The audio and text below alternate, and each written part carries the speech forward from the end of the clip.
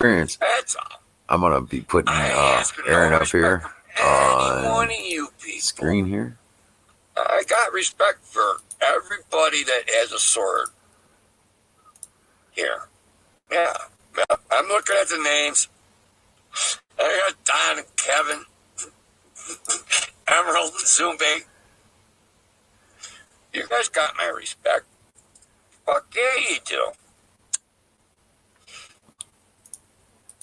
That's how I fucking roll. That's the way it should be. There we go. I don't want to be on top. Throw spray. Right, Zoom. Zoom, but I get to be just there like we go. And be in the chat. I'm a there chat. It is. A texter. Emerald's online for whatever fuck you want to. I just got it. I love it.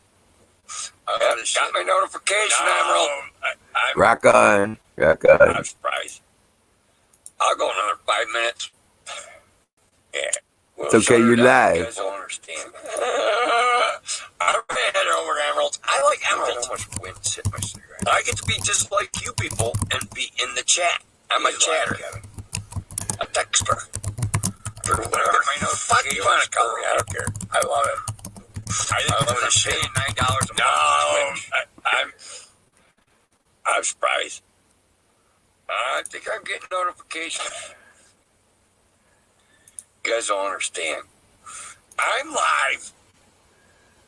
Look at how much wind. How the fuck did you get me live? Wait a minute, what's going on? He's live, Kevin. I get my notifications early. You're like shooting my... I think because I'm paying $9 a month to Twitch. A video of my thing. Yeah. Yeah. I think I'm getting notifications. My diaper's built to catastrophe. It's fucking nuts. I'm live. Well, how the fuck did you get me live? Wait a minute, what's going on? First thing I do, I go back and I what? You're like shooting my. You're taking a video of my thing. Wow. My diaper's built to catastrophe. Oh, fucking nuts. I get well, I change your name. There we go. My diaper. First thing I do. Yeah. All hail Visor. What's up, Zumbe? Crominion, what's up? Come on. Canoes, what's happening, brother? Come on up. Let me get your links up here. Shit. Yeah.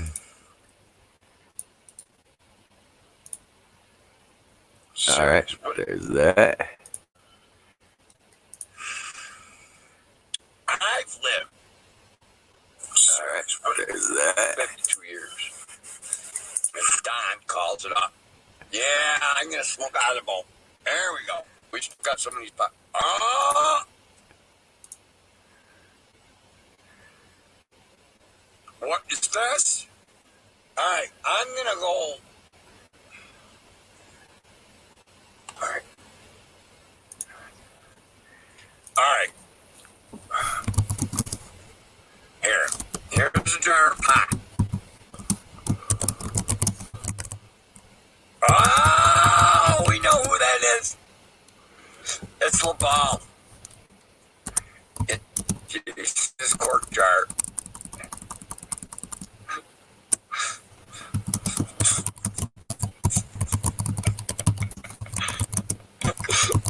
No, this is pretty good though in here. No, this shit is good in here. Here, let me grab you guys a bud and you can look at it.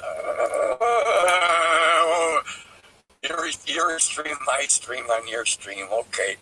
I don't know what's going on, but I'm doing a bud show. Oh my god, this shit is stanky. I'm putting... How you doing? Hey, what's happening? How you doing, Jack? Yeah, good. Just been out doing a bit of gardening. you doing? Nice. Hey, what's happening? How you doing, Jack? Oh, I got double Oh, sound what am I- going. Oh, okay, I was gonna say I got Aaron. He's on it.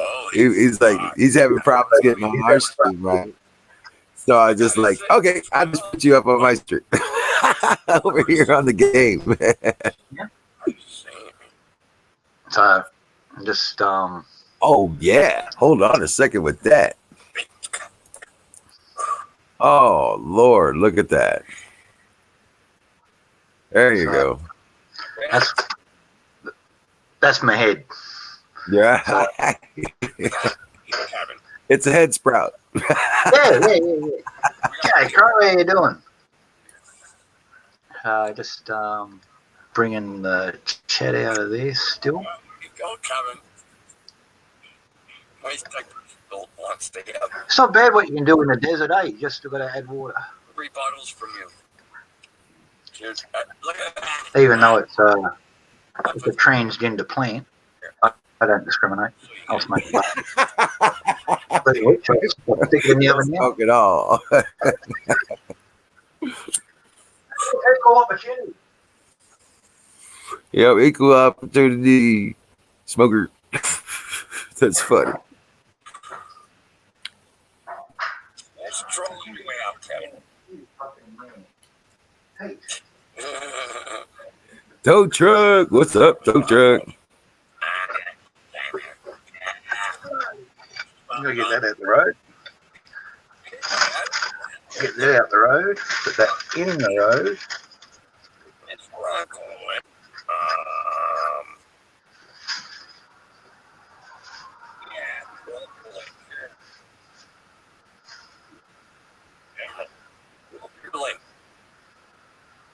Okay. Yeah, I'll say no. Alright, got that out the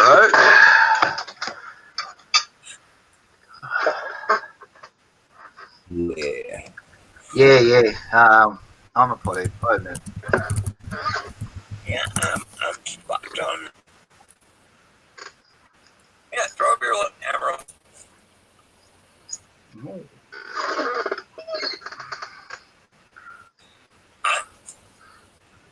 Tell you what, I'm not the only pothead around here. Little bloody little parrot. I'm not real sure what it was, and that it's either an immature red rosella or something that I'm not familiar with. But just sitting, hanging off upside down off one of the dope plants, and it had the whole head off the branch upside down. He's just picking the seeds out of it. And all that sort of thing. I watched him for about 20 minutes doing it. He destroyed one head, but like it was just too nice to watch to not let him do it. You know what I mean? Didn't want to interrupt it. But he's just sitting there and having a whole thing and that, and he just walked around the ground. He's still walking on the ground out there. I think he's smashed.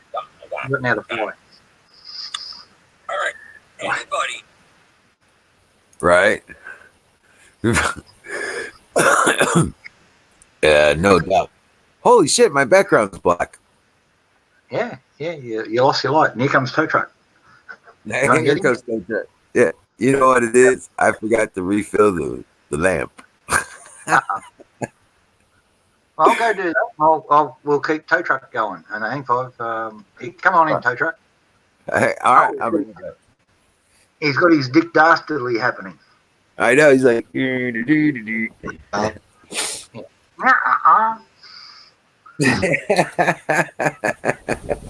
I'll be right back. I gotta go.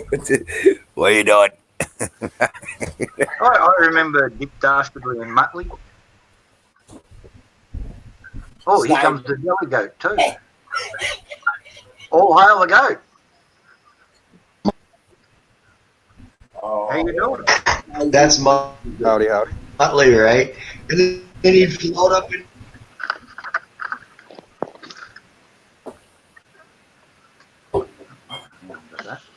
Oh, he's in the deli. He's cleaning up with his camo on. Well, the camo helps you so you don't see him behind the counter there and disturb him. Yep.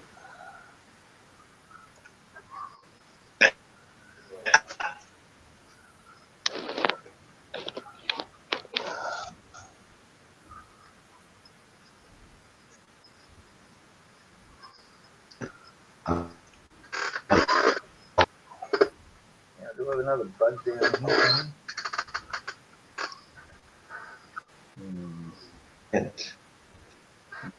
Oh, a little bit there.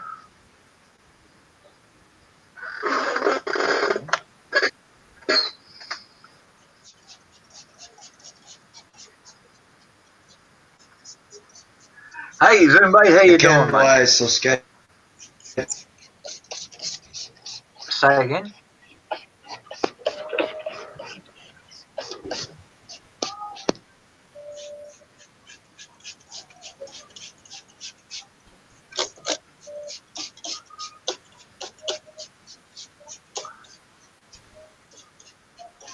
Yep. Hey, tow truck, Zumba says hi.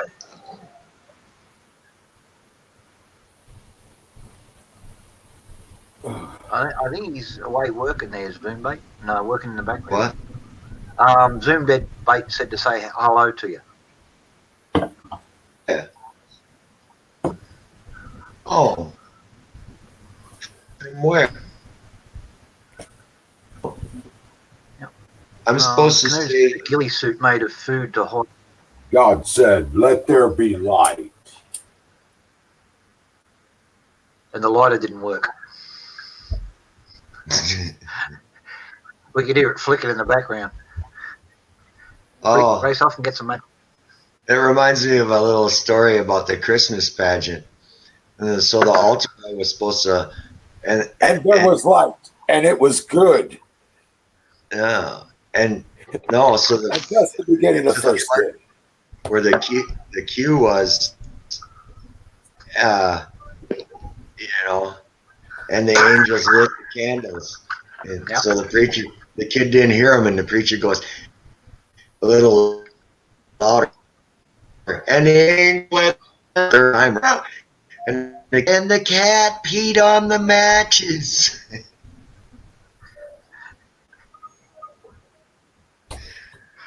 Yeah, that'll fuck you, day.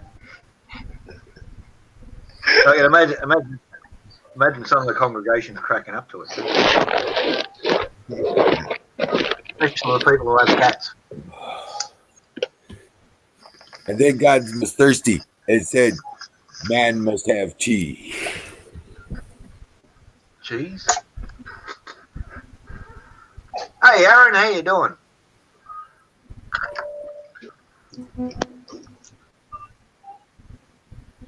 Aaron, you're not supposed to smoke like that sulfur, man. Don't smoke that sulfur. No, the occult source.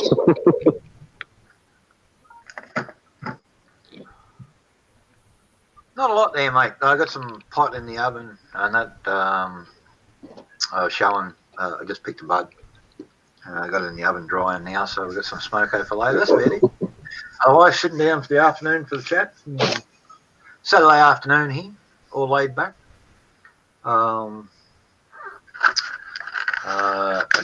Tracy's working still. She's just finishing up now and getting home, so I'll have a chat with her in a little while. But yeah, a little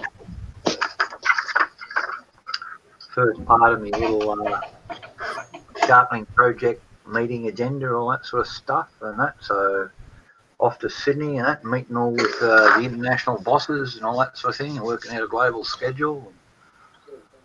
Yeah, it's actually becoming reality. The year's work in just in that. Very cool. Nice. Very Yeah, so things pay off, and you just got to work it. You can't. We're actually making something out of nothing, and expect to get paid for it. And you can do that if you've got skill and a little bit of decent reputation and folks trust. So again, Wiz? And it's quoi? Je ne sais quoi? Okay. I think it's French. I was never good at French. I forgot that. Oh yeah. Yeah, what does it mean, Tuck? Oh, it just means a little class and tact. I don't know about that. I know it's a lot of work and all that sort of thing. I don't know about class and tack, but it's a god awful amount of work. So, like, just going up against everything that they got and then just showing them a better way every time. We've been up against some of these $3,000 sharpening equipment and all that sort of stuff. But they're very good on knives, I must admit. $3,000 for a knife sharpener that only takes 45 minutes to do a knife. Yeah, that's it's a wonderful thing and it does a very good job. But it doesn't do scissors, and it's not going to do second tiers, and it's only not going to do serrated edge knives, and it's not going to do if they've got too straight an edge because you've got to have a little curve on them so you can swing them up and get the right depth on it.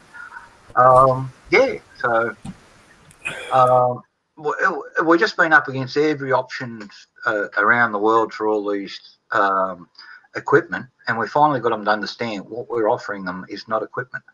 What we're offering them is skills, and teaching every one of their franchise holders across the world to be a good knife, scissor, tool sharpener, and all that sort of thing. Sure. So, and by occasion, they can buy their own equipment because you can buy this generic anywhere. You can buy it from Harbour Freight, $60. We're not trying to buy it direct. I don't want anything to do with the equipment because then I've got to offer warranty and all that sort of thing. They can buy their own and sort their own warranty out with the supplier. As long as their minimum spec, 300 watt motor, 250 to 300 watt motor is perfect. Less than 250, not enough guts. More than 300, and that you're overpower. You don't need it. And you can. How many RPMs? The cheaper. 3,600. Oh, okay. So that gives you a speed of 8 meters a second travel. So that the belt's doing. So the boot every second it's spinning around quite a few times and doing 8 meters. So and that's a nice average speed. Yeah, it doesn't burn the stuff. This is why I like these ones. The 300, the ones that are about 400 watt, they're about 4,500 RPM. And they burn too many of the cheaper knives. And they're not doing enough, and that on the high end knives because it's just gouging out of it instead of polishing it. Because you really want a polished edge on a high end knife.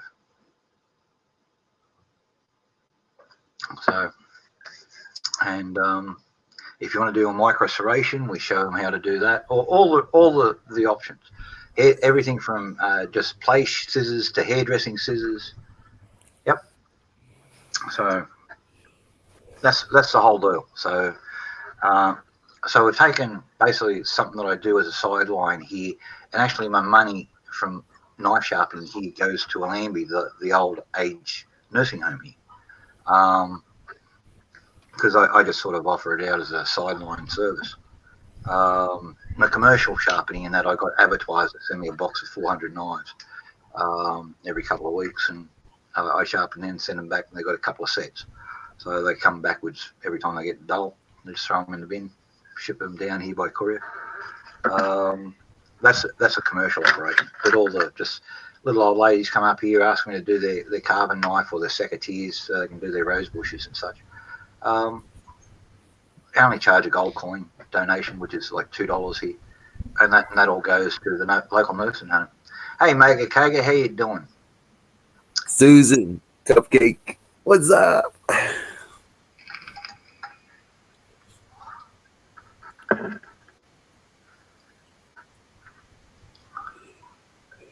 Yeah, a lot of things I do are sort of backwards. That's right. Now I just turn it into a. Holy shit, dude! You Have rock. you guys seen my dad? You look. I mean, serious, dude. You look a lot younger. Yeah. I was actually thinking the opposite end of the scale. Fuck, he aged. He looked younger with the beard, but then again, I'm biased. Is your dad Don Henley?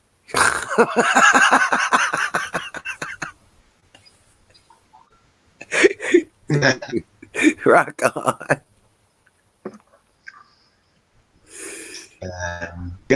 Man, I need some sunshine. I need that vitamin D. And I was like, well, I Shit, now I better vitamin D and I gotta go. Where am I going to go this? Bit arty.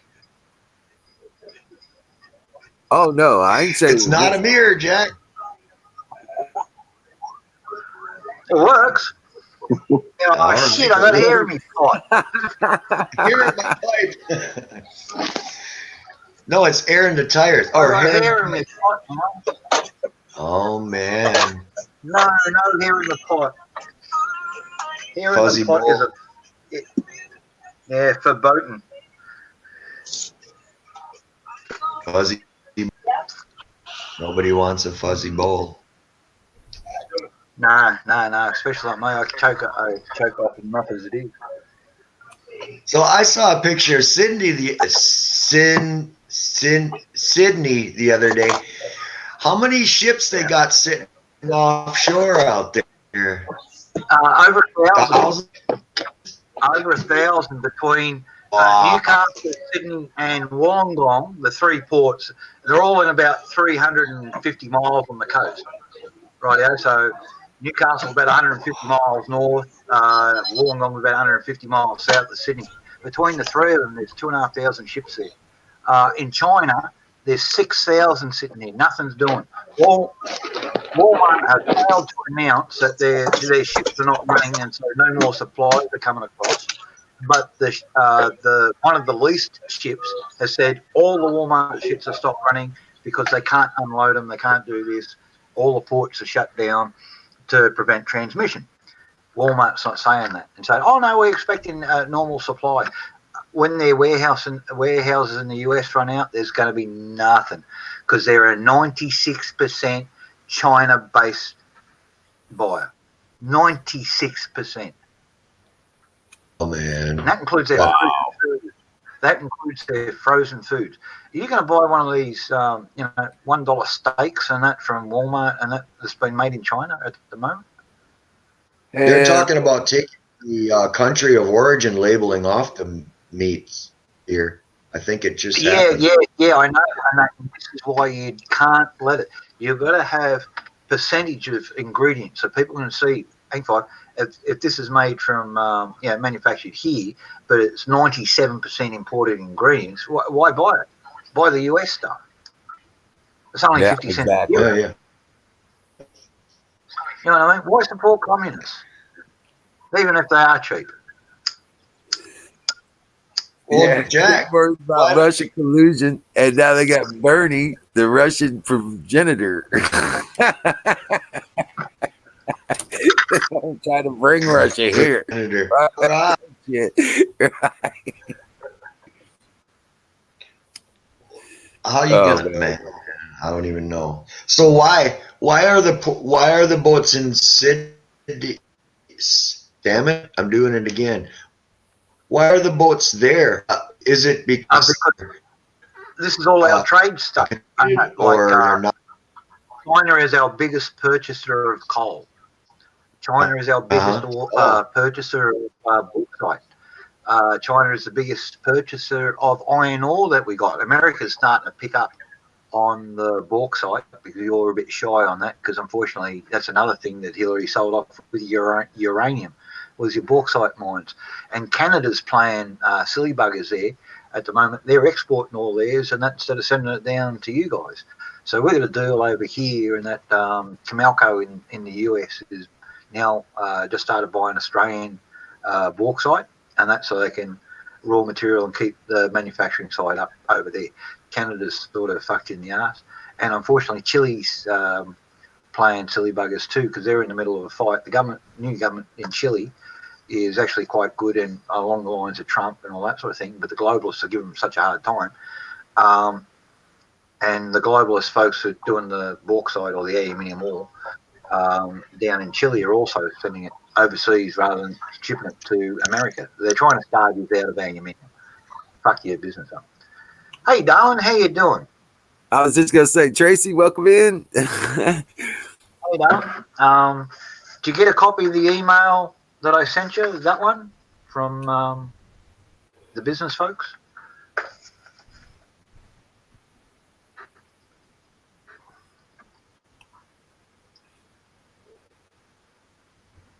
Oh I was God, just gonna say, check.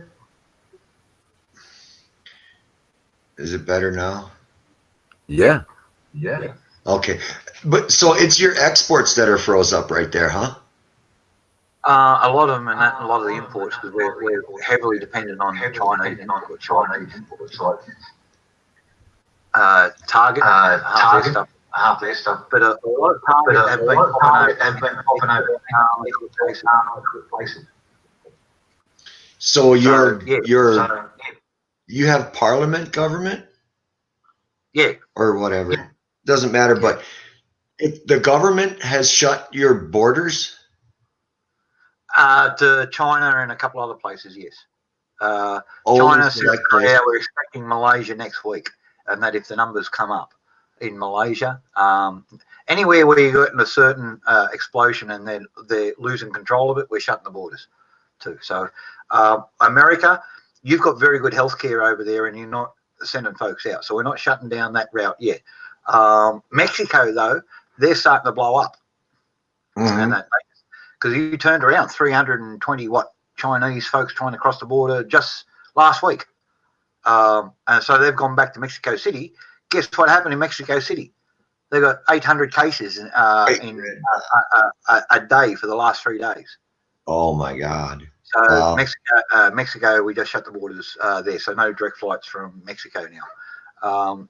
So, which is not We a problem. just got a red dot up here in St. Paul, the capital of Minnesota, Minneapolis, St. Paul it's I don't know if you know, but they're the Twin Cities, right? And it's all one big,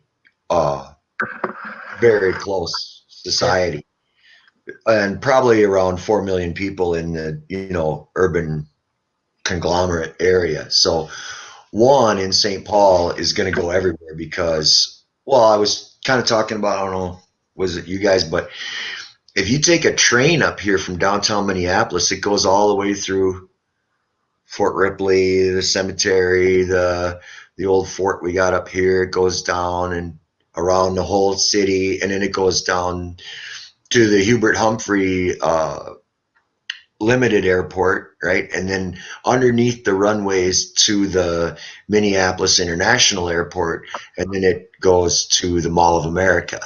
And that's all one train. And you can get on it for $1.75, and everybody gets on it, and they do all kinds of things, and they go for a mile or they go for a day, or some people live on the damn thing. Yeah. So that train is going to be hot for what's the incubation period? 14 days, right? So, man. Not sure. It varies. And So, of course, we have all the Somalis. We have a large Hmong community. We have, I can't say there's Chinese, but Hmong for sure in St. Paul is a big deal. Yep. And yeah, once it gets here, I'm so glad to be so far up north. I'm up nowhere. Nobody wants to come up here. It was 33 degrees here today. So nobody wants to come fuck up here. I'll be all right. But I'm sure it'll happen. Site where she worked out liquid hand sanitizer, sanitizer wipes, bleach, liquid hand soap, rubbing alcohol. We get delivery next Wednesday. So, all right. But There. Dollar Store, they have a lot of small US manufacturers and suppliers. Yeah, I posted a recipe for hand sanitizer yesterday. You can do it real easy.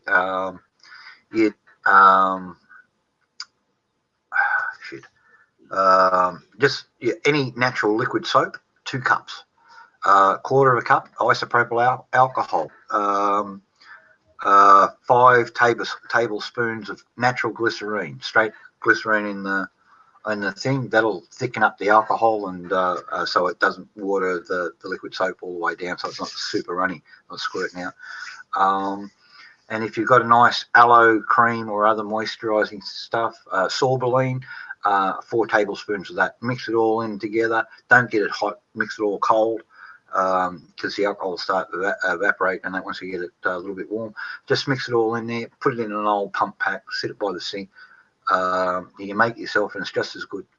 And that came from a little organic place down the road here who's got something like about $30,000 a month in sales of organic, makeup, all that sort of stuff. Here comes Delegate again. He's back. How you doing? He's lurking. All right. Got to keep them. Keep. You muted your mic. You killed your mic there, Delegate. There he is. And now I see lips, but I don't see any sound. No.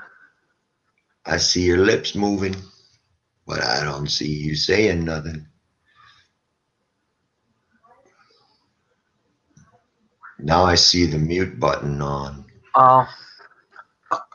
Darwin, it's okay. You know what I'm like here. I got another packet of 4 big hand towels today, and that because because I made a couple of spills here and cleaning up the other night and scraping it, and I went through a whole pile of the paper towels, and that's cleaning the floor and behind the cupboards and all that sort of stuff. So, but yeah, I got another replacement this morning. But so we got a couple of hundred actual toilet rolls, and that 24, 36 packs. I'm still saying chaos is going to be the killer. And I had a chat with Jaden up the road, and that the farmer with a couple of kids, and that. So we're right for beef and we're right for lamb. He said, "Don't worry about if you're short on cash or all that sort of thing. We'll just sort it out later." So we're covered. We've got taters growing down the back. We've got veggies growing down the back. We've got more tomatoes than we can poke a stick at. We've got herbs. We've got medicinal herbs. And I've even got 4 sticks of sugar cane actually come up this year. I killed them off last year. I don't know what I did. But I've got 4 sugar cane sticks. So you can just cut them off and just chew on them as a nice little sweetie treat. Oh, wow. Yeah, there's my huckleberry. Yeah. Hey, Huck, how you doing? So, yeah, darling, so we're all sorted here when you get over here because you'll be here in 20 days. In fact, how many hours? In about 4 hours, 5 hours from now, we'll actually be back home here and here. Been down to the airport, picked her up, and got her back home. 4 hours and 20 days. Yeah. Jack's got his Cupid counter going. That's so cute. That's really cute. Well, it's early, She hasn't been in for almost 2 years. Just it takes a lot to make something long distance work. Oh yeah. You know I mean? And I've seen so many people. They chat for years and they never met. You know what I mean? Yeah. I know folks have been chatting for 12 years with someone. I think that's a wink, personally. You've been chatting for 12 years and they're not doing any other dating. They're not doing anything else like that. They just focus on each other. But both of them, there's no reality about it. They don't have the facilities to meet by the way and all that sort of stuff. Right. And I think on both sides, they're telling that much bullshit. They can't afford to fucking meet. I know what the girl this side's fucking talking about, and the bloke was talking like if he was serious about what he's talking about on the other side of the thing, he'd have been here a long time ago. Right. No, look, an airfare to the back's what, $2.5 grand return flight if you're shocked and that get a decent flight and luggage and all that sort of stuff. It's not hard to get a visa over here, and that so. Tracy and I chatted for a while. We got, all right, you sound fair dinkum. Let's sort this out. She had to organise holidays for where she was working because she had a high-falutin admin job at the time. So we got that sorted and all that sort of thing. I brought her over here. We travelled around together to the bush, showed her who I was, my lifestyle, nothing fancy and all that sort of thing. I took her to Lightning Ridge and Broken Hill. We had a couple of days in Sydney, the nice stuff, and I took her down Chinatown there and showed her all the underground part of Sydney and that, in that sort of community.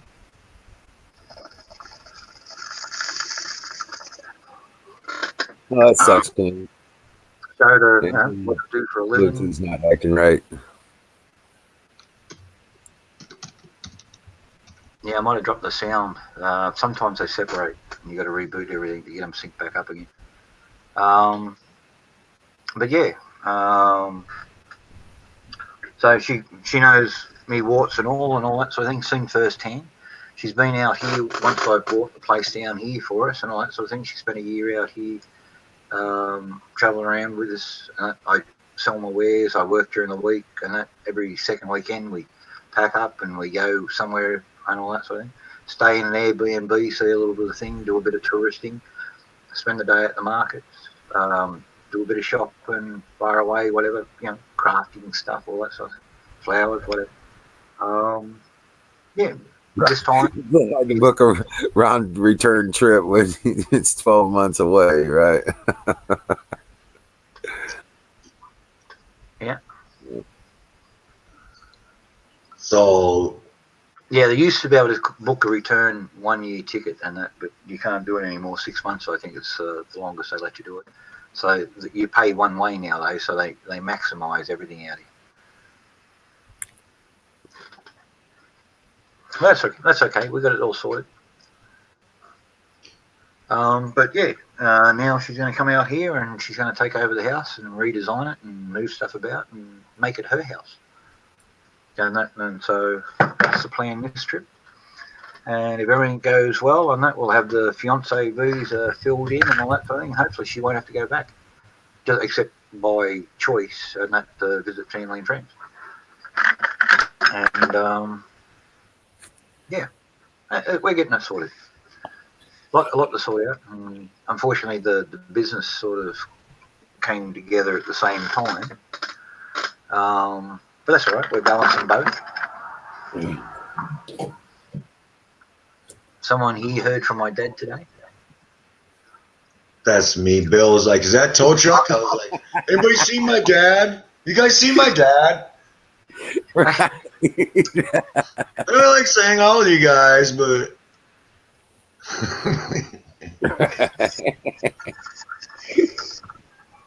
so the question is, how do you get on here with Twitch? Oh, there it is already. I was gonna do that. I'm slow. Yep. All right. Cool. Then hit the StreamYard link and come on and have a chat. Yeah. Yeah, so Saturday just after lunch here, 1:38 p.m. on Saturday here, Zoombo.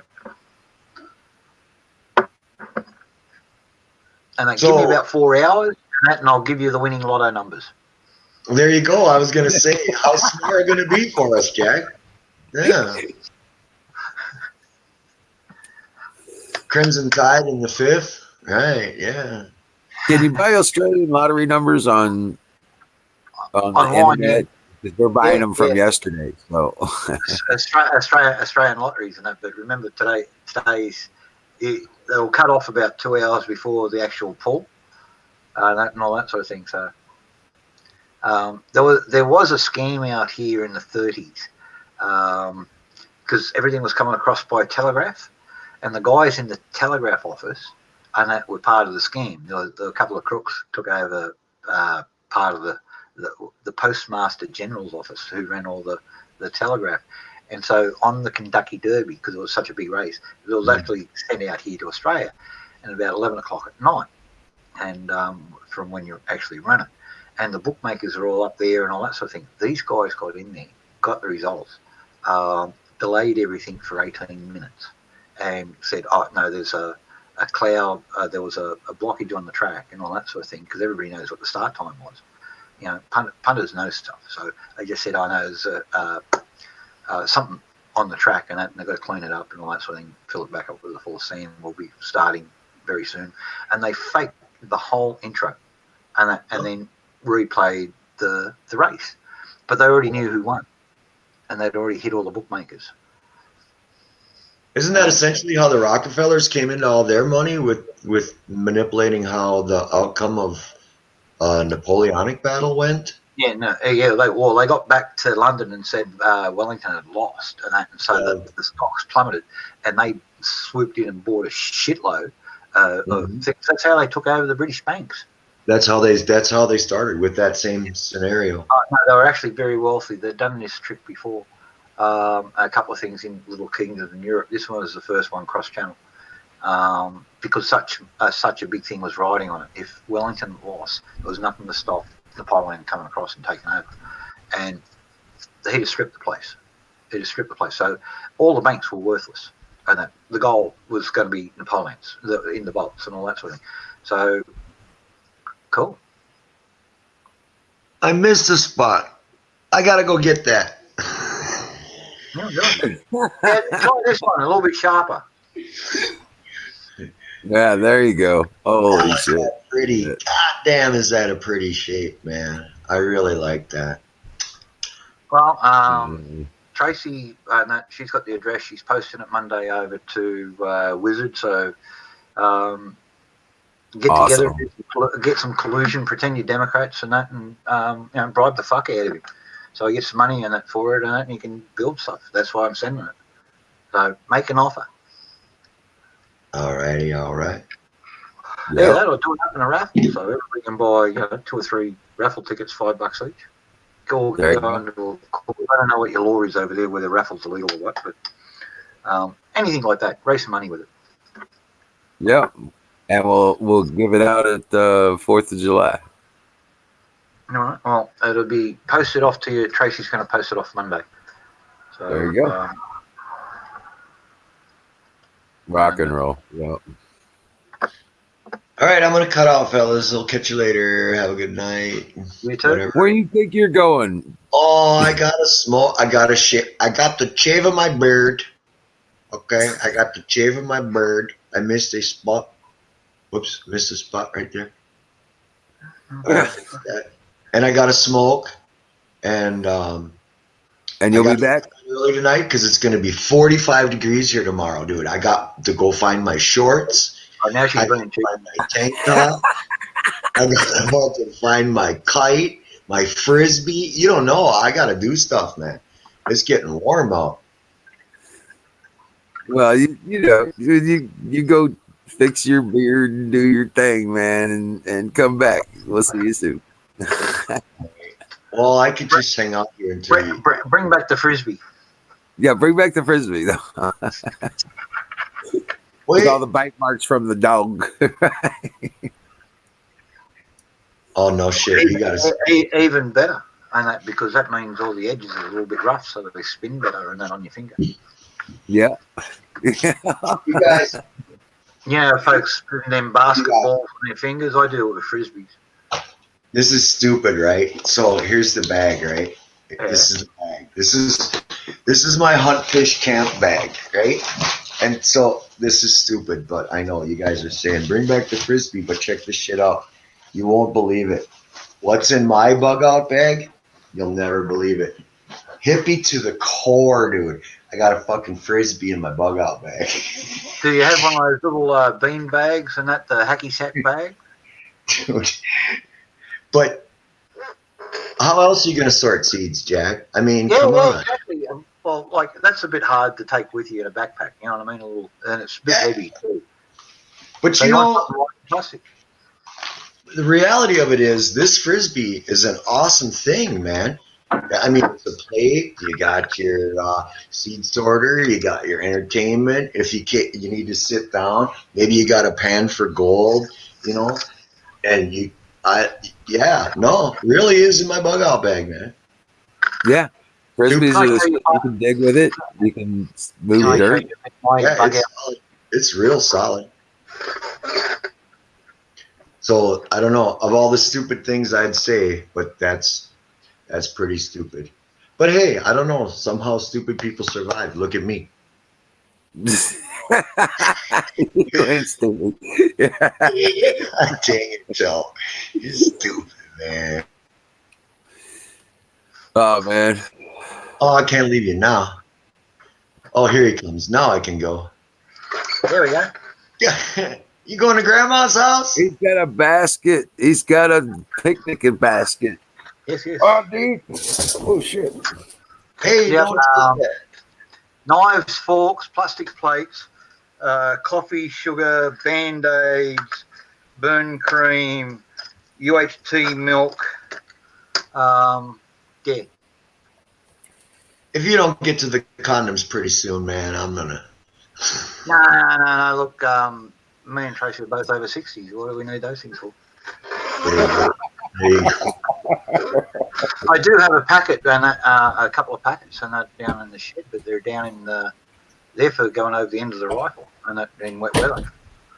You're not going to believe this. Check this out. oh I no, have- you guys are a couple of basket cases. Man, I got the shit, too. It's all there, ready to go, man. I got the picnic ready to go. And it's Yep. right by my chair every day. Hey, you know what's a hillbilly's favorite thing to find on a picnic? No, Picnic Oh, what? ant holes.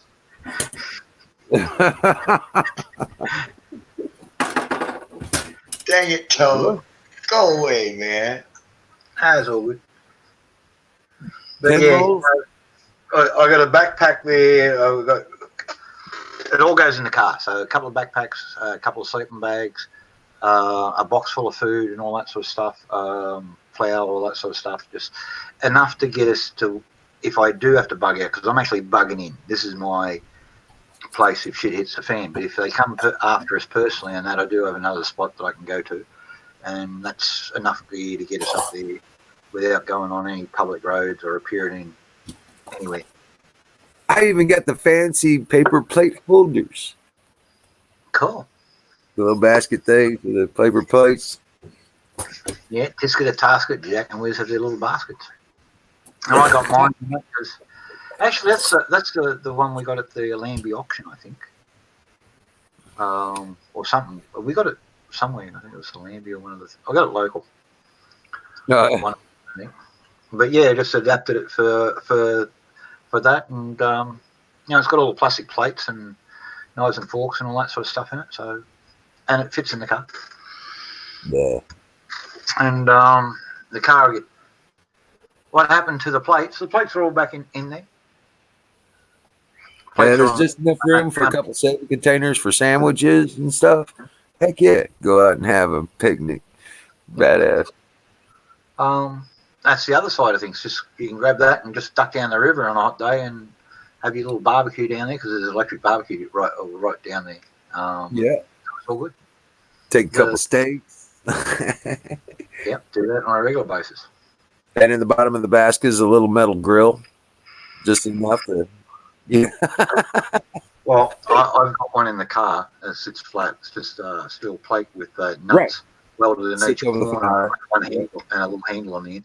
So you just screw in 10-inch bolts into the nuts, and that stands up and it's 10 inches high. And you build your fire underneath it, and there's your barbecue plate. Oh no! See what you do is you build. What I do is I just build the fire, and then I save two big logs about the same thickness, right? And then once the fire's good and hot and got the coals down, throw a little fresh stuff on it, get it fired up, and set those two big logs and set the grid right across, right there. That's it. That's all you need. What's this one there? LouRockwell.com. No author, some very handy tips. Hand sanitizer.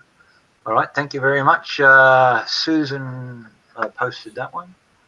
Hey, Susan, take your normal hand soap. The liquid hand soap everybody usually has on their where they wash their hands in the bathroom and stuff like that. Take 3 eyedroppers of colloidal silver and put the colloidal silver in it.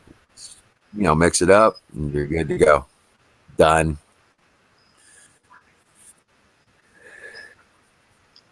Yeah, well, this is basically the same formula that was what I just put up there before.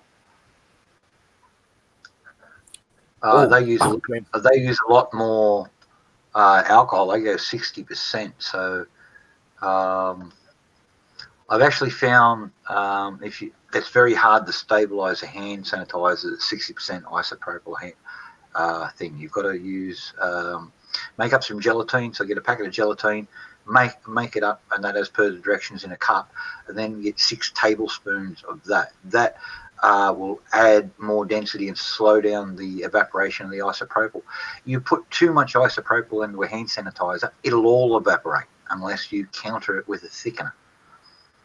So that's what they forget to add in those things. Yeah, high, but if you just want it stabilised, and that for 2 cups of liquid herbal soap, and that you can get anywhere, half a cup of isopropyl, and you don't have to fuck around with it. And that's enough to kill your thing. So you're getting a squirt every time you're doing your hands.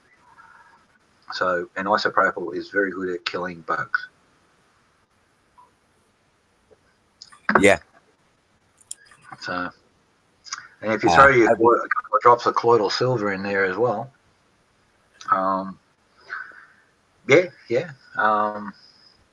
well, why not? It's sort of like adding a bayonet onto your 45, but heck, you might need one.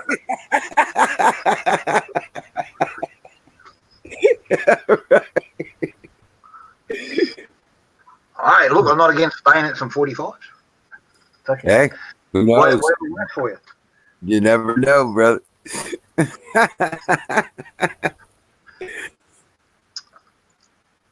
So Susan 614.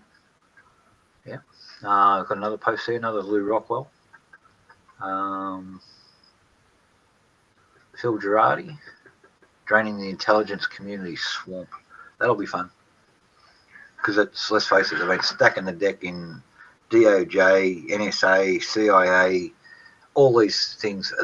None of these guys are working for the American people. They're working for the foreign agendas and the globalist groups and Islamist groups, and as we see by the people getting pinched and that selling us out again. Another jihadi selling secrets to Hamas. Jack, you just had a great idea, man. Don't even realize it, man. What was that? Get a clip-on kind of, like people put those add-on laser on their pistols. I mounted a bayonet on a guy's gun here.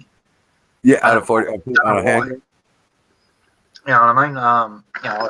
Personally, and that if I'm going to go up, I'm going to go like that. So, but then again, I'm one of these idiots who regularly takes knives to gunfights, and I'm still here. Right, and you know what? Nobody's going to grab that gun from you either. No, well, they go to grab it, and then just stab them in the hand. Right. That's what I'm saying.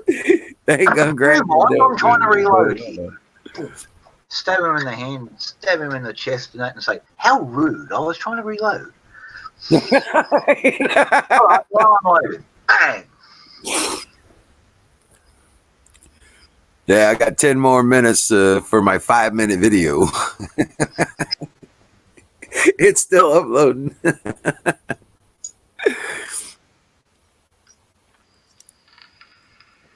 That's funny as shit, though, man. I was just picturing that, man, because I could see it. I could see that. Yeah, a lot of them. Most of the Petries, and that, which was a southern gun maker, they used to make copies of the British Bulldogs. They had little bayonets on them. Yeah. Yeah. And that just folded forward and that, and just stuck out the front and that. And a lot of the early single shot brown bear style pistols, the flintlocks and all that sort, they had little bayonets that folded out up the front. Because you only got one shot out of those things and that, and then you either turned it around and used the butt as a club, and that's why they had those big little skull busters on the end of them. And then, or you put a bayonet on the front, fold out. Yeah. Stabby.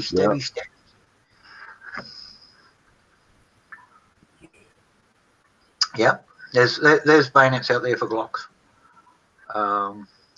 Slip over the whole thing and that, and then clip onto the rail where you're supposed to put your laser.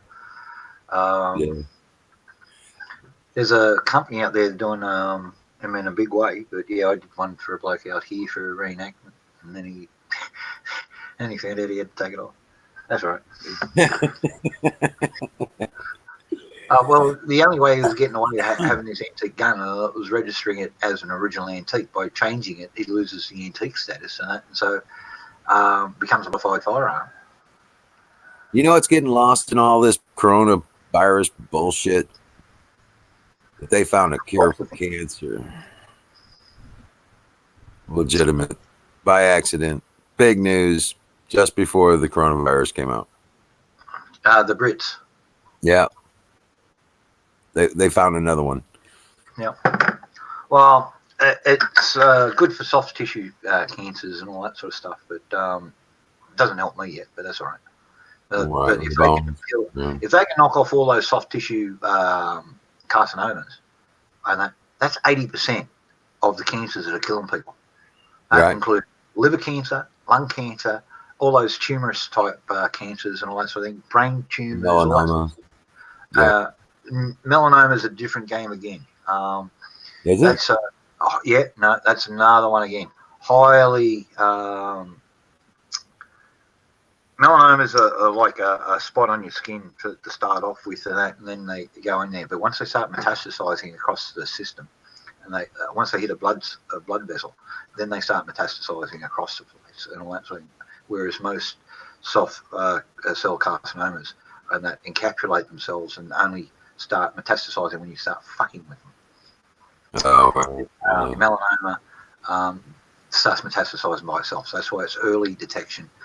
Get it cut out, all of it and all that sort of thing, roots and all, and keep on getting it checked for a good few years afterwards. Make sure it's not coming back. But you do that and you're fine. But it's it doesn't respond well to radiation. It doesn't go with chemo. This new treatment probably won't work either, because it's not an encapsulated carcinoma. It's just basically a modification of skin cells that goes crazy. Right. Google.com URL. Well, it'd bring a whole new meaning to close with the enemy.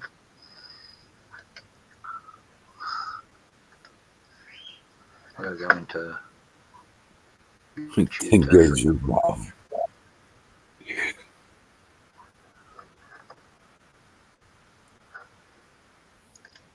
Alright, what's that one?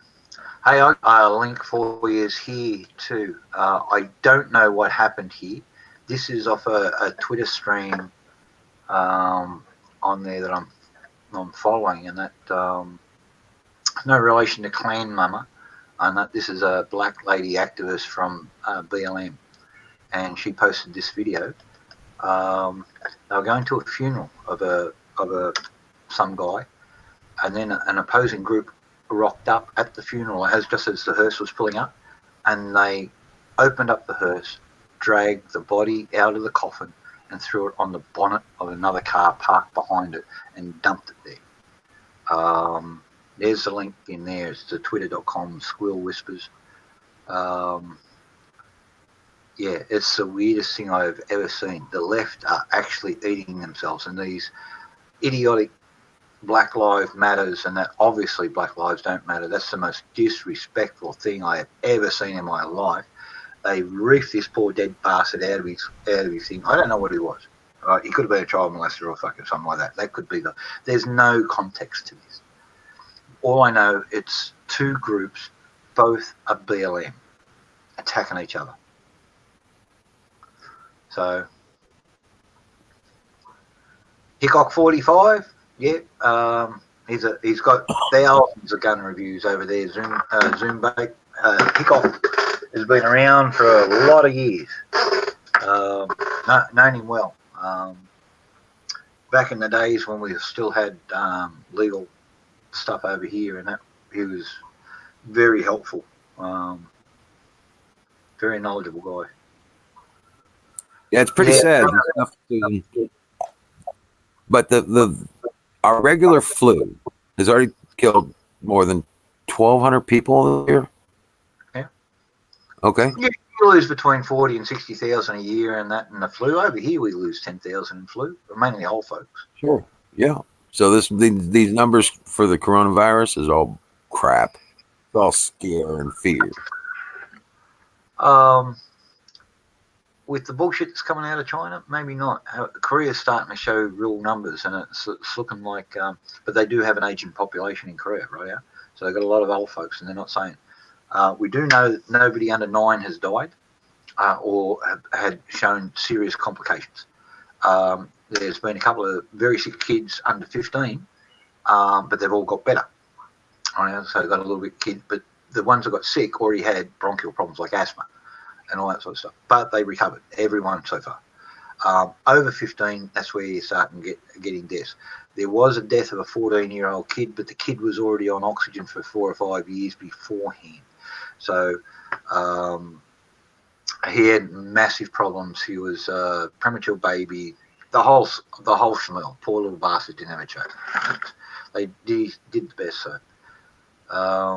But as for gonna go for a bit, make dinner, MacGyver and hire you enjoy MacGyver with your sister there, darling. Have a nice dinner, and I'll call you 10 o'clock your time. Yeah. Dream well, Patriot. See you soon. She's looking after her sister and all that sort of thing. So I don't know. Ready for Jack's special coffee? Yeah.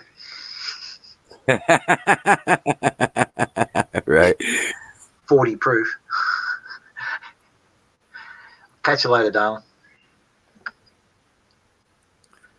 Oh yeah. But yeah, no doubt. Yeah, this is like I just keep thinking about, like a desert eagle. Like a desert eagle or something with a big old knife sticking 8 inches out the front of it. Just under the barrel. Yeah. That'd be badass.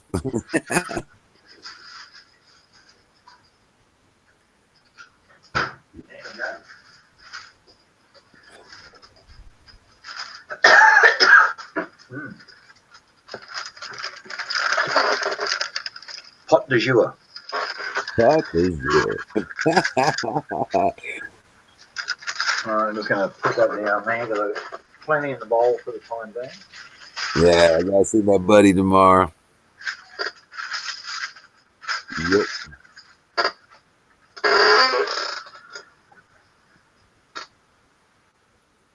Coffee, tea, or me, huh?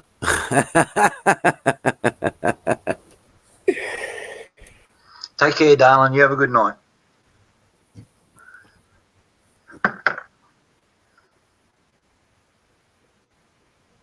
Oh well, yeah.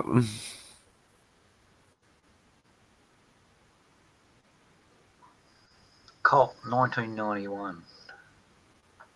Colt that came out in 1991. Semi-auto Colt that came out in 1991. So that's not the 3566 10mm Federal Colt, is it? It came out in 91.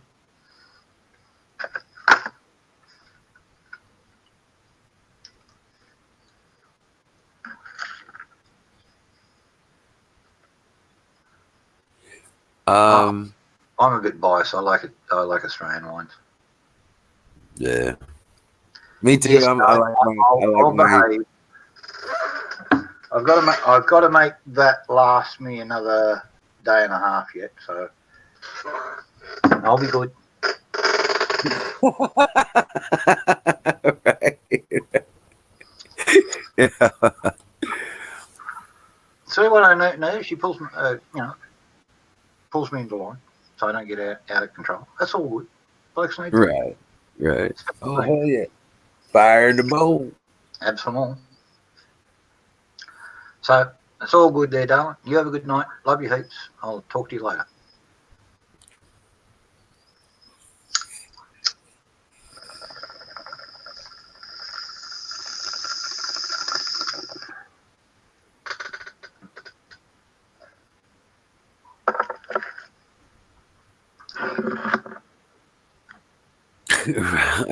Fill your hand. Fire in the motherfucking fucker ball. KRB. What's the KRB? Elaborate there. I got the EMF and then the CKR. I got the bowl, but oh, okay. Okay. Yeah, yeah. These are That's more right. letters to say motherfucker bowl. Yeah. Well, 3/4 of a litre. It should last me a day and a half. I reckon. You stretch it out with soda. Well, I've got watering it down with bloody Cokers here, so 10 Coke. So yeah, that'll last me a day and a half. Yeah, I figured you was watering it down with that protein. No. It's, that's the other thing that I won't chop into that until I get this finished. No, I'll give it a chance to thing up. It's just starting to turn quite nicely now. Take care, darling.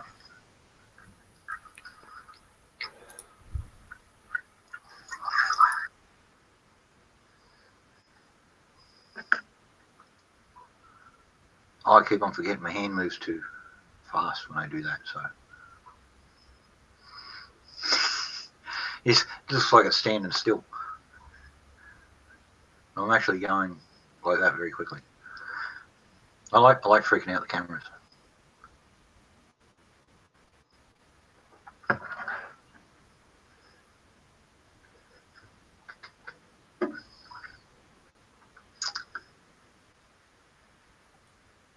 Oh, Aaron's going to be back later. All right.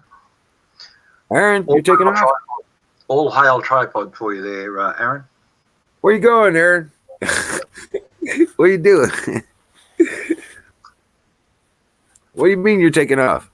Where are you going? Nice to take care of business. You know, go out and see that lady bear or yowie or whatever the big furry thing is. Yeti, Mrs. Yeti. I don't know. There's something out there that's got his attraction.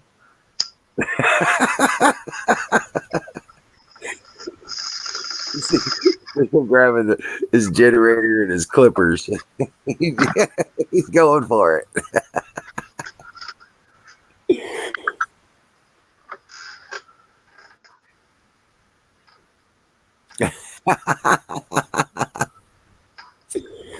Oh man. Well, it's uploaded now. It's 0% processing. What the hell?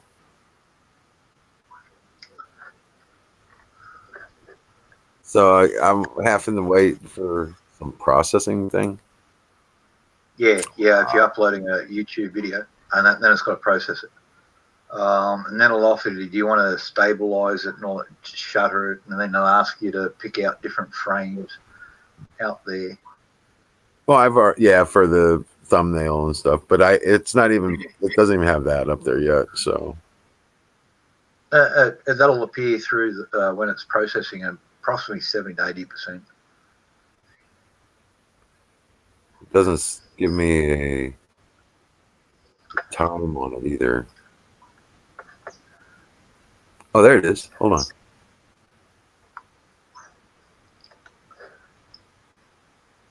And I think I've got chickens out the back. Oh, They no. can't get in the door. It's upside down, dude. What the hell? Are you kidding me? You what? Here, I'll go ahead and Yeah. let me finish this thing off. Are you kidding me? What the hell did they do? How did it get upside down? It wasn't upside down in the editor. Come on. Let's see here.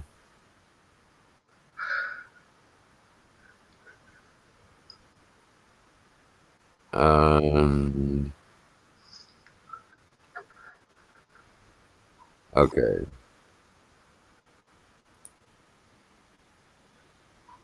Okay. Save. What the hell? Oh, I got a notification here with someone.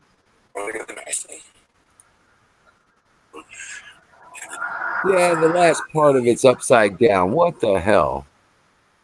I gotta go back to the editor. What the hell is that? And my light takes 36. Oh man. All right. So yeah, now it's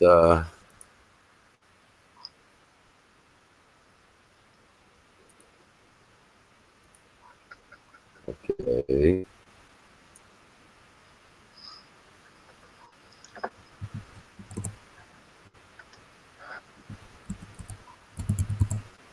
Okay.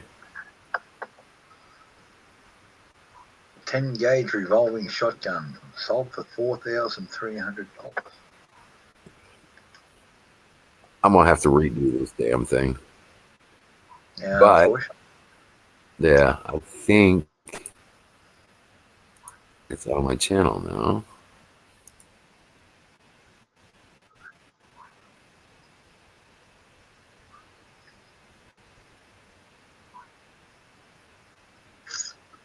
Yeah, it's crazy, dude. I don't know what the heck's going on with this. It's like what? It's only like a 5 minute video. Here's a news story for you while you're doing that.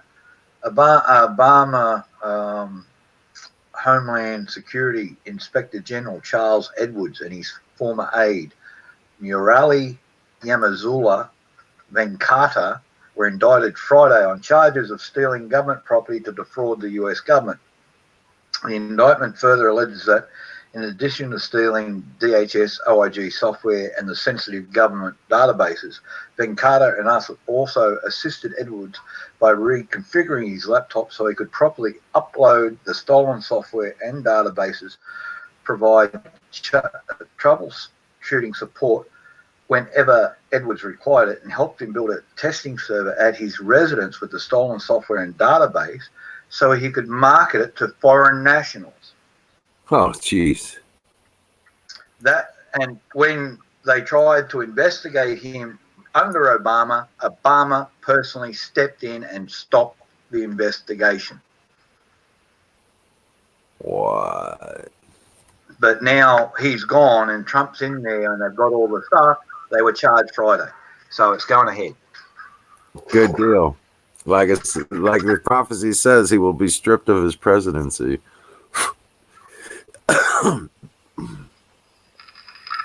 So that's stories out there on Red State Watcher at the moment, and there's a version Hold on, coming. Aaron. Don't go nowhere just yet. I'm gonna show the video. Yeah. But go ahead, Jack. Sorry. No, there's another version out of it too. There's two opposing journalists working on the same story in there, plus the current IG looking at all these guys and all that sort of stuff. They don't know whether they actually sold anything to overseas folks. That's what they're still investigating now. But they've been charged with stealing it and setting it up for sale, and they have their phone records apparently where they've been making contact with foreign governments and foreign officials. Conspiracy to commit. Yeah. Yeah, but when everybody went, you can't do that, and they found out about it, Obama fucking gave them a free ride. Yeah. Authorized criminal action. Absolutely. Bunch of, yeah. All right. Well, hey, I got the video. Now, I'm going to have to go back, remake it, and upload it. But the last section of the video is upside down. I don't know why the hell it did that, because it wasn't upside down when I made the video. But check it out. This is the one I made today. All right. Go. It's all out of 2x6s. You'll see here. Got it all set up. I got the guides on either side, so it sits evenly inside there and kind of gives it a secure fit. It's just a box. Couple holes in the bottom for drainage, just in case, a little aeration. I still got to cut a access for the cables to come out of the box at the top. But that's my battery pack. I got a handle here so I can drag it out from underneath the trailer once I put it underneath the house. And I'll just be putting it on a couple boards so it'll slide in and out. And that's going to have the batteries in it. All right, give me just a minute and I'll get this taken care of. Cool. Now, batteries in there, and we'll get it squared away. Excellent. Okay, now I've got the batteries in the box. I've got them all wired up properly in 24-volt establishment. Yeah. And I've got them all tangent on these two connectors here. Now the two come from the solar panel charge controller is right here. There's the charge controller. The batteries are reading a charge at 24.5, and the wires are all super secured. So they're not going to pull, they're not going to be moved, all that stuff. Now we got the wires coming in to the house right here. Okay, Marion. Go back up and under the house, and out through the floor, and to the inverter that's inside. And the wires coming from the solar panels are right there. I managed to route them underneath the house. And once I put this box back under the house and put the lid on it, to the charge controller, and then turn around and I'll be hooking up the inverter on the inside. Everything's coming together nicely, and I just wanted to show you guys what I got going on. Yeah, she's coming together slowly but surely. But you know, checking connections, making sure everything's tight, well connected, secured, and all right. So let me get a little bit more done, and I'll be back in just a few minutes. And this is the final step of the patient. Underneath the table, let's see if I can get the focus You in. got the camera upside down, dude. Right. No, I don't. It's It's just- just, You see the red and black wire set that goes into the floor. All the rest of it's just extra length of cord from the plug-in strip and the other devices. We got all the cords stuck back here. But that red cord comes up from the batteries, goes above the desk. I was going to make a junction box for it, but it turned out to be more cumbersome and more problematic. So I just have there you have the shunt for the gauge meter. And the power cord's coming in. There's my voltage, 28.2, and my light takes 0.36 watts, or amps rather. That's amp flow. So running between, averaging out, I guess, around 40.40 amps from a light, and that does real well. This thing here, it's interesting because this used to be a UPS for a computer, and if I go through the things, okay, it's putting out 60 hertz, so it's a pure waveform energy, and then if I go through the settings here, that's the percentage used. Batteries are 100%. But it says that pretty much no matter what, because this is set up for two small 12-volt batteries, which I think they were like 2 or 3 amp hours each. Yep. Just real small ones. And I've got them hooked up to 4 deep cycle batteries underneath this house, as you know.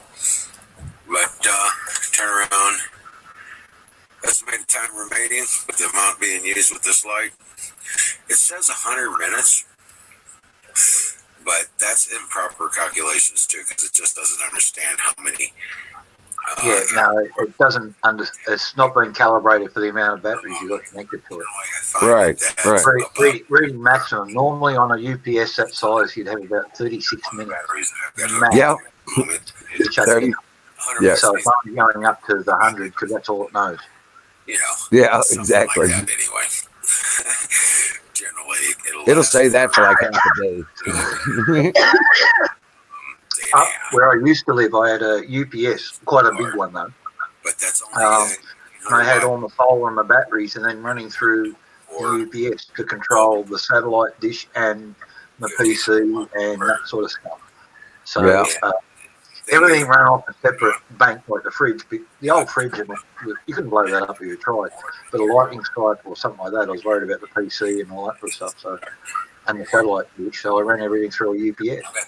Just left all that stuff up there. And that was insane. batteries We couldn't afford it. cord charges for our big Yeah, they let me use them as core chargers for the big batteries. amp hour Yep. deep batteries. They took them as core charges because they were 12-volt batteries. That's pretty cool. Pretty badass. And yeah, so I keep this on. I watch the voltage and the amp draw over there. And this tells me, well, it gives me some kind of approximation. It's when the batteries get low. It does have the meter down here that goes down. And it lets me know that it's about to lose power from the batteries. It has another warning on it. And now that it's here, it'll be real easy for me to monitor it. It's not real loud. And it powers my med station here. This is where I'm going to be making the colloidal silver, and I'll make a video about that here in just a moment. Actually. So, but yeah, I'm also going to be covering how I make the magic mud. In fact, I plan on making a small batch if I can find my coconut oil. But yeah, I got the jars for that right there, the little ointment jars. And then over here, I got the different kind of bottles I use to put in colloidal silver in. And there's my soldering station. I got freehand and that base unit. And I got a bunch of the stuff that I'm going to be working on here. Make sure I get it all set up. But yeah, that's going to be my soldering station. Once I get it all set up, I'm going to build a shelving unit for the wall. But I'll be able to put all that stuff together. Yes, I got some clothes and stuff over here too. This is stuff.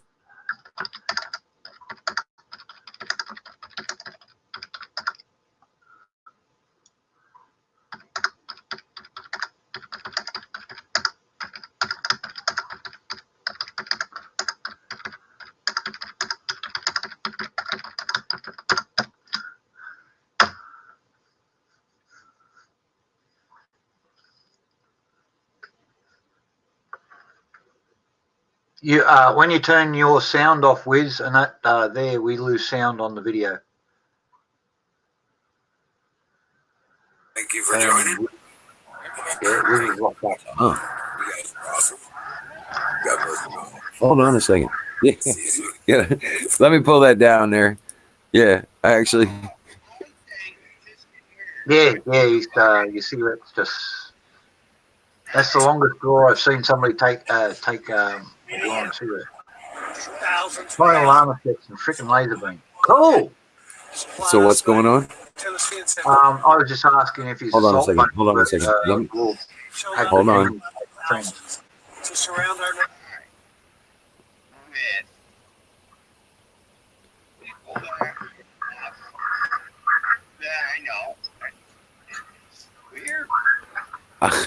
I got Aaron on the phone. Something's going on. I'll be right there. No worries. Yeah, tiny little armor sets.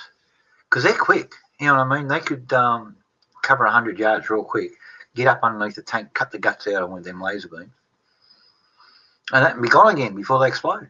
Cook off. Yeah, beautiful. do what the Russians did, and that they got all these little dogs and that, and put these exploding contact mines on them with big magnets on the top, and they teach the dog to run underneath and hide under the tank when there was loud noises.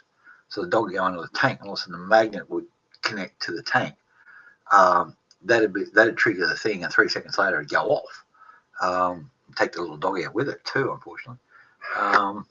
But yeah, if you could do that with rabbits, because I got a man out here.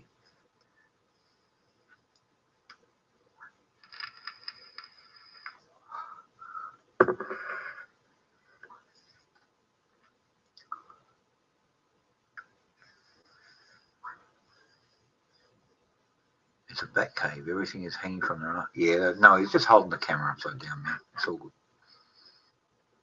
He's just being with.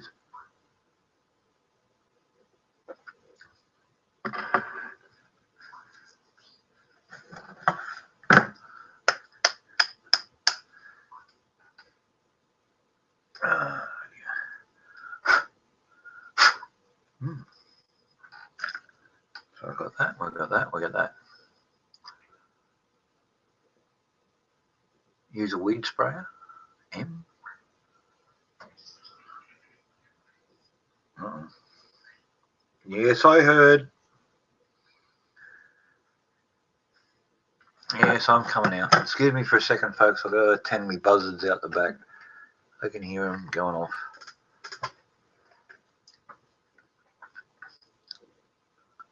Yeah. Oh no, he's going again. It's all good. Hey Deb, how you doing?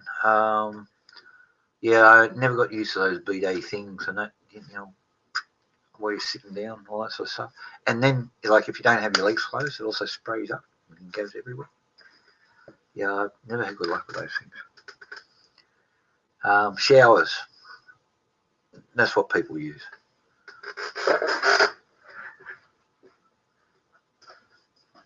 All right, what's up your bum?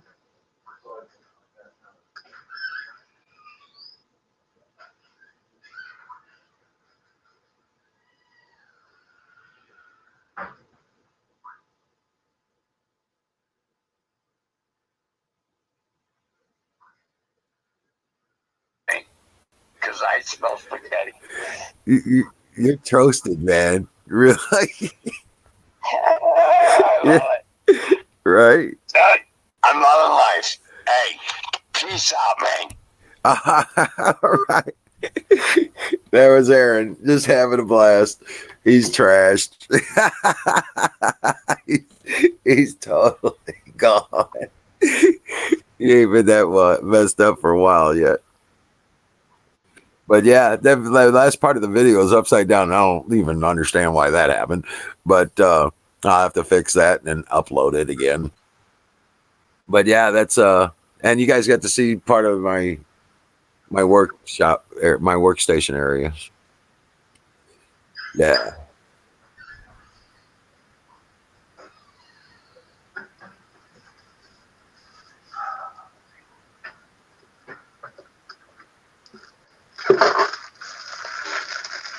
That might be a typo. But yeah, no, that's my where I'm setting up to do the colloidal silver and all that stuff. Everything's set up, everything's working. I tested out my stir, and yeah, it's all jamming. Yeah, well, your federal Department of Agriculture is still saying pot's illegal over there. Well, that's the federal. That's because of the federal classification. Yeah.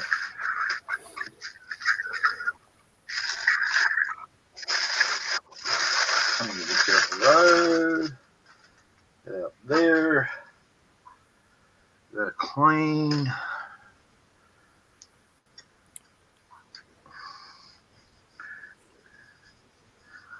Yeah, that's a better look at one of those knives. Oh, that handle is so beautiful. I mean, look at that. Dude, that is the shit. So, but your pins are going to be different because this is a different batch from them. But, that purple is just the shit, though. I love it. Yeah, this came from more red clay country, and that the knife that you've got was made when I was up at Lightning Ridge, and that's it all came from sandy desert country. So the timber is going to be a lot paler, not so red. So it's going to be more blue because I add No blue, blue. Right. and Yeah. that just gets a purple on it. You can see when you got the white in there. You see the whiter pale in there, and Yeah. that's sun growth, and that looks more blue. But where it's got the red through it, and that it looks purple. Right. Right. That is just awesome, dude. Yeah. And the same on that side. On that Wow. one, because it's gone a little bit yellow, the blue and the yellow actually makes it look a little bit greenish. So Right. that's why you play with the wood, because you never know what you're going to get. Whereas synthetic, so that you can, well, you put blue and yellow together, and that to make it synthetic, you get blue and yellow. Timber, stone, fossil, all that sort of stuff, the natural stuff, you never know what you're going to get because you can't see half a millimetre into it. Right. Right. So, and that one there,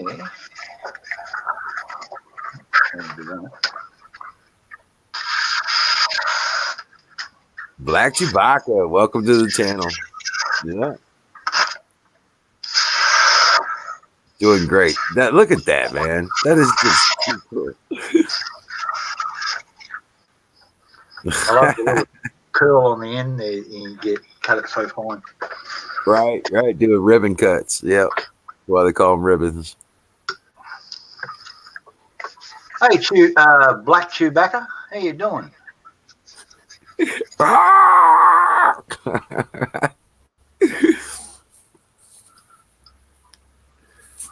Let me. Is my video frozen? Again, yeah, just a little bit. Your voice, when you're talking, you're just still in the video. I'll be right back. Yep.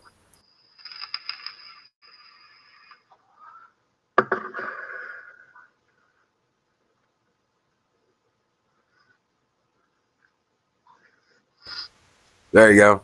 Yeah. Yeah. When I share my screen out, especially, I know I've got a lot of buffer filled up with cache because I uploaded that video, played that video. Yeah. So. Try to find yourself again. All right.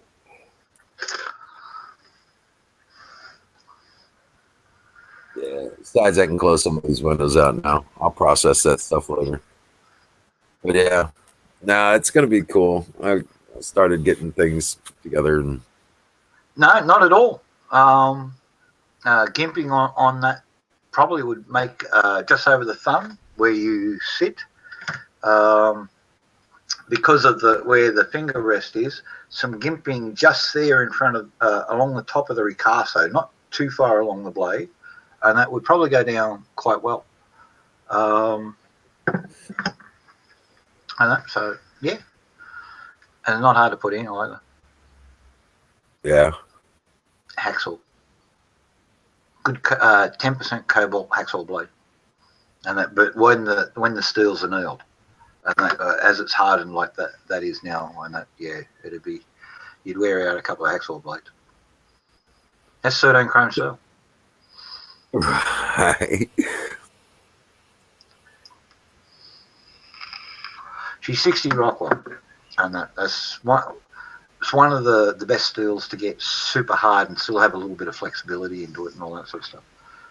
You can actually take that up to 60 and a half Rockwell, and still not have it too brittle. It's crazy. Okay. All right. Yeah. But it's a very expensive steel. That's why I only get it secondhand, out of the gas struts. It's the only way you can afford to buy it. Otherwise, the knife's going to be $700. That's something Right. like about $100 a foot. Wow. To buy brand new, to buy it from Japan, and because it's made by Hitachi, and they're a specialist steel manufacturer over there. They make good stuff.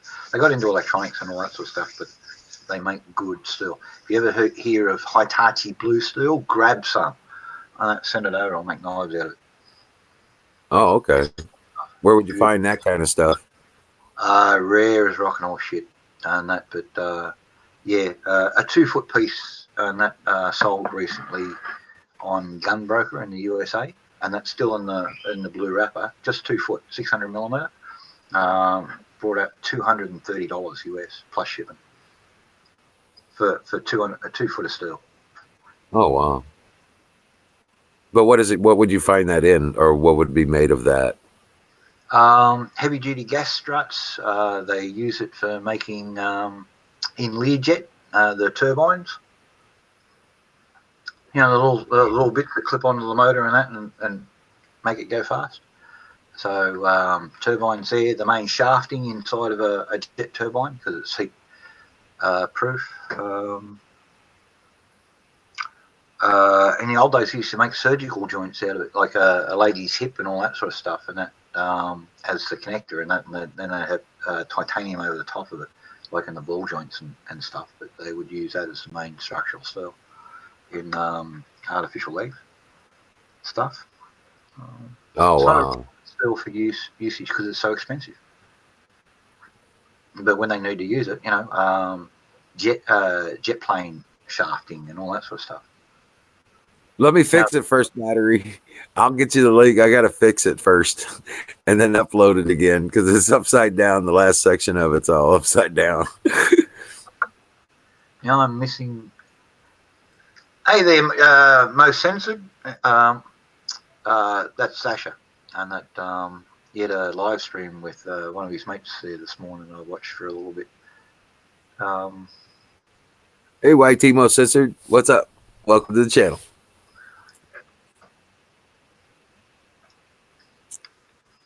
Yeah, but yeah, that.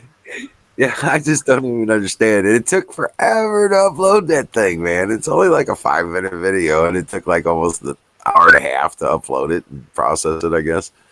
About depending on the standard file, if it's 1095, they're generally around about 60 Rockwell, 61. If it's an 01 tool steel file or W1, which is the old common standard, which is a water quenched version of 01 steel, you can get them up to 62. 65 is a little bit brittle for pretty much anything unless you're talking super expensive steels, man. So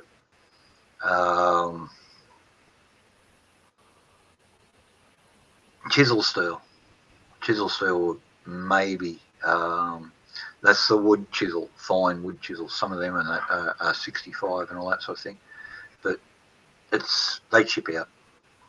So 62 for a standard file. If you're talking about the stuff that's made down in there in Brazil, they're all about 61. They're 1095. The old Wiltshire rasps, and that were all W2, so you can take them up to 62 as well, for all that sort of thing. But if you're going to turn them into a knife and you thin them down like I've done with the other ones, and thin them down, I think I've got one here.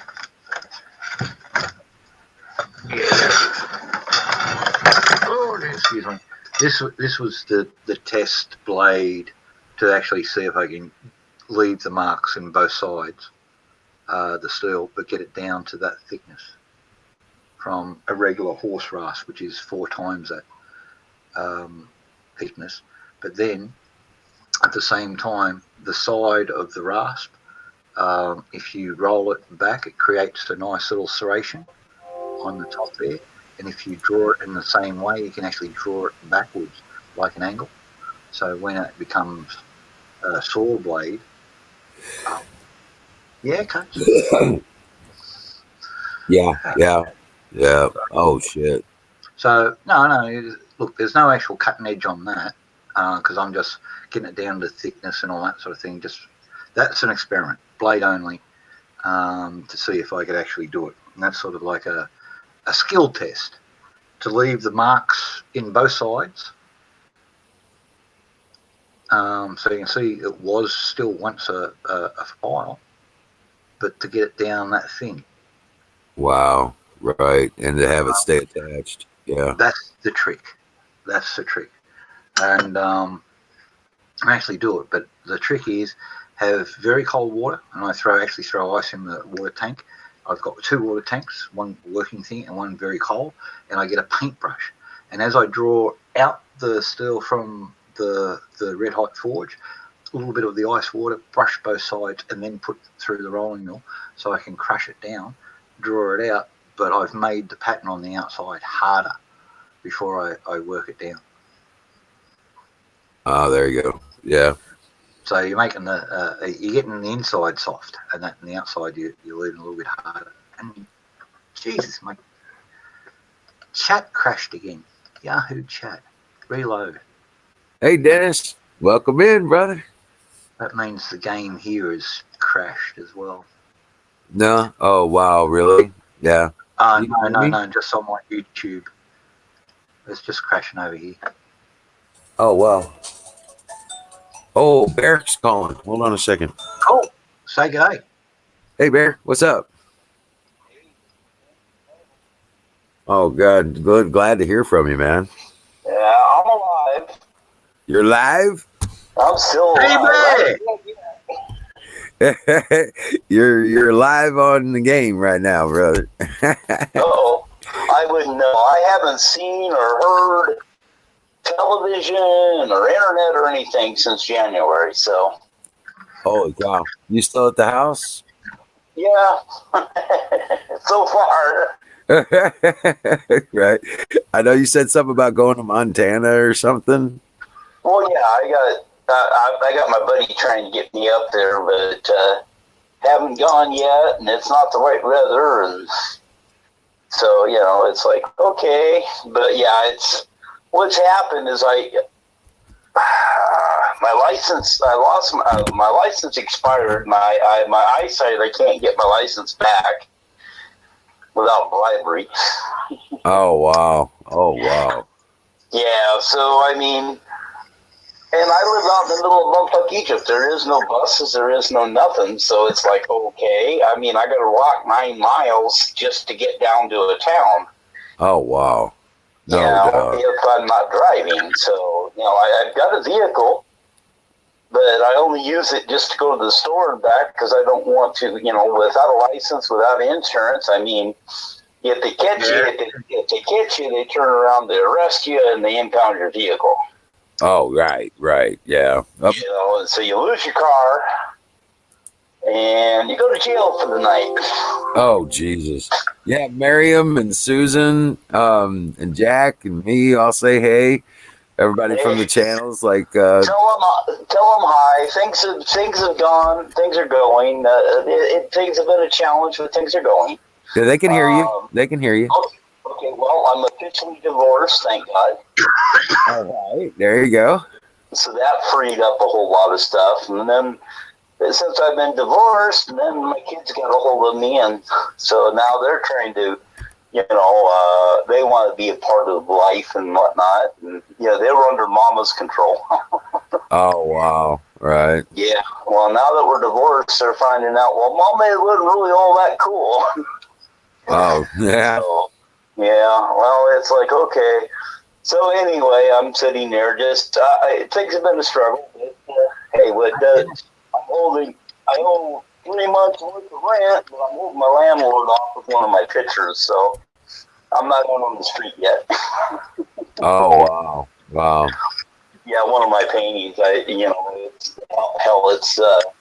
It's insured for $25,000, so here we go. It'll get me a few months anyway, and then I got the agreement if I do hand it over to him that I got the right to buy it back. For the amount that was put into it plus interest. Oh wow. So you're good to go for as long as you need, then, right? Well, yeah, until he decides different. Yeah, that's the way. Yeah, but are you planning on moving out, or what you gonna do? I have no idea yet. I live with God, and things open up when they need to. It's like okay. I mean, there's there's trials and there's temptations and all kinds of stuff. But hey, I overcome it. Right. No doubt. So it's it's actually a big weight off of my heart getting divorced, because I mean it was like that's where my biggest problem was. You know, I've got all this crap. My wife she spent all my money buying shit. Right. Right. Well, now I ended up with all of it, or a bunch of it, and it's going to cost me to haul it off. You know, in my opinion. List it on eBay, and then other people will pay to get it hauled off. I don't even have the internet. I haven't, like I said, I haven't seen an internet. I haven't been on anything. I haven't even seen television since January. Oh, jeez. Yeah, I mean, I got my VCR and I'm watching movies. Oh, jeez. Thank God I got a lot of movies. I got close to 200 movies, so. I thought you were getting internet through your phone.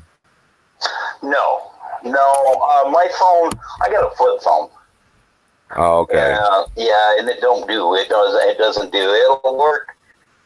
It'll try to come in, and it'll go maybe one word, and then it buffers out, and that's it. The crews are really missing you, man. Cro-Magnon says to tell Don we really miss him. Yeah, I'm gonna try things, and things will look up now that I officially got the divorce and stuff. I mean, I just got that here a couple of days ago. So, I mean, now things will start looking up and whatnot a little more. Good deal. And, you know, see, it's too wet right now to go into. I've got some friends in Oklahoma that are trying to pull me over there. I got friends up in Dakota that's trying to pull me up there. I got friends in Montana trying to pull me there, and I got some in Wyoming trying to pull me there, and I don't know which ones to go to. Right. Wyoming, I got a 3-bedroom home and $60,000 a year.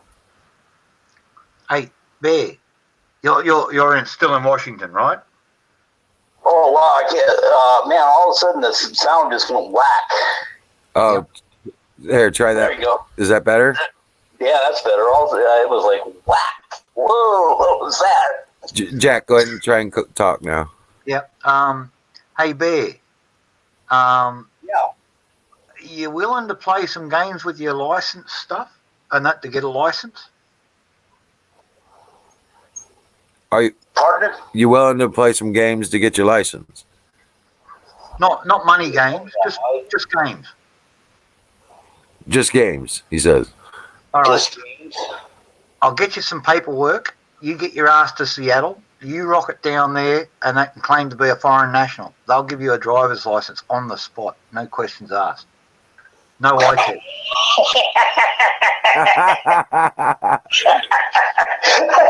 Hey, if I were an is Trump still president? I think he is. Yeah, he's still if president. If I wear a Bernie shirt, I'll probably get extra credit, right?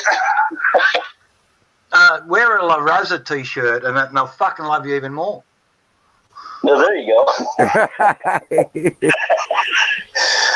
Yeah, it's. I'm gonna sit there and try again.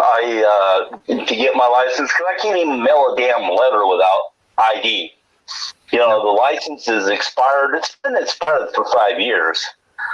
And I haven't really paid much attention to it, because before I had a vehicle with insurance and everything else, and if they stopped me and at least I had insurance, I said, oh, I didn't know it expired, you know?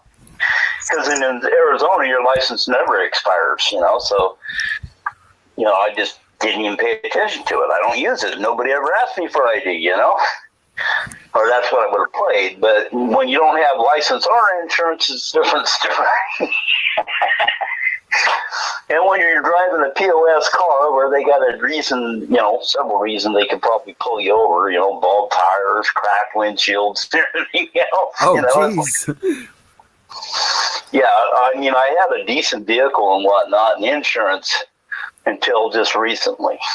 Yeah, we've got Susan here and Huckleberry and everybody. Well, tell them all hi, and I love them all, and I miss them too. I mean, hell, I'm pulling my hair out. Lord willing, I mean, Aaron had the thing from Walmart, and that seemed to work. But, I mean, my phone's a flip phone, so I'd have to get a phone before I can do anything. Right. Right. You know, that's the whole thing. Is it with a phone, I could probably get on the internet. But without one, I mean, we don't even have Comcast or anything here now. I mean, I went to war with Comcast, and they, I don't know. I think they're actually stomping out my signal. To be honest with you. Right. No, I get it. Yeah. It probably has more to do with your smart meter than anything else. Yeah, I hate that son of a bitch. I want to knock that thing off. I swear I'm going to cut a tree down. I'm going to cross it one of these days. Oops. Oh, damn. And I can't have one put back up because I'm allergic to the smart meters. Right. It's a health danger. Right. It's a health danger. Yeah, right. You know. But hey, Aaron called earlier, and he was halfway into something, and then all of a sudden it hung up, and I'm like, oh, okay. Oh, he's 3 seats to the wind right now. I mean, it's hard to even talk to. He just called me earlier. Oh, I know, it's that time. It's that time of night. I figured. I mean, he called, and I mean, he just called just a couple minutes ago, and that was like, okay. Right. Yeah, we were talking about, I told him I gave you a call and left a message and everything. So, all righty. Well, I'll let you get back to whatever it is, but Trump's still president. He's still kicking ass. Is he? Yeah.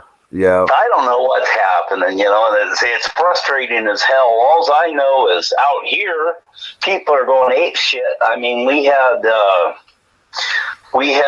panic buying. I mean, they're buying the stuff off the shelves, all kinds of crap. And I didn't know why, but Yeah, the coronavirus thingy. Oh, what's that? Yeah. Well, it's turning out to be kind of a fraud, but it's at the same time it isn't just it's just another flu, and for the most part. So just beware, just protect yourself. It's kind of a rough one to be in. It's one of those that can lead you into people with lung problems can end up with pneumonia really quickly over it and die. Oh yeah. Well, I mean, I've got lung problems, but I mean, I don't ever go out, so Right. I don't think I got to really worry about it. Well, if you're going to be going out and getting your license and stuff like that and interacting, just be aware and keep your silver handy and keep using it, and you'll be fine. Oh, I got whatchamacallit, I got the hand sanitizer I always use whenever I go anywhere. Right, that's it. Right. But keep them hands clean. That's one of the secrets. Exactly. Yeah. And just keep it up with your vitamins and stuff like that, and yeah, you'll be down. Yeah, I'm a little behind on vitamins, but I'm doing. Oh, right. I'm doing. So, I mean, things like I said, here usually in May is when things start picking up. That's when fields dry out and everything else, and that's usually when everything starts flying. Right. So yeah, it's just like right now, like in Oklahoma, and in Dakota, it's just so damn wet you can't even get a damn plow in the field. There's oil if I want to do that. I mean, I can run the water depot, but that's North Dakota. I hate North Dakota. Right. Then I got Wyoming. I've got several things there. I can run the dam. I can run the gravel pit. I can do all kinds of stuff there. That's where I got 3-bedroom house at. Oh, right. Yeah, so I mean, I sit there and there, but I'm really interested in trying to get out that way come July. Yeah, I'd love to have you out here, brother. I'm gonna try my best. We'll see what happens. I mean, one thing about, life's like a wheel, Yeah. One moment you're on the top, next minute you're on the bottom. But when you're on the bottom, you ain't got nowhere to go but up. Right. Right? That's exactly right. Right. So okay, we're done with that. Now we're heading back to the other way. Let's figure out how it gets done. Right. That's the way it is. But hey, maybe within a month or two, I'll end up with a decent phone where I can get on, at least get on like Aaron did when he was here. Right. Because I mean that was basically what he had was basically what would be needed. A phone like that. These flip phones don't do it. Right. No, they don't have the capabilities. Yeah. Yeah, I mean, it'll get onto the web, but it's like it says 2 words and a click and it goes into the thing wheel of death for 10 minutes and 2 more words, 10 wheel of death for 10 minutes. Right. Send it at the SMS speed. Right.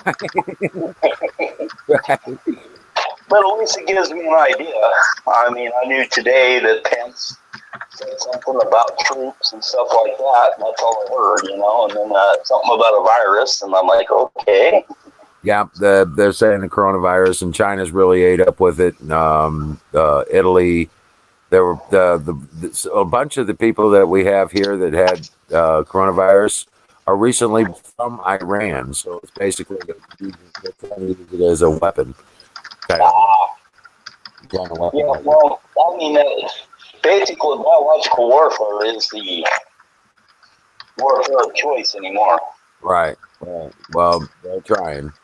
Yeah, So. Unfortunately. But hey, one thing about it, though, people that are conservatives and stuff like that usually eat better and whatnot, and they're the ones that are more healthy and have less chances of getting sick. Yep. Roger that. So maybe everybody else, all these idiots that are always eating all the bad stuff, the jerks, maybe they'll all fall off and die. Right. It's back to where it needs to be, huh? Right. Yeah. Well, that hopefully that the good people will prepare themselves and take care all of right, themselves. brother. Well, hey, man, you have a good one. My phone's starting to weird out here. All right, man. God bless you, and stay in touch. Give me a call All from right. time to time. Oh, yeah. As soon as, like I said, as soon as I can get on the internet, man, the first thing I'm going to do is sit there. And, so you guys, it's called The Game that you guys are on? Right, the Great American Experience. Yeah, The Game. Okay. On YouTube, it's The Game Experience. Okay, yeah, I'll check into it as soon as I can get internet.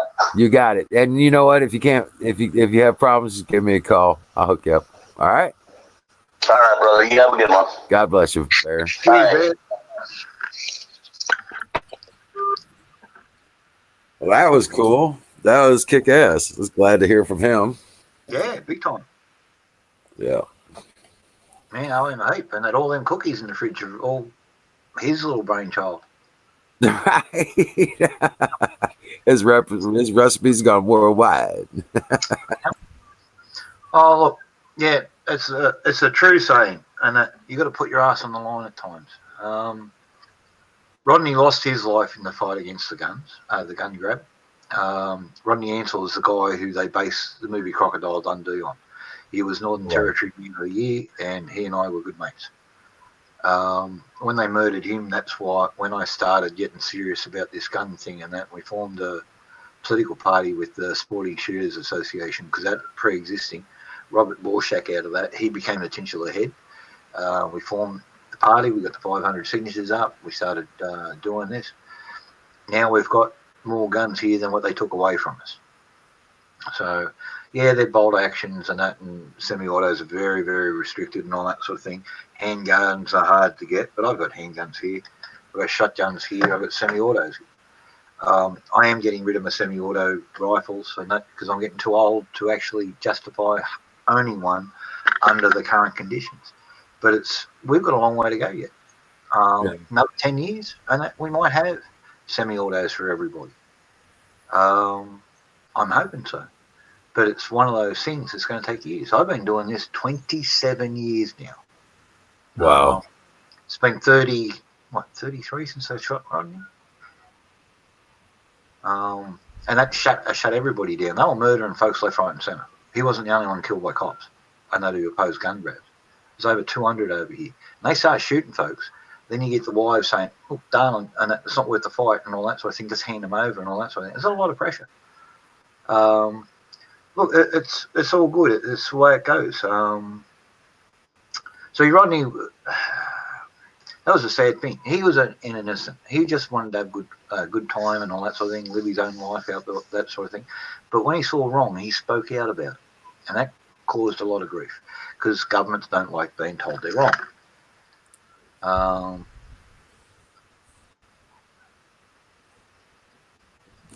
Right. No, they don't.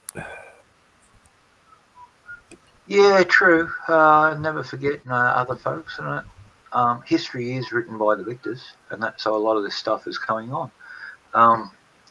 But not being rude, I'm 63 years of age, and I remember the ode of remembrance, and that as I learned it when I was 6. So that's 57 years I've been reciting it, and I've been living it. So I haven't fucked up yet. So I Right. understand a lot of people do. They call for these wonderful things. Look how many people talk about patriotism and all that sort of thing, and rising up and all that sort of thing. When it comes to time to do anything, what, Where drive they have to go. 250 Right. kilometres for a rally? Oh, that's too much. Can't do that. It's going to cost me $40 in fuel each way. And then I'm going to have to buy food there. I'm going to have to do this. They've got every excuse in the world not to do it. Right. Get up and make it happen. JFDI, just fucking do it. If you see something wrong, say something. Speak out. Make a change. It's the only way change will be made. It's got to start with you. It's like tow truck. Said, I don't want to start a petition. What happens if it gets big? Don't worry about it. If you start a movement and it gets big, there'll be people to come and take it over from you. They'll crawl out of the woodwork. But once it gets Right. numbers, yeah. Yep. They're always. It's always easy to be a patriot when things are good. Yeah. And everybody wants to claim credit. Yeah. It's like this thing, and that I took on that Islamic hate preacher here, and that they painted me out. The lefties painted me out as a racist, this, that, and the other. The government came in and tried to shut us all down. Charged me as a publisher and that because I was pissing off the jihadis, and we were making a big dent in the gun laws here. Right. We had a couple of them thrown out as unconstitutional. Some of the state laws that they brought in and that were ridiculous, and that we got them overturned. So the government went after us, and that they called me a publisher. Then they could hit me with big fines because they were treating me like a newspaper, and so I was breaking the rules and that leaking government secrets. I was never a newspaper. I was never an organised publisher, and that. And if the government, if anything, I was a citizen journalist, Right. reporting on the government's illegal activities, and that. So they shut us down. They fined us over $1 million. They took everything I had. I left my property with my little $200 truck and whatever I could fit on the back of that, and they wouldn't let me take anything more. And that's so I grabbed the birds, grabbed some tools and some clothes, and took off. And they sold everything off at auction. When the change of government came through, I actually got the purchase price of my land back because they didn't recognise anything other than official government paperwork. But I got the purchase price back. Lost the house, lost everything else. But I'm still here, and we're still fighting. And something like 7 million Australians now have guns more than when they shut me down. So like, what price was that worth to have 7 million Australians have firearms that they didn't have before? Right. Put a price on it. I'd pay twice what I paid before. And if they lock me up for a couple of years on top of it, it'd still be good. Fuck it. Right. We're winning. That's all that matters. It's slowly catchy monkey. Yeah, a little bit here, a little bit there. Every time fucking Parliament opens, we fucking hit them with a whole pile of documents. Every time they come back at us and all that sort of thing. But every time they screw up, we're sitting there right there. And at the moment, because there's 59 seats on one side of the government, and there's 61 seats on the other side of the government, and the shooters party, we got 7 seats. We get to choose. See, that's it. And now they got to play our game. If they want their stuff, that's fine, but we got to get a little bit too, hey? Yeah. So at the moment, we're extending our national boundaries and that from to 200 kilometres offshore, and that instead of just 12 the old 12-mile limit for our fisheries. So if the Chinese come down here and fish within 200 kilometres, sink the fuckers. Yeah. And that we're protecting our national resources. China says that's racist. No, it's not.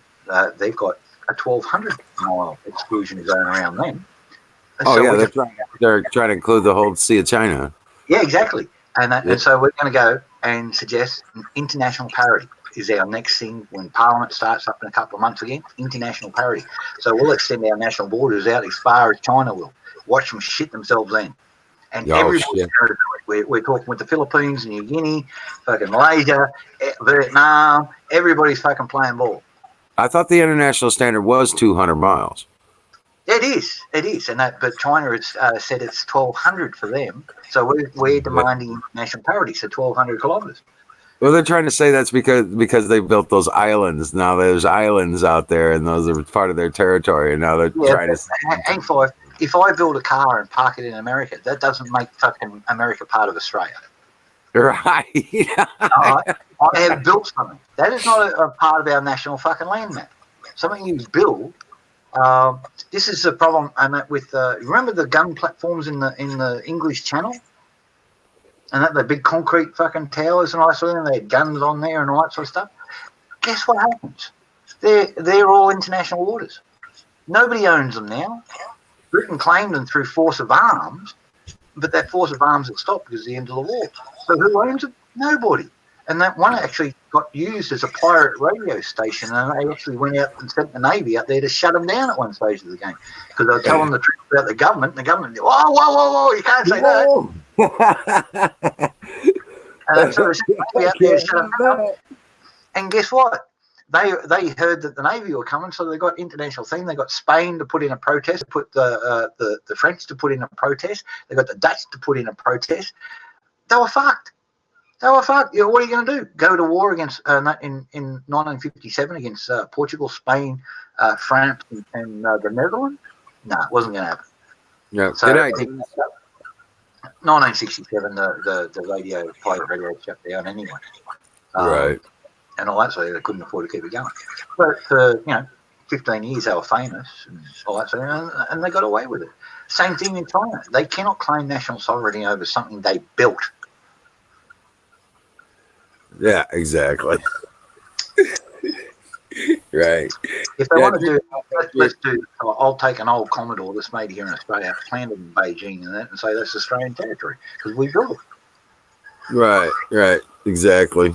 Argue it in the law court,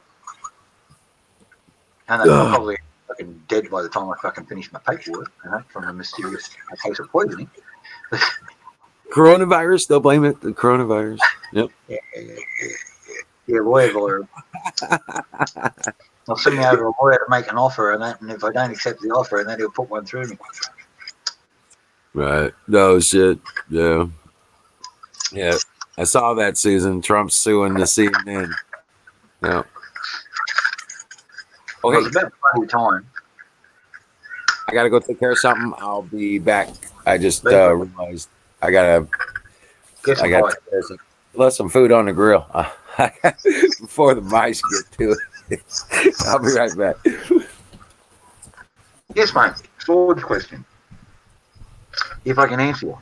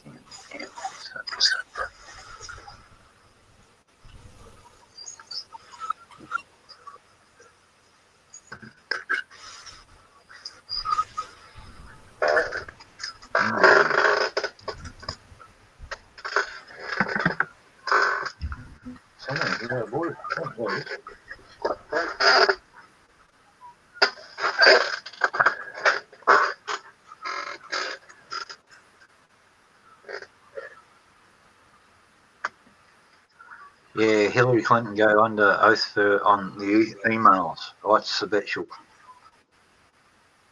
stall? It's just stall.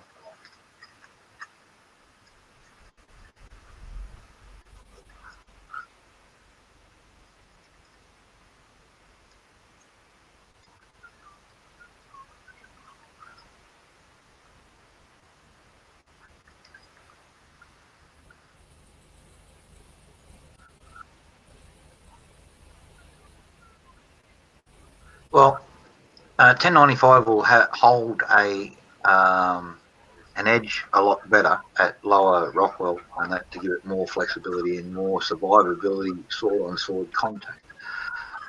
So if you do a staged temper, and so you bring up red hot to its martinistic, that's where you get a very strong magnet and it doesn't stick to the steel any longer. So that's where you know your right temperature. You drop that down,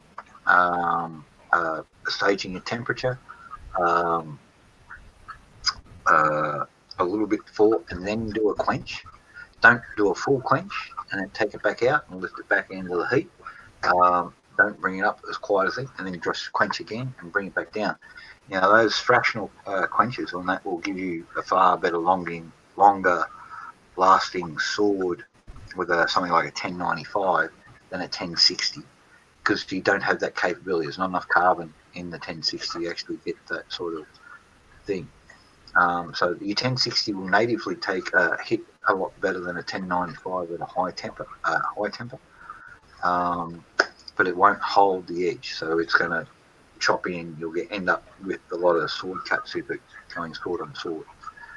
Spring steel is probably the best one out of the lot to use. And easiest to work, easiest to temper, highest edge retention rate, and the easiest survivability. So, but that's got chromium in it and a few other bits and pieces. But 1095 swords are quite nice. Plenty of folks use them in reenactments, combat reenactments. And yeah, if you go to Spain or France, most of the hand are the half swords in there that they use, and that's probably 1095.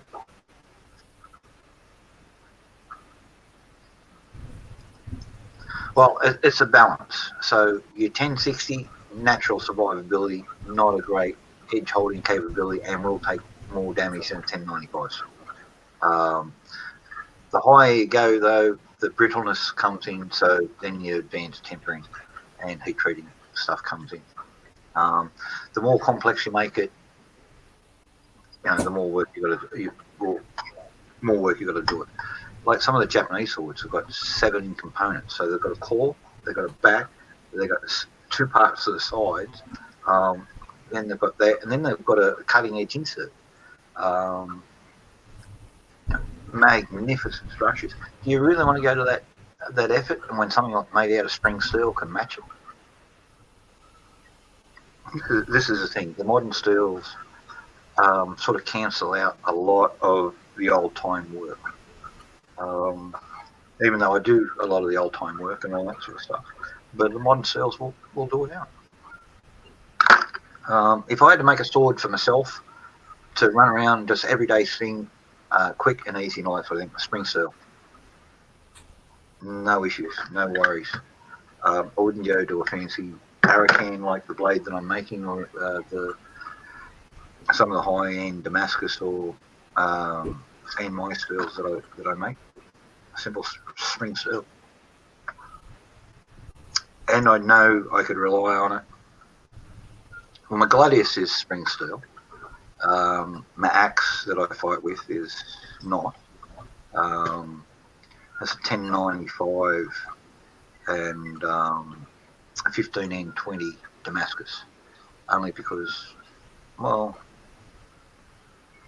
I wanted to put a face in it, which I didn't actually work out with, but I do like the axe. Yep.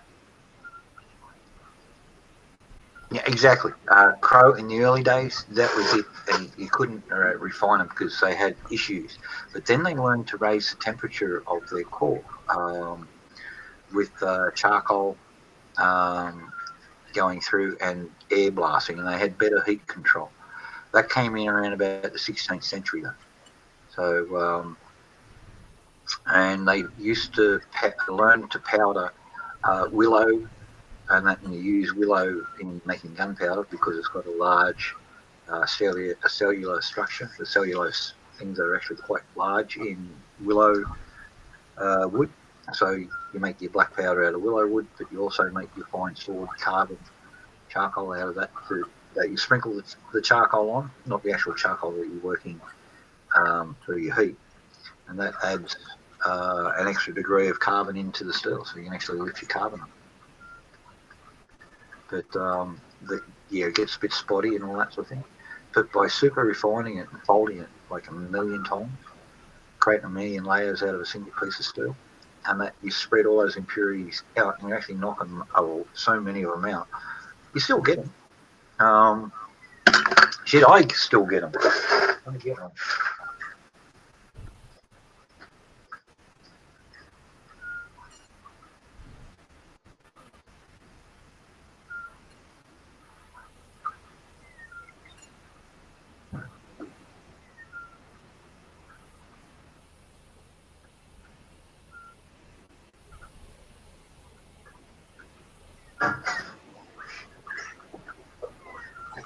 Alright, I just got to find it. Because I was working on this one here.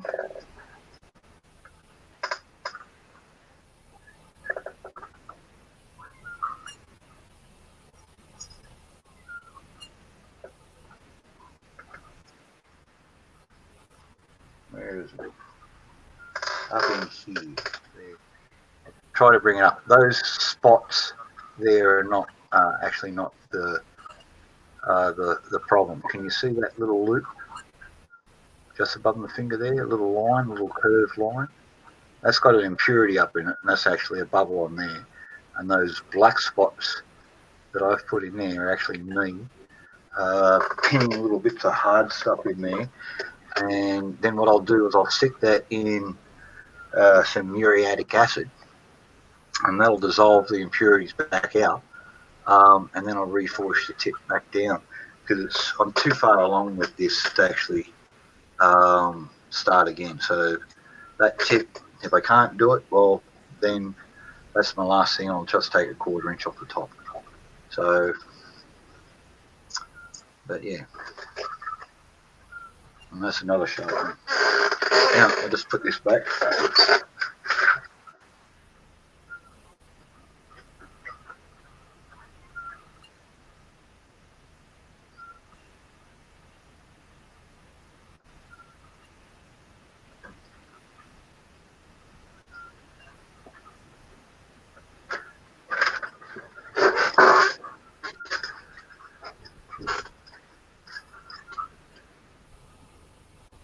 Well, you enjoy there, Deb, and you and the kiddo have a good day fishing tomorrow.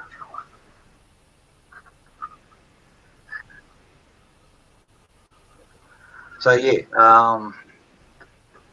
like I said, I do a lot of the old-fashioned ways and all that sort of thing, and yeah, you can get a layer of impurity. You can get them out. I've got a few advanced tricks, and that's because chemistry is advanced and all that sort of thing, and I'm playing with that now. I should be able to fix it. If not, well, shit, it's going to end up a 1/4 inch shorter than what it planned is. But I try to get all the edge, the length out of them I can. But yeah, we'll sort it. But I've got other things to do in the meantime, and I've got I've got machetes, parangs, filleting knives, and 3 chefs. I've got to finish before 3 chef's knives before I can get back to that one. You take care there, Huckleberry. Sorry you're feeling crook, and that prayers for you when I get off here. You take care. Look after yourself.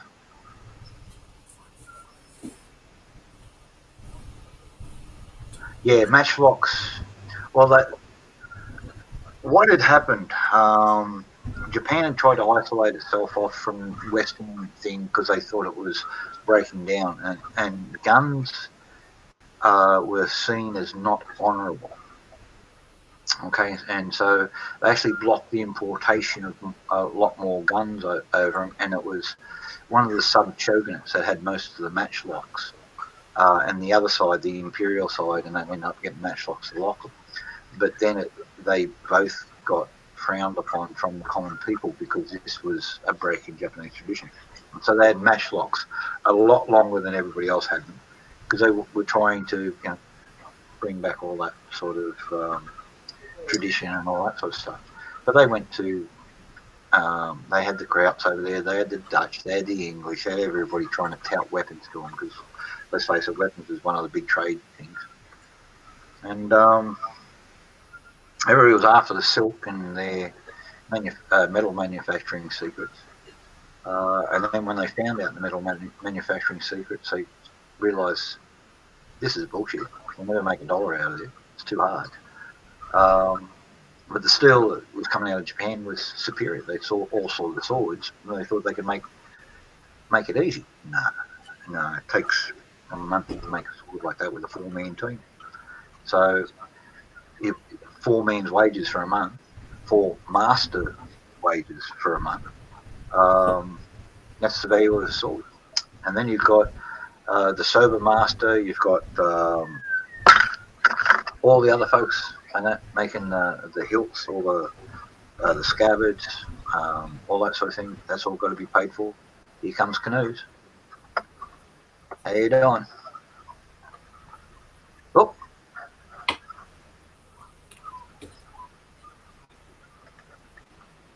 he's in. Howdy. Yeah, Huckleberry's taken off. She's not feeling well, and that's sad. Sorry to hear that. But look at Japan now. They make hunting rifle barrels and actually whole hunting rifles for both Winchester and Remington, and have done for a long time. Browning as well. Maybe be brought back on shore, but all those Japanese Winchester 70s S series, and I have one, are accurate as heck. They're a good rifle.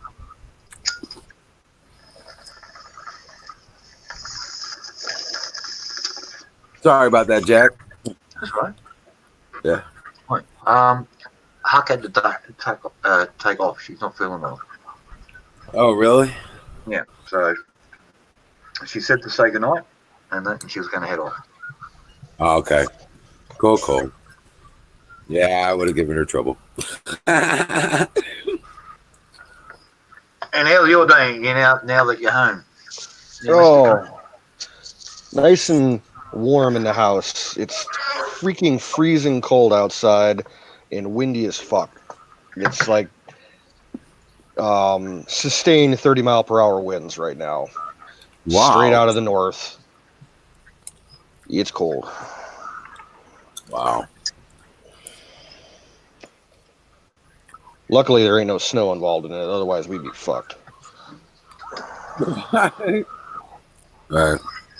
Wow. Yeah.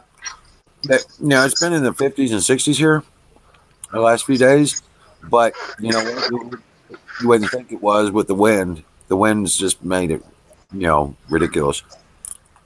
Yeah, we can't get more than 2 days within 10 degrees. It's constantly shifting up and down, up and down. Like tomorrow, it's supposed to be in the 40s. So who the fuck knows? Right. In fact, all right. I had to remake my video. I heard. Yeah, I was listening. The backside of it was upside down. Which was crazy. Yeah, tomorrow's supposed to be 59 and Sunday's supposed to be 65 for a high. But tonight's getting below freezing. It's going to be 32. They were saying 27 earlier, so we'll see. But with the wind, yeah, it's probably going to be colder than that.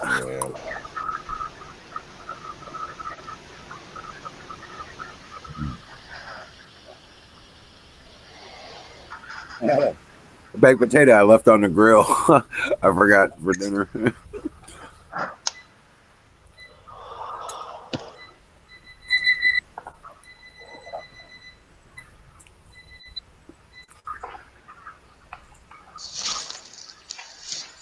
Miriam. Sorry about that. I had to play throwing some salt and pepper squid into the air fryer. There you go. Calamari.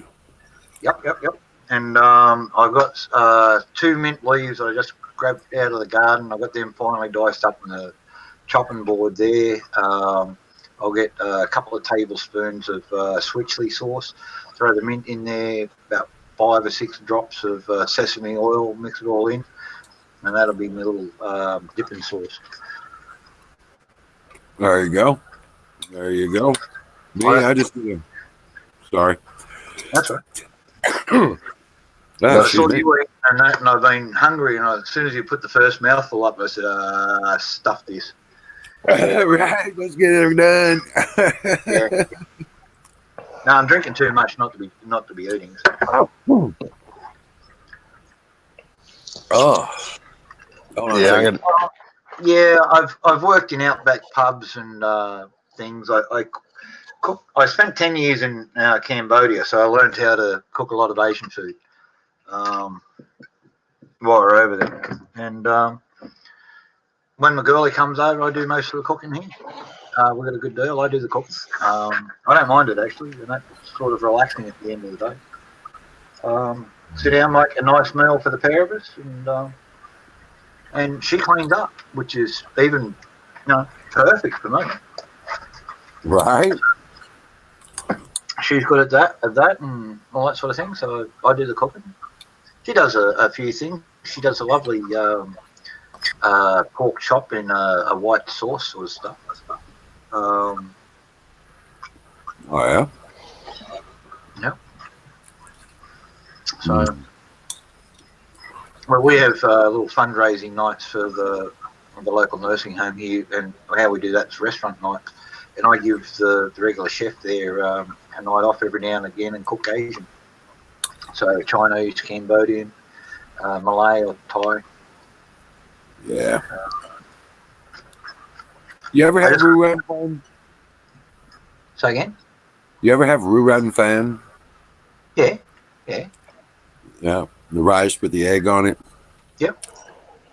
That's some good stuff. I used to love that. It's not hard to make either. The only thing is the egg's got to be fresh. Right. If you get a stale egg and it's runny and all that sort of thing, it doesn't work.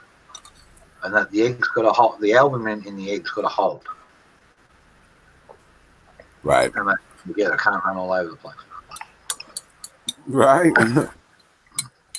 So is pork pretty popular over in Australia? Oh, huge. Okay. We have it here at least once a week when Tracy's here, and that maybe twice. I like a shoulder roast. So you get the nice crackling sheet and all that sort of thing, and you get the nice meat that's close to the bone. Meat's always sweeter closest to the bone. So a shoulder roast, pork shoulder roast, is one of my favourites. People say you get too much bone in it, but you get a good decent sized shoulder will feed 4 people on a main thing, and then you got leftovers for sandwiches for a couple of days. Oh hell yeah! I love cold sliced up pork, leftover sandwich with some mustard. That's good eating. Yeah, lots of salt. Salt, pepper, garlic. You marinate it Italian seasoning, or Italian dressing. You marinate it in Italian dressing, and then you grill it with beer and put on sugar rays. I like the sweet and spicy barbecue. Oh no, you got to marinate it in beer. So while it's on the grill, you got to get it all, keep it wet. You know what I'm saying? It comes out so juicy. It takes an hour. Instead of barbecue sauce, I like that Heinz 57 sauce. A Heinz 57? Yeah.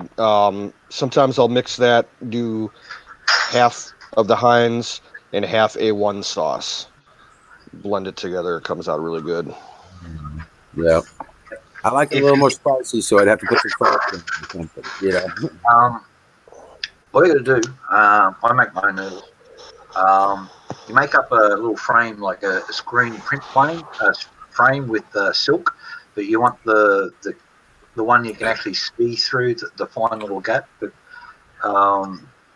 so you boil up your rice, and so it's a paste. It's all boiled down to nothing. Throw in salt, You throw in a little bit of fine corn flour, not the stuff that you make cornbread out of, but super fine ground corn flour, just a sprinkle, and that forms, like, gets all the stuff to coalesce. You get your screen, get a good, a couple of cupfuls over it, get it nice and even, get it out and drain, sit it out in the sun for 10 minutes, and tip it out over the top of some aluminium foil and just let it dry. Then once it starts to get like a sheet of leather or whatever, just cut it up in a little bit, squares, knife that way, leave them out in the sun to dry. Right. You know those chips you get at Mexican restaurants?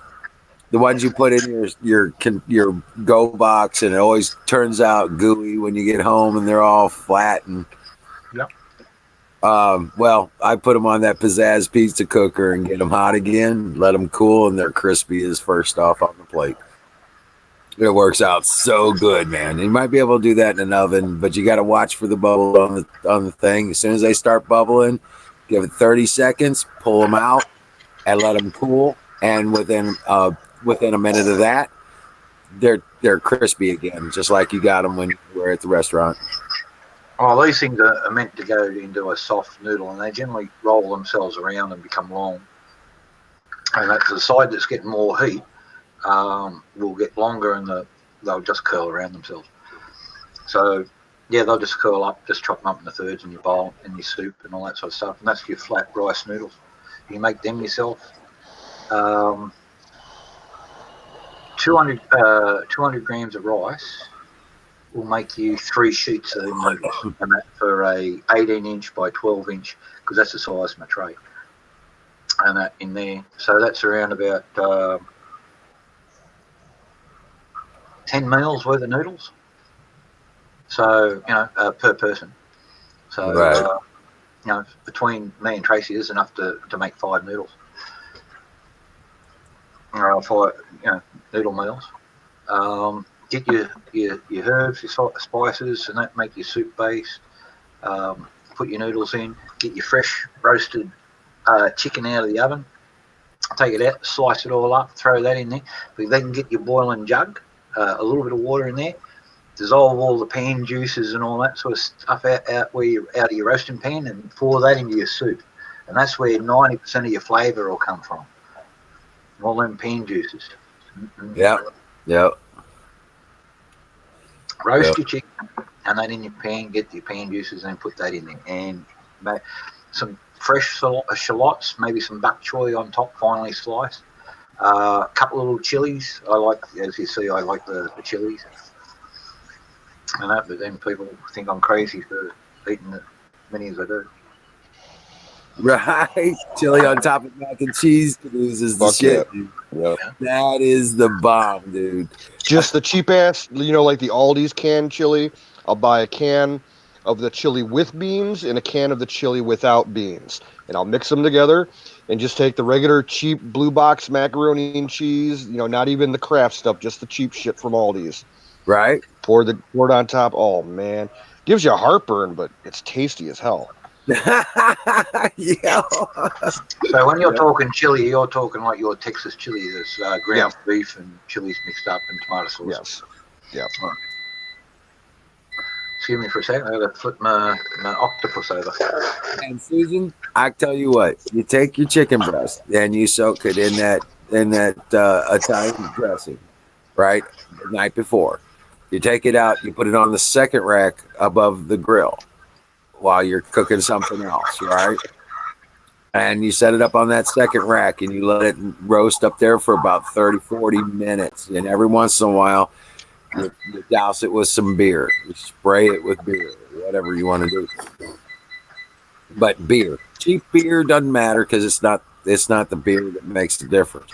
But I tell you what, they will. When you keep turning them and stuff like that, you turn them, spray it, and put a little more beer in. I'm telling you, those things will come out so incredibly juicy and tender, you wouldn't believe it. And everybody freaks out when I cook chicken on the grill, and they're like, "That's crazy," even without the sauces. Even without the sauces, they come out so good. I make here with the air fryer. I make like French fried string potatoes, but I do them very crispy, so they're brown and crispy and all that sort of thing. Those ones there, I make up a thick gravy and all that sort of stuff. But when I'm making the gravy, I put 3 cheeses in. I put Gouda, Brie, and Camembert through it, and they all just go into the gravy, and that just makes these long, cheesy strings through it. And a shitload of dried chili flakes in there, and that and just let it all soak in, and that let that draw the extra moisture out of the gravy. So to thicken the gravy up, use that. And so you got all those cheeses and that to go with all the heat from the dried chili flakes, and they sort of balance each other out and just make a really strong cheesy flavour. Because it's not all the same flavour cheese and that throughout, yeah, it's always different. Every mouthful, it's all good. Right. Damn, Jack, you get that cheese, man. You know what you got me thinking of? The layers and lasagna. Yeah. Oh man, I'm just thinking. People who don't put a layer of cheese in between, they just put the pastry and then the pastry and then the meat sauce and then the pastry and the meat sauce, and then just put the cheese on the top. Nah, you got to put layers of cheese in there too, man. Yeah. I'd like. I got a slicer and then just off the block and then just draw up these things and then lay them all down. So it's just a wire with a roller, and just draw it across the top of the block and put it on there, and then and you put that down below the pastry. So you put your meat sauce in, then your cheese on top, sprinkle of herbs as well, basil and coriander for me, and that, but whatever you prefer. Oh, and a pinch of onion powder. Oh yeah. Oh, I do garlic and basil and oregano, and then I garlic sauce, meat sauce anyway. right. I put the tomato sauce down. I put the spices on that, and I'll throw a hamburger down. Then I'll put a layer of mozzarella.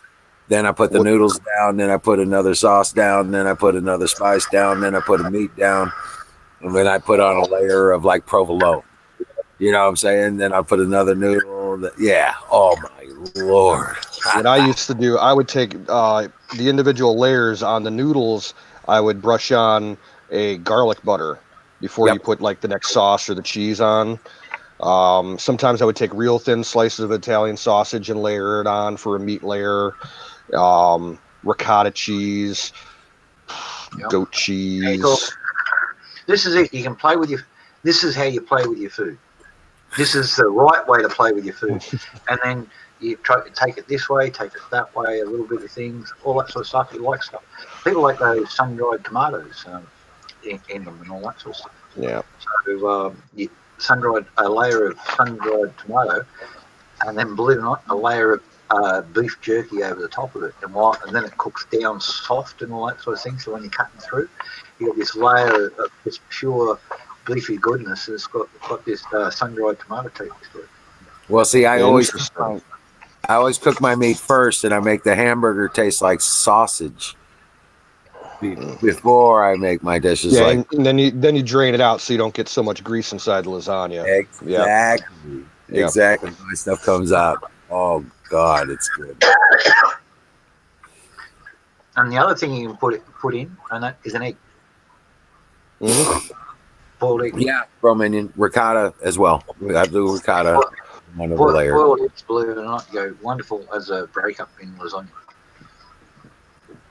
And I didn't find that out until I went to Italy. Somebody's house and their auntie and that cooked up lasagna, but it had eggs all the way through it. This is the way we do up here. This is magnificent. Yeah. Had about probably 8 or 9 boiled eggs through it.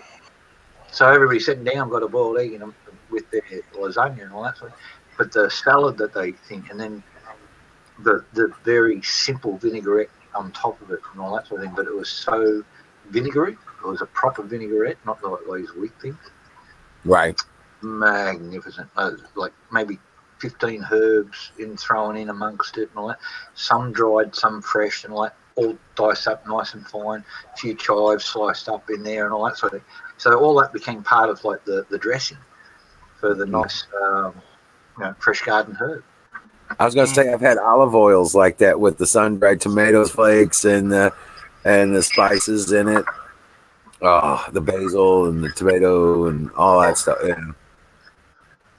Well, I've got half a dozen tomatoes, a little heirloom type out the back now. So they're in the glass box, so they'll dry out for Lady Libby. So I'll pack them up and I'll put them in a little plastic box, a little bit bigger than that one, and to sort of seal up, and then I can wrap that up. And just Send me one too. Yeah, if you send it to me, I can get it to her. She'll be here shortly. Yeah. All right, cool. Well, we might do that. I've got her address, but if you don't mind passing on, I've only got one more plastic box. If you can split these, because that should give you, on average, Oh yeah, I only need like 150 seeds each. oh So, shit. Yeah, that's more than enough. Yeah. Just get you started, because I bought 30 seeds for €35 from the archaeological group in Italy when they found these things. Battery box for 18650 batteries. But I've got that's for a twin, but I've got one that'll take 4, and so I'm going to put the sun-dried tomatoes into the 4 case, and that because I can actually seal that up, then tape it all up, and all that, so they can't complain. It's not going to leak, not anything like that. Get across there, and hopefully it won't get noticed. Yeah, I've got I've had real good luck sipping seeds inside of those Altoid tins. Yeah. And then I'll take them Anything up. metal heading over to you folks, and that gets looked at.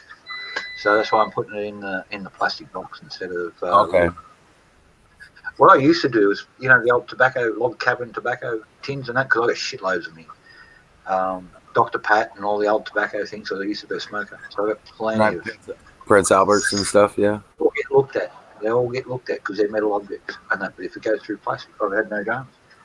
So. Right. I'll be back in a sec. I'm just going to grab myself some squiddly diddly, put some sauce on it, and eat.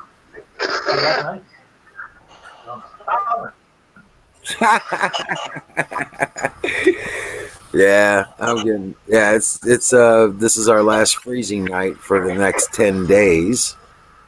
So. Yep. Looks tomorrow. like Susan is taking off and going to bed. Thanks for stopping by, Susan. Always a pleasure. You got it, Susan. Dream well, Sleep well. Yeah. She used to put up pictures of her cupcakes, and she was making cakes and all kinds of stuff. Yeah, it was awesome. I was like drooling at the screen. Yeah, she's awesome. Good night, Sarah. Sweet dreams. But yeah, no. I'm just pumped up about getting stuff done around here. Today was kind of a slow day, even though it was fairly nice outside. That wind hits you, and it just went right through you, dude. So, SRC, what's going on? Howdy, SRC. Some little squid bits and sauce over the top of it and all that sort of thing. So. Squid nuggets. Yeah. Whoa!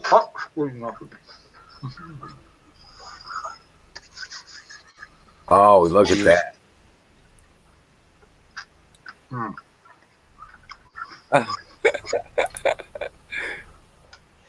Yeah, I got that side odor open.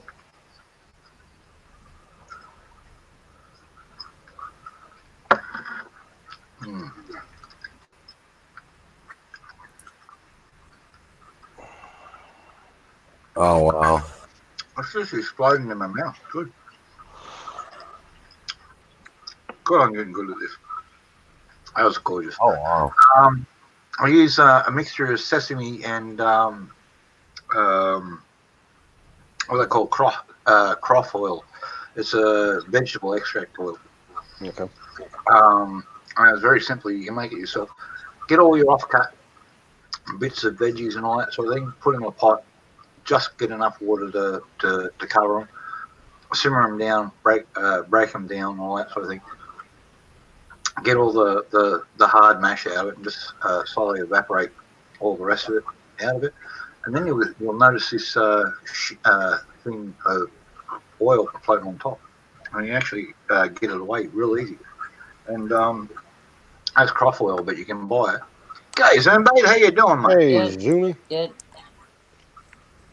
South Carolina has 2 cases of the coronavirus in Charleston County.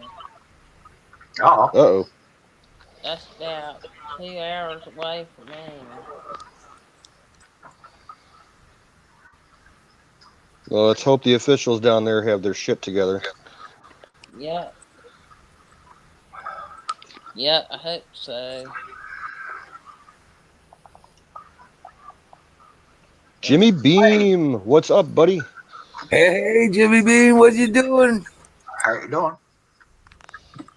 I think there's also one in Hilton Head too that has it.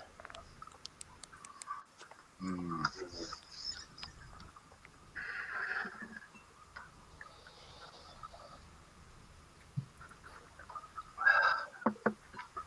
Yeah, that site's not doing well.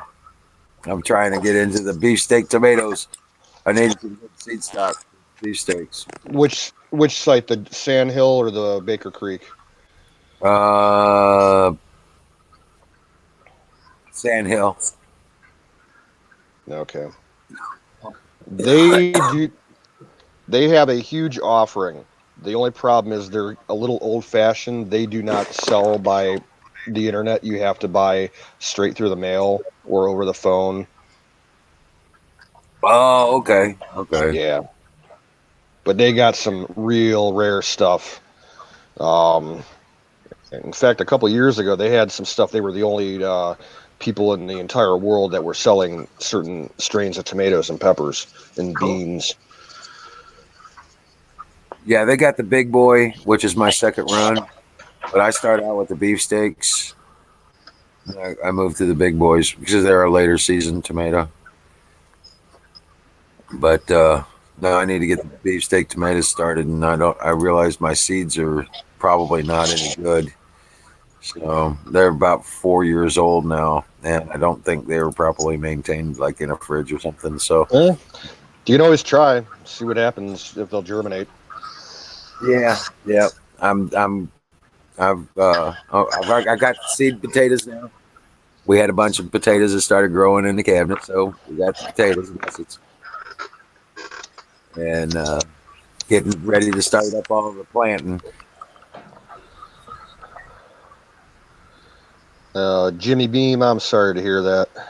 Yeah. I hope that's not the case, but if it is, my thoughts and prayers are for you. Oh man, always in my prayers, brother.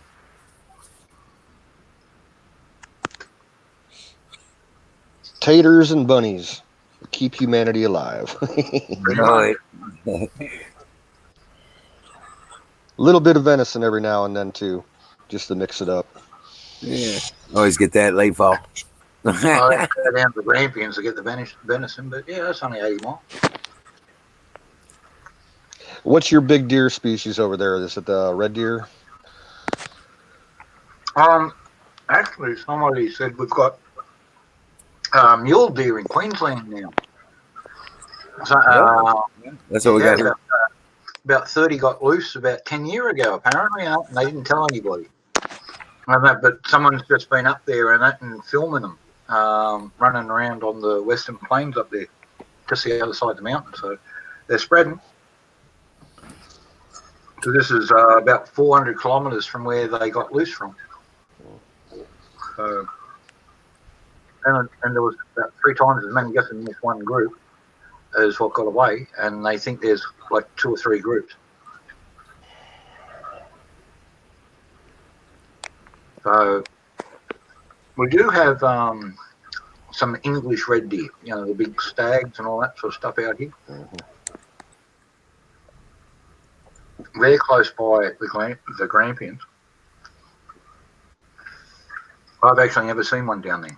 I see Samba when I go down there because that's what comes down. I got friends who are vintners. They grow grapes and make wine.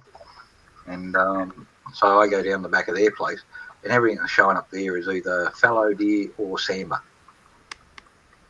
And the fallow are nice eating, but there's just not a lot of weight on it, as you know. And, the Samba are fairly heavy. I mean, it's just as tasty, but a little bit tougher. But the fallow deer is sweet and soft, and they're nice. But yeah, we've got mule deer out here now. I only learned that the other day, so looking forward to it because if I'm going up to Queensland, and that part of the world I know fairly well, so I can borrow somebody's chiller for a couple of days and that, and butcher something up and hang it and do it up proper. How's the weather over there, Jack? Well, it's about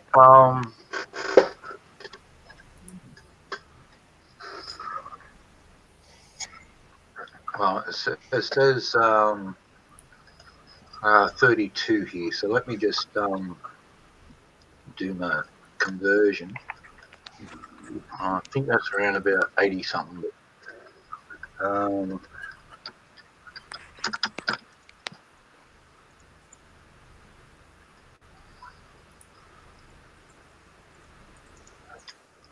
So if I go 32 there, 89.6 over here at the moment. I think it's going down to 29 tonight, and then it's going back up to the 50s tomorrow. 29 degrees Fahrenheit where you are? Yes, sir. Yes, sir. That's cold. It said around 4:30 in the morning, be 29. How you been, Canadians? Finally feeling better. I'm about 95%. Still got a little bit of a cough, but another couple of days I'll be good. All right, good deal. Trump announced that Mark Meadows to replace Mick Mulvaney at White House Chief of Staff. Yeah, I saw that. Yeah. I also heard that the baseball. What's up, Wild Bill? How you doing, buddy? There won't be nobody at the baseball games this year because they're afraid of people getting the coronavirus spreading at a baseball game. No, that's ridiculous. They're saying, I saw an article yesterday, Major League Baseball wants their players because spring training is going on right now and the regular season starts in a couple of weeks. They're advising all players not to go, press flesh with the crowd and sign autographs and shit. Yeah. Makes sense. Yeah. But it's just the same old shit. I mean, it's just another flu, another cold. Just protect yourself and you'll be fine. That's what I keep telling people. Unless you're an old fart. Well, I mean, even then, if you keep up on your vitamins and minerals and your protection like silver and iodine, stuff like that, you have a decent diet, you ain't gonna get sick. Yeah, I've been eating chicken, steak, fish, water, Gatorade. Yeah. Cool. Nah, I just can't wait to get my garden going, man. I would just really just want to Yeah, I got my yard cleaned up finally. The rain stopped for a while.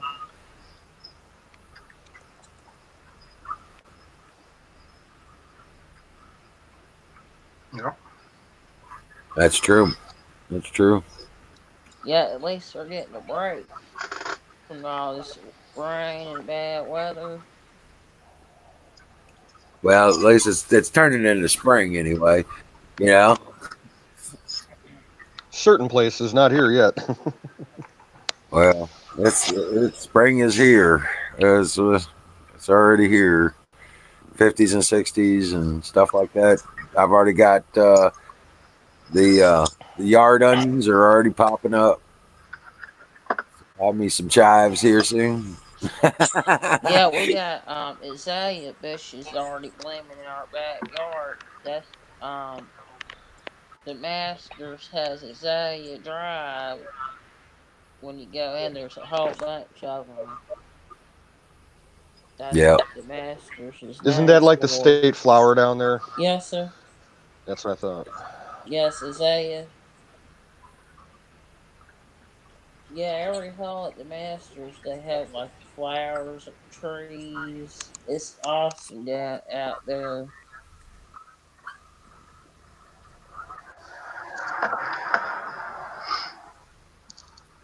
I've Yeah. never made So it down to South Carolina before. I'd like to sometime. Yeah, the hunting laws are a little stupid. You have to do all kinds of. You got to follow them perfect. That's the I'd thing. like to go down to Charleston sometime, just see the historical districts. And I hear they got Yeah, a lot of really good restaurants down there too. where the main battle is, that's where people used to sit on top of the old buildings back in the day and watch Charleston getting bombed by Fort Sumter. Yep, Yeah. they used to sell slaves at the down there too at the little park. Bless you. thank you. Oh, good lord. Yeah, I know a lot about Charleston, the history. Oh, crikey. I want to say I saw an article a week or so ago. The U.S. Coast Guard is going to be combining a bunch of stations and units somewhere down there. It might be Charleston, somewhere on the coast down there, and they're going to be um, basically making the largest U.S. Coast Guard base in the country down there. So Yeah, I there's going to be a seen it. lot of jobs going to be coming and everything. We got two more cyber buildings coming to Augusta. Cyber Command.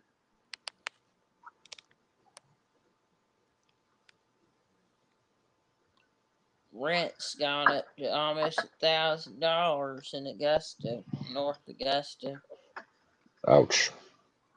Yeah, the military's in that. Luckily, our landlords we pay $500 a month. We've been with them 26 years.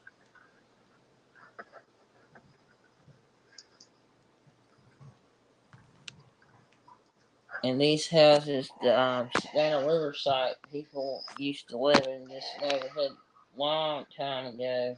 This neighborhood was after pre-war and after war. That's how long this neighborhood's been in North Augusta.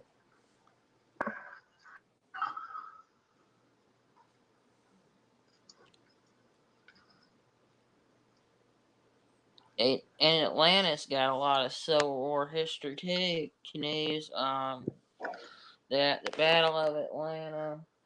They Yeah, didn't they burn down the whole fucking city? Oh yeah, they burn it. They burnt eight.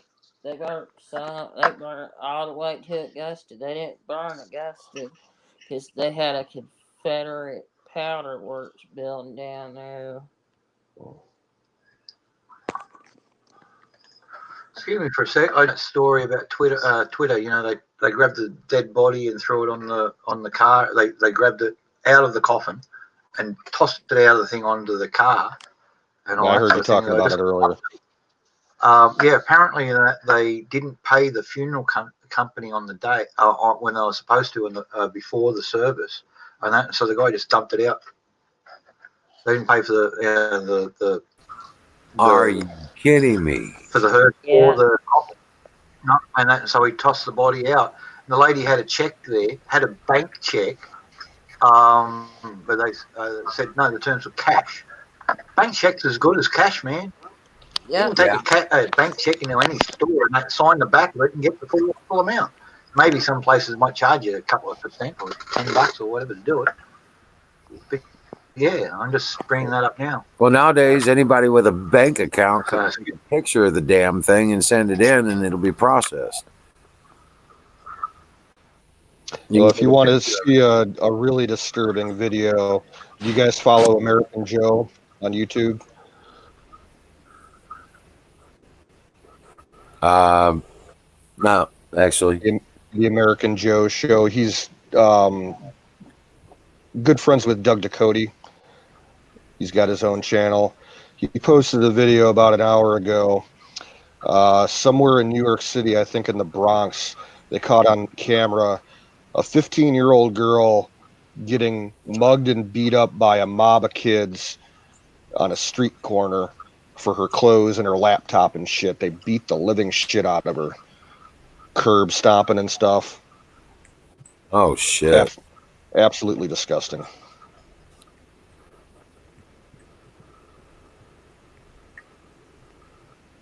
Oh, jeez.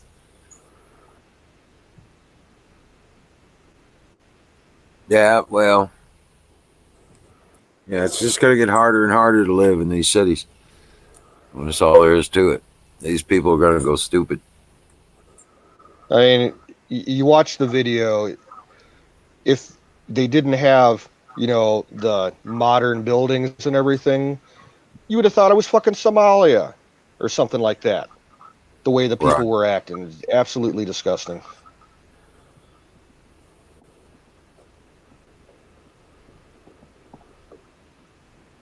Yeah, nowadays you can't go fishing by yourself. You have to have a buddy go with you. Because you never know what somebody else do. Yeah. Yeah, You'll have that. Tro, that's the deal with the libtards. There is no tolerance for anybody that has a different view or position than they have. And they got nothing better to do than to ban you from their channels. It's just ridiculous. It's absolutely ridiculous. Well, my friend's got a 9mm down there at his house, and he keeps it by his bed.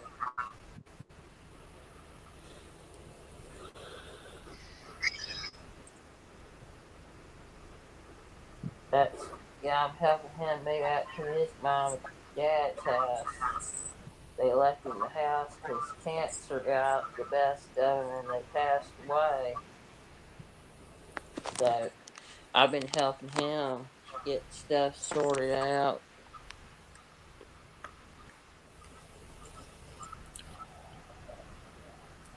We went out today looking for some stuff for the house.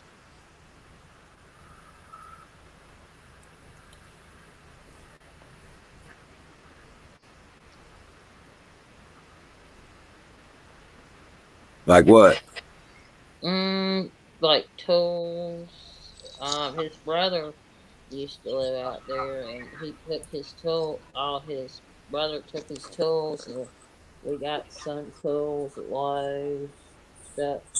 He got a new carpet cleaner when I Mm. went to Academy. Yeah. Time to spring clean. what's that one there? Oh, that's the video I was talking about. New York, the girl that got her ass kicked. Oh yeah. I saw that. About 15 of them came up there and stole her shoes. Yeah. Stole her shoes, stole her laptop, ripped her hoodie off. Yep. They They were jumping on her chest, kicking her head. Yep. Hey, You know what that video is? It's a perfect example of why you should legalize 30-round magazines for your fucking gun. Absolutely. Now, 15-year-old girl attacked by 15 blokes. apparently black lives don't matter very much to black people because they're all Exactly. black, so was she. Mind you, she was a bit lighter than them, so I could see. Maybe that was it. She wasn't dark enough, so that would made it okay to attack. Or she was just a woman, and there were, just a bunch of fucked up, angry guys. Well, they're robbing somebody for their shoes, man. That's got to be low. That's Middle Eastern. Seriously. Are we all turning into Muslims? That's the shit they do over there in Iraq. Fucking Baghdad or wherever. Yeah, and India too. They had all that problems a couple years ago with the women getting mass raped in the trains and the buses and Oh shit. yeah. This is what they do in Europe, and then they cover it all up. Sweden. Real outdoors, welcoming, mate. Yeah, look, libtards, fucktards, whatever you want to call them, they don't argue and they don't use logic. They don't debate. You and I might disagree on something, but we can have a chat about it and all that sort of thing, carry on like decent human beings. I might learn something from you. You might learn something from me along the way. That's what discussion's all about. These guys don't discuss anything. They got propaganda, and that's all they got. So, mate, you're 10 times in front of them because you've got a working brain. You're way in front of them. They don't have that. They've got a memory device that someone fills up full of shit, and then they espouse it. And that's all they got. Yep, that's all they got. They have no intelligence, they have no knowledge, they have no experience, they have no reference. No critical thinking.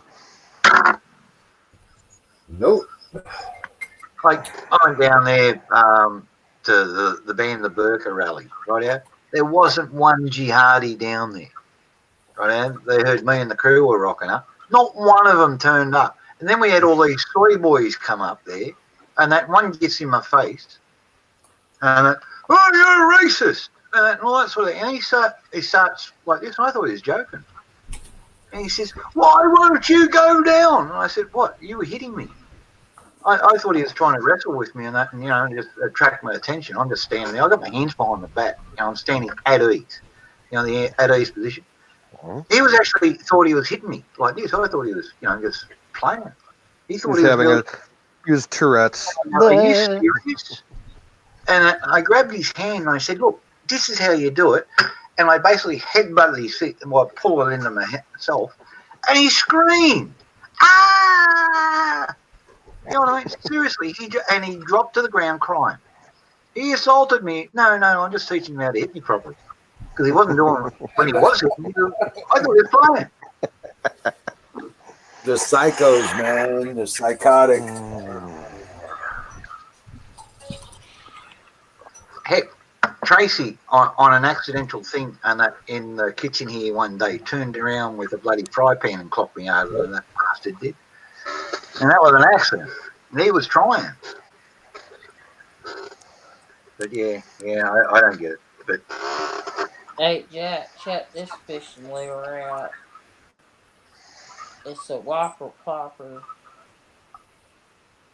the yellow bit that's hanging on the end, that moves. Watch your finger in it while you're doing it because it's awful close to that treble.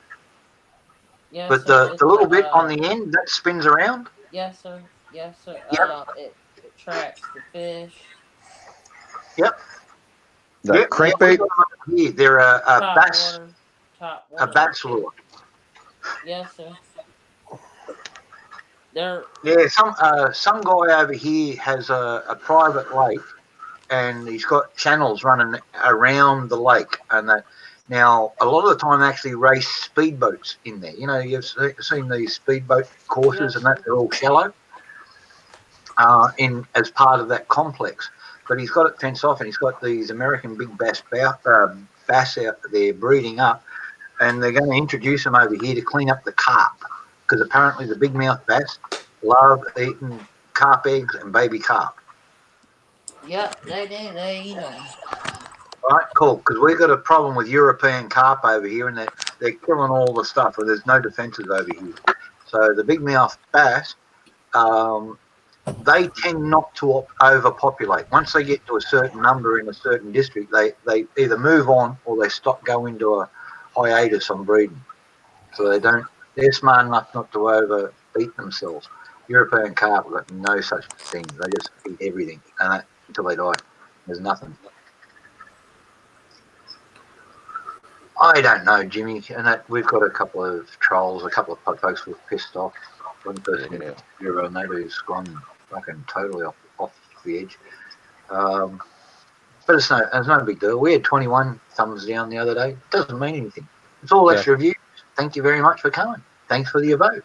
Thanks for the extra. We're getting up there anyway.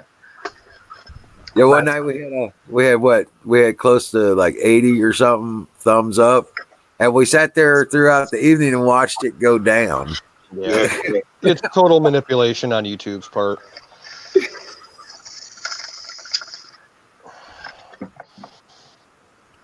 Those numbers don't mean crap. Sometimes, and then there was it last few days. We seen like there would be like 27 or 30 thumbs down, but when you go after the show's over and you check the video, it's showing like only like 4 or 5. You know, so I was like, "What the hell?" When the fish over here got things like dragonflies and all that sort of thing to eat, they don't eat carp. Carp works out good in salt water because out there, any sort of meat in the water will attract stuff, right? Yeah, so stuff will eat it out in the salt water. But if you're trying to fish here on the inland river system using carp as bait,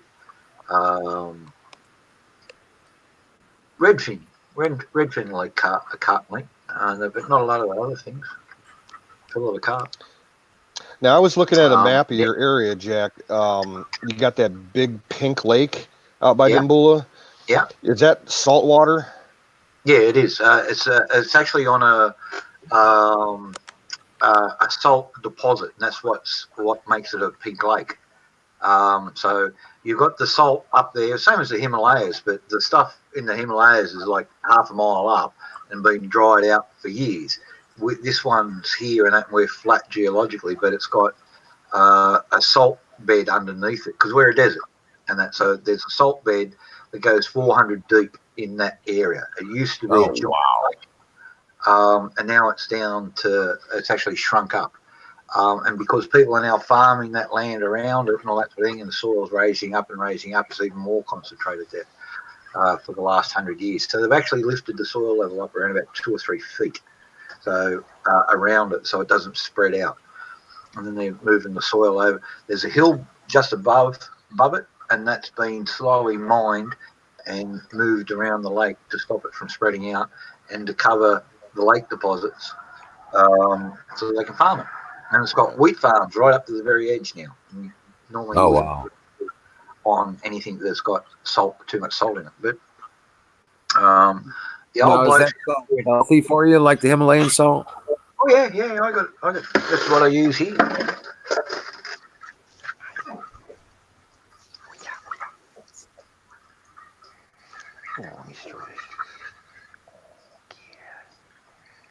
Scritches for my kitty.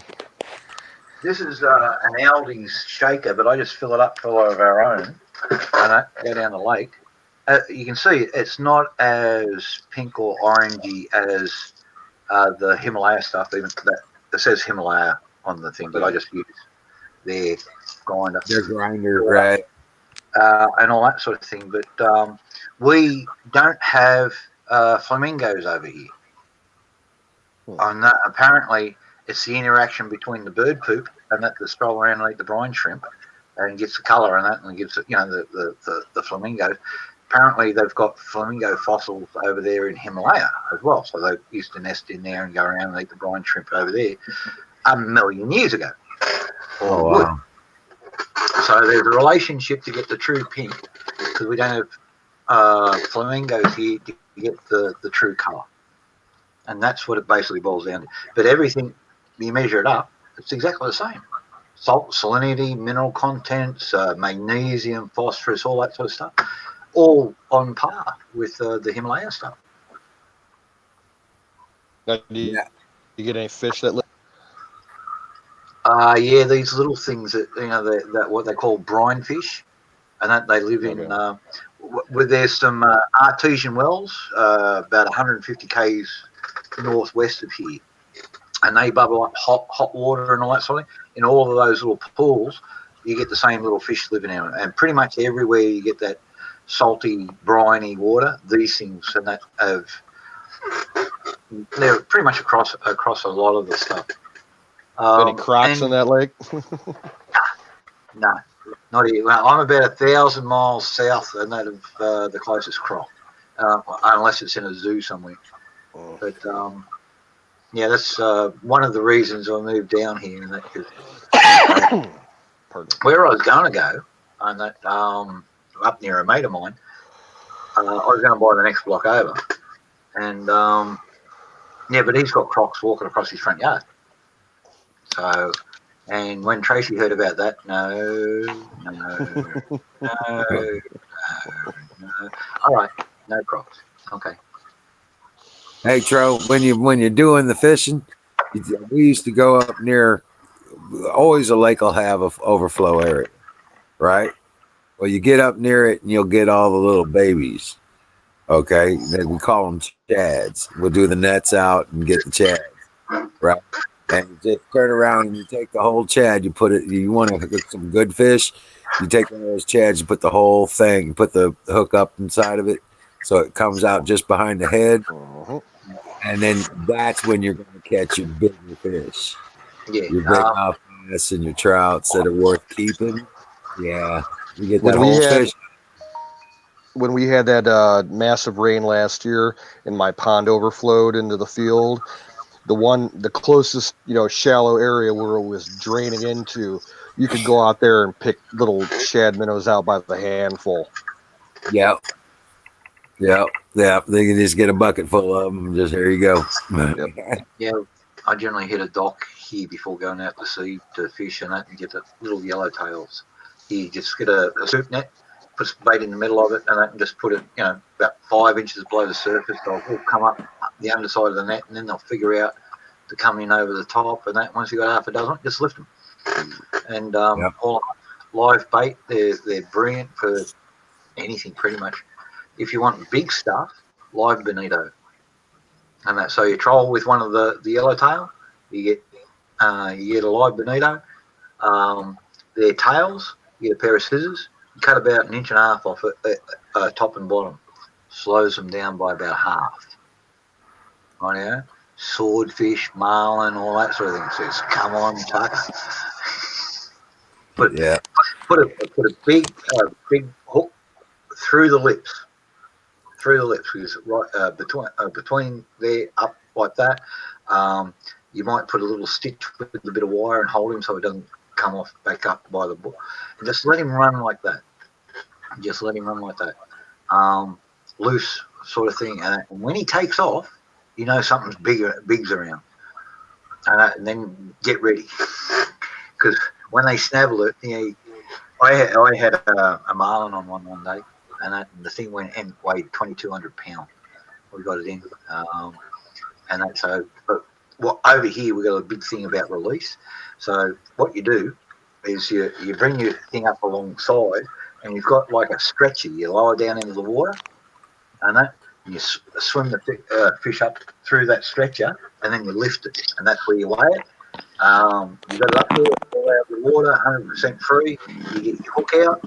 And that, even if you've got to get the bolt cutters and cut the eye of the hook off, the rest of it will go away. And that, lower him back in the water, open up the front of it, and he swims out and he's off. Right. So it's a big industry out here. So when you've got a class big fish like that, you want people to catch them half a dozen times. And I've caught fish with 2 or 3 bloody rusty hooks in the mouth and that, and you can see a couple of holes in them in there. They're tough buggers. So, why not let somebody else enjoy it? And they love the chase too. Just sit up there and that with a whole pile of no hook baits, and then on the way and just watch them pick them off. So you basically just got a piece of line to like the tongue or the inside of the thing or through the jaw, and that sort of tear out. And it's fun to watch. They come up, and the other thing you do is a friend of mine's got a GoPro, but he's made like a torpedo front for it, so it gets towed backwards. So it's there, and the GoPro's looking backwards in this chunk of pipe that's got a nice nose on it, and stuff comes up and grabs that. You know, you see them tailing it all the way. And then they'll come out and bite it. And no, that's steel. That's a bit hard. No, fuck off. They'll come up there and they'll follow them up. Amazing amount of stuff. Mahi, dolphin fish. Oh my God, I love mahi. Yeah, Yeah. me too. Those things. They'll come up there and they'll bite once, and then you think, that's a bit hard. Oh, give it a go though. Come back 2 or 3 times. Getting them out of the water is another thing. You got to let them wear out. Yeah, because they're just a big ball of muscle. But they taste so good. Good.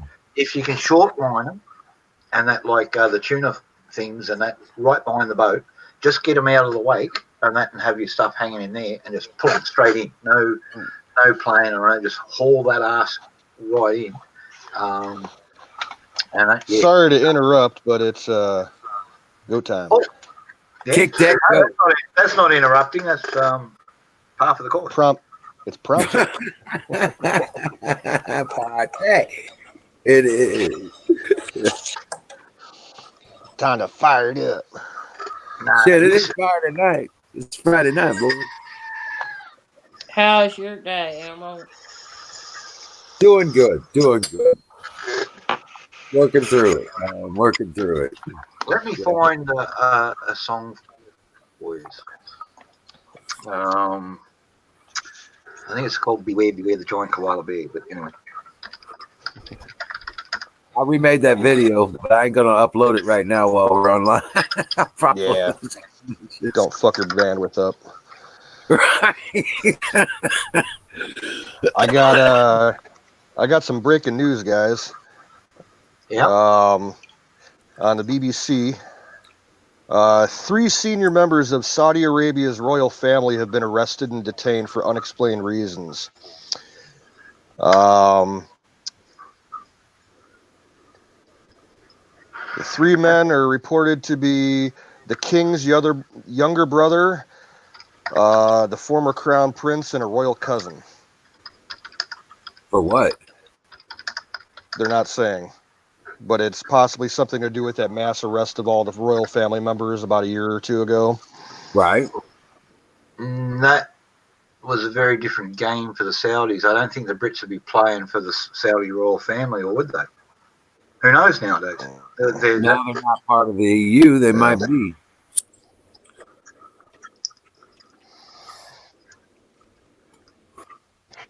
Well, I know TwitchCon in overseas was canceled.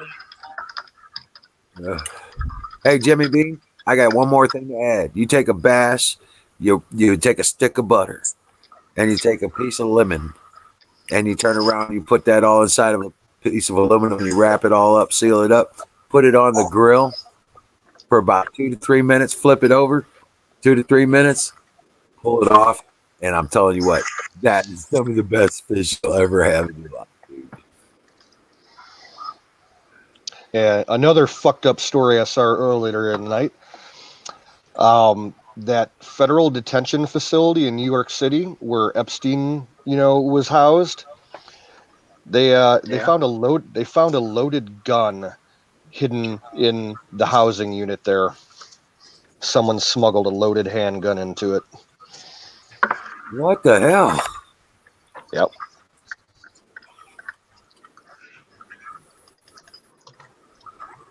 They're going to end up shutting that place down. Yeah. Way too many problems. Well, they're corrupted now, so everybody associated, in the chain of command there needs to be fired. Yeah. Licorice and fennel oil. That sounds interesting.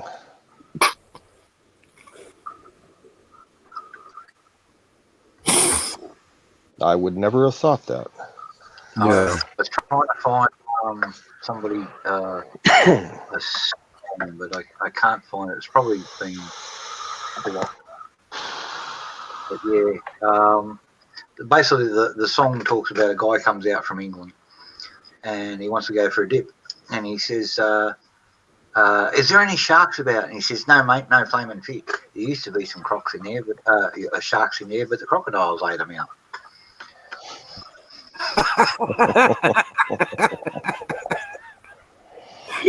Right. Yeah, and then the guy walked on water.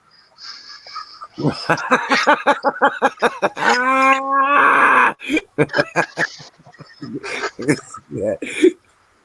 So there's an old, it's an old Australian beer drinking ditty. Beware, beware, the wild koala bear. It's 10 feet tall, and that's not all. It's covered with orange hair. Beware whatever you do of the man-eating emu.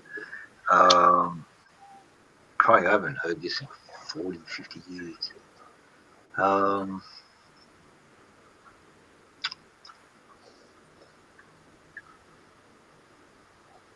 Yeah, I forget. But it used to have a lot of F words in it and all that sort of thing, so there's probably no YouTube version still about. But it used to be on albums. You used to buy them on, LPs, and it was 10 songs on it, and just general garbage on the other side. So yeah, Goat Rodeo. All right, I gotta Have you refresh. ever been to Goat Rodeo? Goat rodeo. Serious? Google Goat Rodeos. Oh, I believe it. Goat Rodeos. Yeah, I've been watching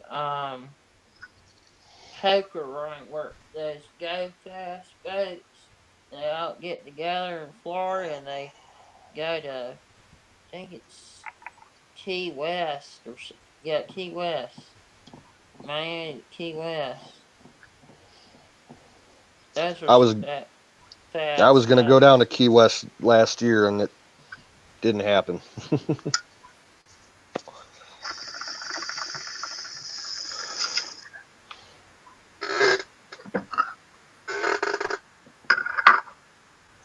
Yeah, they're cigar boats.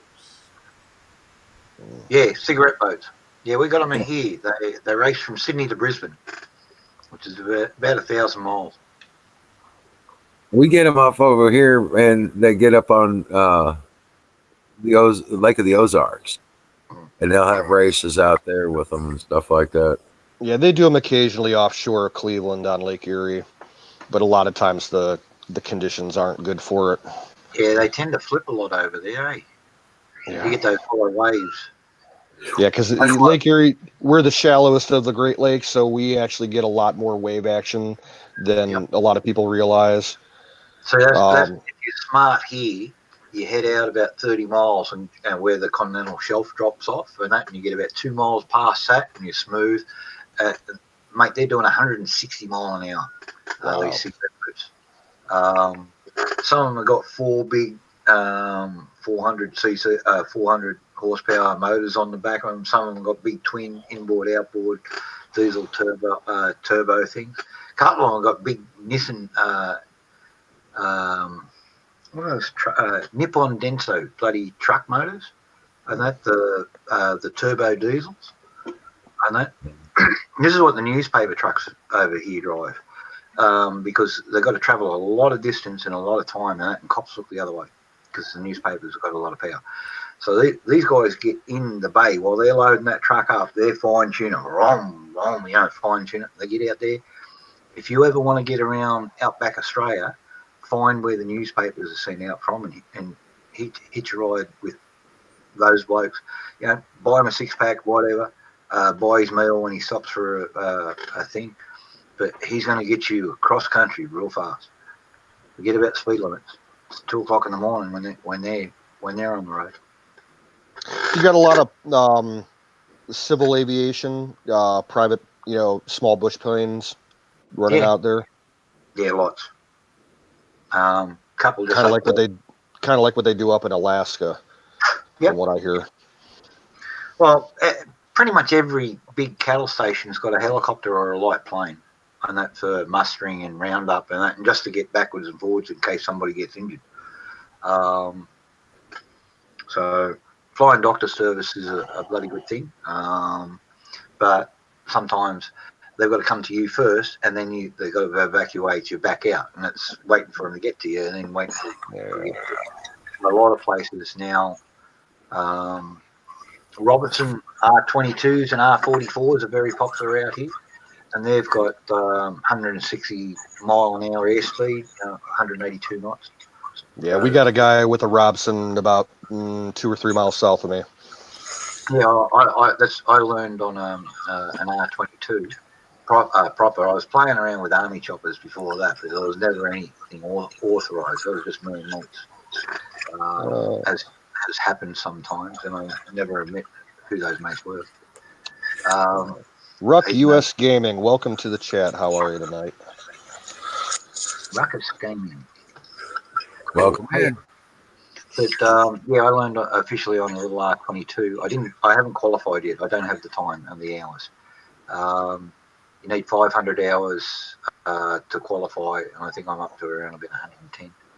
So it'll be a while because it's not cheap, and I don't live up where I used to anymore. So for the last coming up to 4 years, I've done half an hour, and that was in wasn't even in a chopper. I took up Phil's plane for half-hour fly about and had a look around the area, took some photos and that, and brought it back down at the back of his place because he's got an airstrip on his property.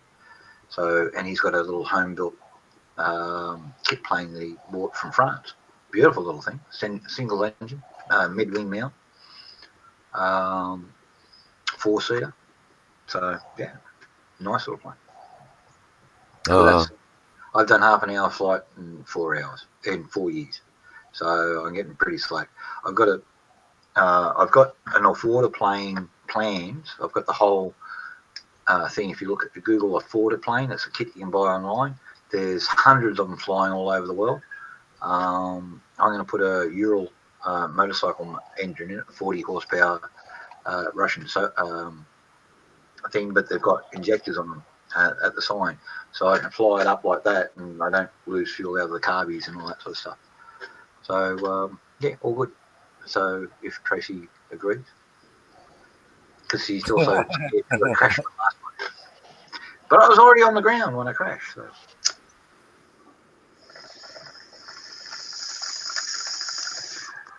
But that was a. Now, I was going to tell Bill, I was like, yeah, I've heard about the WD-40 thing. That's yeah, I've heard about that before. I'll be back in a couple minutes. I haven't flown any as big as a Cessna. Well, I have, but you know what a Plateus Porter is? A what? Plateus Porter, made in Canada. I don't think Wester's got no audio. I don't hear him. You can't hear me? No, I hear Wizard okay there, Zoom. Oh wow, you may need to refresh your connection there, Zoom. Yeah, refresh your connection there, Zoom. Yes, sir. Yes, sir. All right, see you in a few. But yeah, Plateus Porter. It's a high wing mount, but it's got a 1600 horsepower bloody motor on the front of it. Oh and shit! it's just this pipe frame with either plywood or stretched plastic over the top of it. You can get different models. So you can get the big beach tires and all that sort of thing. But do you remember a movie called Air America? They were flying around in Laos and all that sort of thing in these stupid single engine planes. Yeah. That were legal to fly in the US.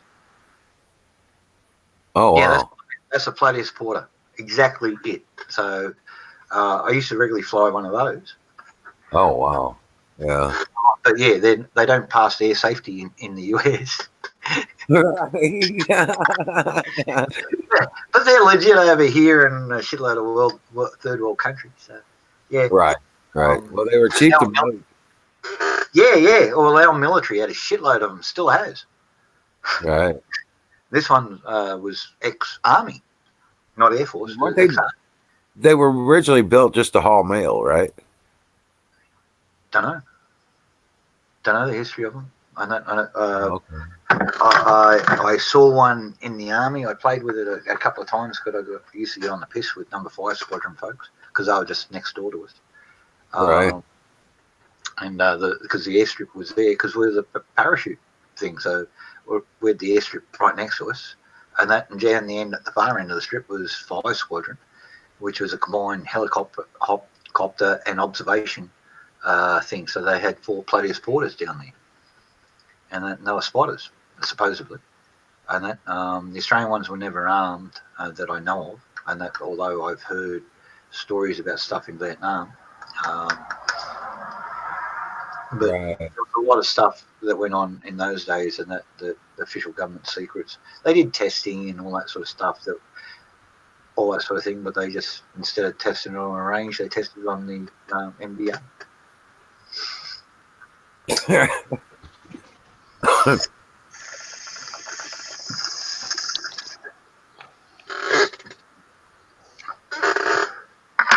Yeah, well, you can see what you're doing then.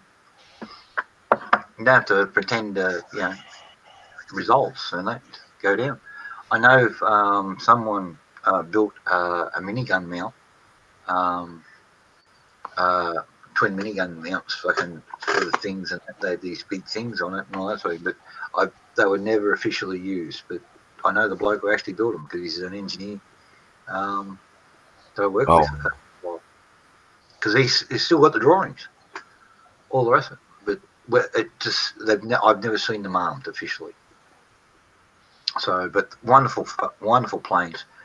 In New Guinea, you can cut yourself a landing strip no more than 100 yards if your slope's right enough, and you just come out and you land up the slope, and just keep it going until you get onto the flat bit, and all you need is enough to turn it around, drop off your passengers, drop off your fuel, and all that sort of thing, and then get everybody just to push you off the edge again, and gun it on the way down, and off you go. Right. 21 mile an hour stall speed. Fucking brilliant. Wow. That's empty, and that it increases the more weight and freight and all that sort of stuff you got. But with half a tank of juice and just the pilot, you got a 21 mile an hour stall speed. It's as good as the old German Storch, which is a little spotter trainer that they had.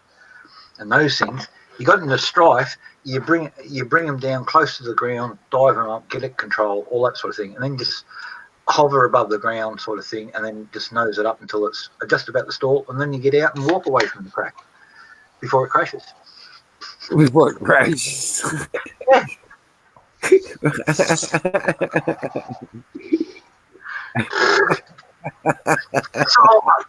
See, all these people are getting in these super high performance planes, and they take off in the hundreds of miles an hour sort of thing. You've got to be having a ground speed of like 200 miles an hour before you take off. Fuck that. Right. Yeah, no shit. You know what I mean? No, I want something that I can survive and, come down. It's not going to fall out of the sky if I go under 100 miles an hour, you know what I mean? Right. I make it down to about 25 miles an hour. I can survive a 25 mile an hour impact. Just bail out. Right. That spot looks good. Yeah, I'll jump there and let it hit the trees. So that's sweet. That's all good. That's it. I got 2 photos I want to share with you guys. Yeah. All right. Little background. Back in the 80s, the Air Force and the Navy were doing some joint exercises, and some sailors and airmen were taking pictures. They took a B-52 bomber and they buzzed an aircraft carrier. Yeah, cool.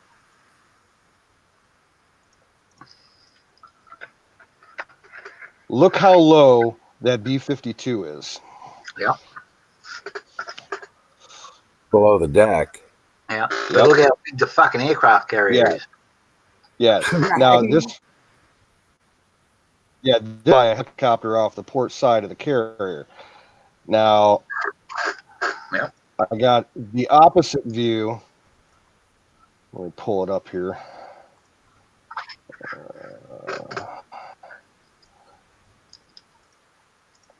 This was taken from the carrier.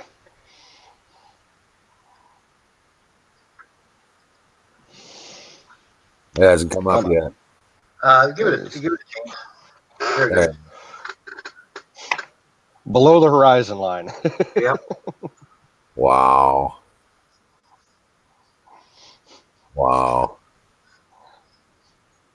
Hey, look, I've seen them over here, the big buffs, and that's what some of them pilots, man, they treat them like fucking fighter jets. Seriously, they get out. Oh yeah. We've got a thing called Kings Canyon out here, and it's a narrow winding canyon, but it's got a 40-kilometre, about 30-mile curve.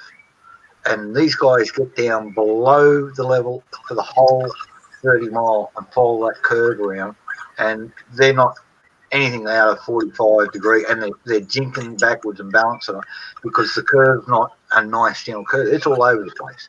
But the general thing on the satellite map up there, it's just south of Tyndall Air Base out there, and the Yanks love going down there, even though they're all being banned from it. But they get down below the radar there, and nobody can see what they're up to. They do a similar thing over in the UK, in Wales. They call it the Mach Loop. Yeah, the Mach Loop. They do. I've never seen B-52s do it, but I've seen C-130s and a bunch of fighter jets. It's mostly fighter jets. Yeah, it's the most popular thing for all the aviation fans. They're all camping out on the hillsides with their high-speed cameras and everything. Yeah. Sorry, Bill. I know, Awesome. I must have missed you. I know if you asked earlier. Well, we had the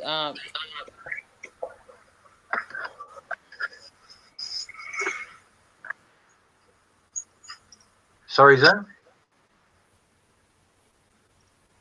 Oh, he fell out. He locked up. Yeah, he cut out mid-word there, and that note. Yeah, I was like, oh shit. Yeah, no, we get some.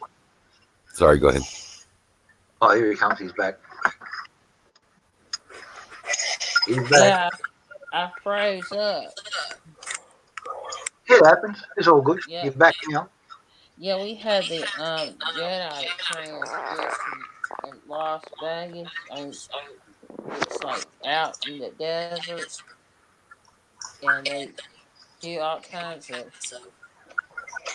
stunts through a canyon. Right.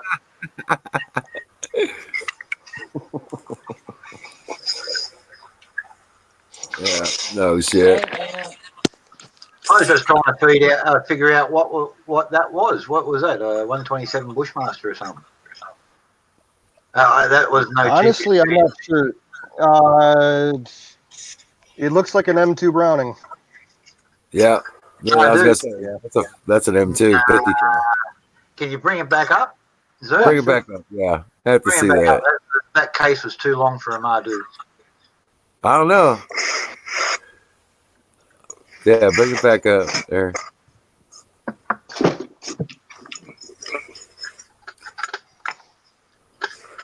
Because I always like looking at good-looking girls with guns. No, that's just the loader on it. Yeah. Sorry, it's got and the big fancy mount and all the rest of it. Yeah, that's got me stuck. Right, the feeder. That's a Mardu. Yeah. That's a Mardu. That's a Mardu. Yeah, that's a Mardu. You can tell by the handle, back by the trigger. It's on the very back, and you got the thumb. That yellowy color frame came back and looked like it extended the box. So basically, you got this big rectangular box, and at the top lifts off, and that's got your feed mechanism for the front. Up when you lift that up, there's a bar that goes up. I know the 50 cal pretty well. Yo. It looked like a door gunner. Yeah. And next thing I was trying to figure out was the craft. Oh, hello. Hello. Those are badass, dude. I've seen This is some a of that. that's a do yourself project that I would love to try sometime. Oh, we're going to go What this are way. those? Those are mini 10s, ain't they? Little AR-15s. Are they AR-15s? Yeah, just Yeah. laying side to side. They're Yep, with 223. like beta C mags. So you got 200 rounds there with the hand crank. Oh, I thought they looked like Mac 10s at first. I was sitting there going, yeah, because you get those barrel covers on them, on the Mac 10s with the 10-inch barrels, and yeah, those things are badass. But I was just thinking that's I want one probably at what, 9mm. I want huh? one that shoots cheap ammo, like 9mm, Oh that I yeah, can yeah. crank it. Do an AR-9. Yep. Oh, actually, it's a 9mm Gatling gun with crank operated, and they sell for $800 US. Hell, you can get a machine pistol. Just trying to think of You can get a machine pistol conversion for a block. the amount the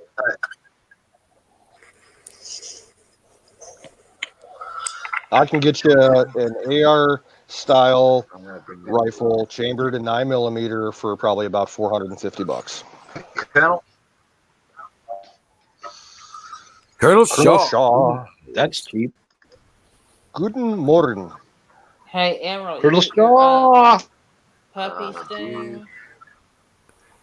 Yeah, well, not till the end of April. Another 2 months. Yeah, it'd be Johnny cool. I like to 5. see them. I'll go down there here. I was supposed to go down this weekend, but I didn't get down there. But I'll be getting down there soon and see the puppies. I'll take some video with them. Guten Morgen, you bet. But yeah, no, I tell you what, I've seen some of that stuff, man. And it's like they got 100 round magazines and stuff they sell. In fact, I got to get a hold of the Oath Keepers. I'll let them know. I'll sit on a table at one of the gun shows around here for them because I've done that in the past for them, and uh, gets me in the gun show free.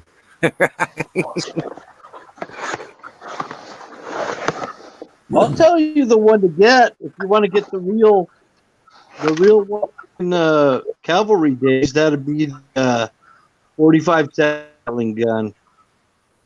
Oh shit! Look at that. Whole lot of whoop ass. What's in that? That's 5.56, 100 Nice. rounder. Yeah, For they used a AR? Gatling gun in the Yep. war wagon. I bought this about 3 days after the Dayton shooting because that's what the guy was using, and I was worried that ATF was going to ban him. Oh shit! Yeah. This is the professional one, the original Beta C mag. They're not cheap. This thing cost me about $260. Wow. Right. Well, I But it's heard got a that. lifetime warranty on it. I heard that guy that worked for that did the Las Vegas shooting. He worked for Lockheed Martin, which built the SR-71 Blackbird. And a whole lot of other stuff too. Lockheed has a wide reputation for cool shit. Yeah. They did the B2, didn't they? I think so. Didn't they do the B2? Yeah. I know they did the F-22, and they're I think they're with the F-35 as well. They also built the 117s. I love the 117. It was such a sweet fucking plane. I know. And now they're using it because it's hydrogen drive. They're using it for the spacecraft. I've been looking for more ads on that stuff, but you can't find it. No. I can't find nothing on it. Well, Dabo. I've got a picture for you. Hang on 1 second here. No, more like 1 minute. Well, I know Dabo7 posted a picture of two aircraft hangars at Area 51, and they had the airplanes halfway out. And the satellite caught them, and they took a picture of them. Mm-hmm. Oh shit, Bill. Yeah, that's the AK mag for Korea. Yep. That way in Korea, I think. Yeah, me in Korea. Yep. It's a 75 steel one. rounds. Actually, these are the kind of sought after one. 75. I ain't That's a playing, rule dude. trick with one of them, and that you only ever wind them just a few clicks in front. Check out Put them this in, and that thermal pattern. That's cool. That's my camel pattern I was experimenting with. cool. That's looks like I got that medical idea from gauze. Russians. Yeah, it looks like medical gauze. Yep. That's actually pretty cool. Looks reptilian. Uh-huh.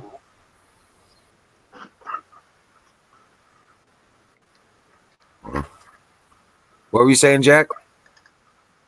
Oh, I know. If Those are everybody's AR playing mags. that. I'll show you one of the things that I had to get rid of before I got rid of it. Did you say you had a Aim canoe? five. Did you say you had a picture of some 117s? Yeah, I'm trying to get it up. Give me another minute here. All right. All right. It's being difficult. Oh shit! I got the wrong fucking picture up. Sorry, that's the manual. Oh shit. Yeah. Rear loader. Og. Yeah, that's badass. Yeah, that's what I had to get rid of. No I shit. did Get have it. these. Ooh, I This like is That's beautiful. It is. It's a Stand. gorgeous weapon. How many? That is a fine weapon. yeah, that was a semi-auto version only though. That was the civilian OS style. So that was the semi-automatic version of what we were making here. They were only legal for 2 years before the gun ban. So I had it 11 months. Oh right. Wow. So manual, I bought the short barrel kit, which is legal over here. So I had a 9-inch barrel and a 16-inch.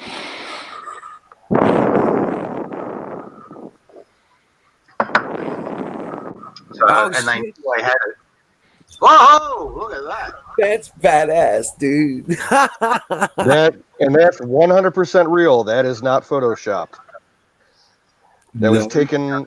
What is it? The photo was taken inside a KC-135 tanker plane from Columbus, Ohio, and I think that was the plane that's painted like that. They did that on the third production model of the Nighthawk, and they only kept the paint job on for like 2 weeks before they returned it back to normal. No shit. Yeah, That's just fucking badass. It is so badass. big part of that paint, and that is the radar absorbing and energy draining part of it. On that, because they've got thin filament wires that they actually paint into it. Mm-hmm. It's a flying Faraday cage. Yeah, pretty much. And that, but like, what was that guy, Ronald Delmond? And that he was a prick who got caught selling all the fucking secrets to the Chinese under Obama. Delmont, something like that. Yeah, I remember hearing about that. Hey, you know he's out now. He did 18 months. They You know who else is out? 76. Oh yeah, the gay transvestite who tried to sell all your secrets. He's now got another book deal. John Walker Lind. Lynn? The American Taliban. He's fucking out. Oh, you're kidding me. He's been out for almost a That's year, got I think. stuff going on. Hey, people may say Australia's fucking backwards, but we hang those sort of bastards. I At know, least we it's disgusting. that. If I ever I- saw that guy out on the street, I'd 6 shoot him in the years. fucking head. 6 years since. I wouldn't have tortured him. But we had some I'd torture Sheila over here and that Lebanese and that just go all hardcore and supply fucking Hezbollah with fucking a database of where every Australian intelligence guy was around the world, what they look like, photo, all that sort of stuff, and Hezbollah was selling it out the left, right, and centre. They made a lot of money off that. They hung her, and that's what it should be done. Yep. We lost what 18 guys out of that. They just disappeared, never to be seen again. And everybody else, we tried to get everybody home real quick, and all of their careers are fucked. Yeah. Right? You spend 5 or 6 years training up an intelligence agents, maybe another 6 years to get him in place, and that so you can protect your fucking nation. And some idiot in the public service goes out and sells it all out. That's a very nice looking knife, that one. I know the mark. it's an imposter. It's an imposter It is? blade.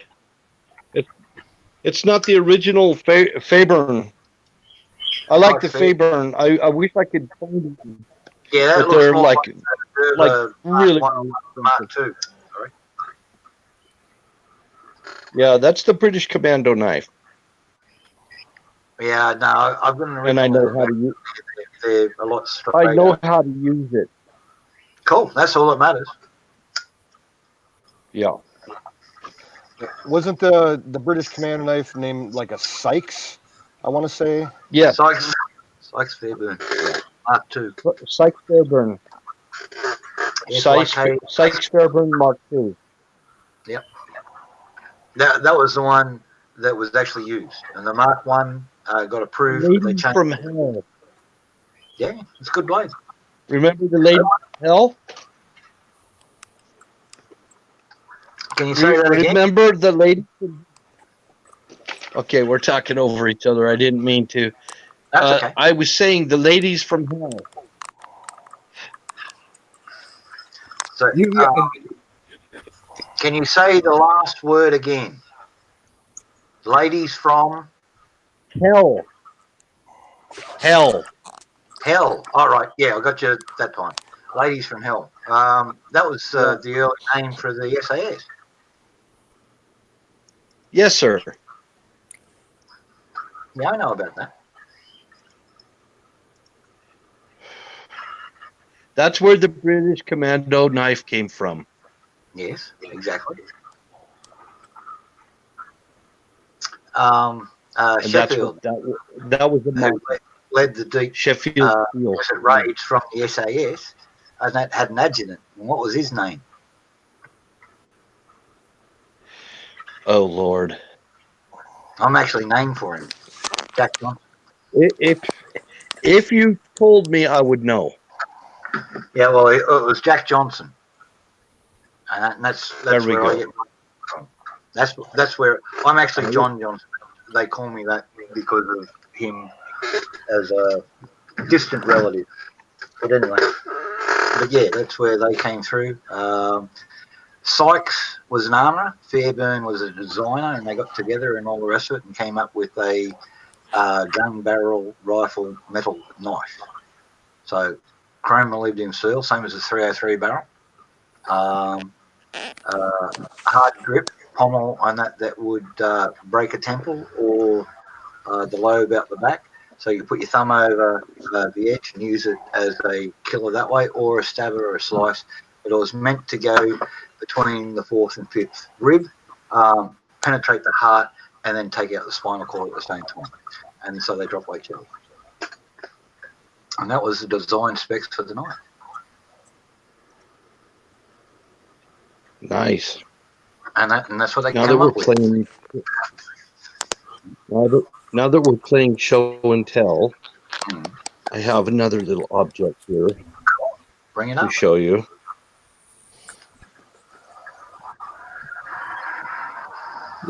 Nope, and he's gone.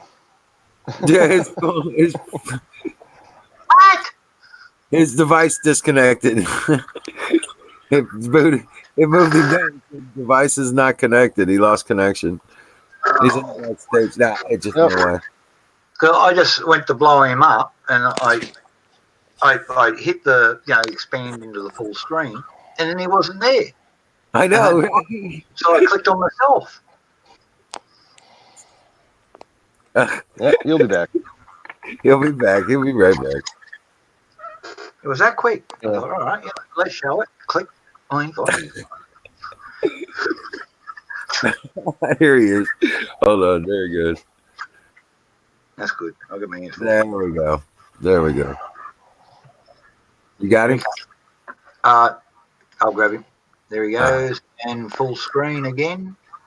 Foo squeeze. Okay.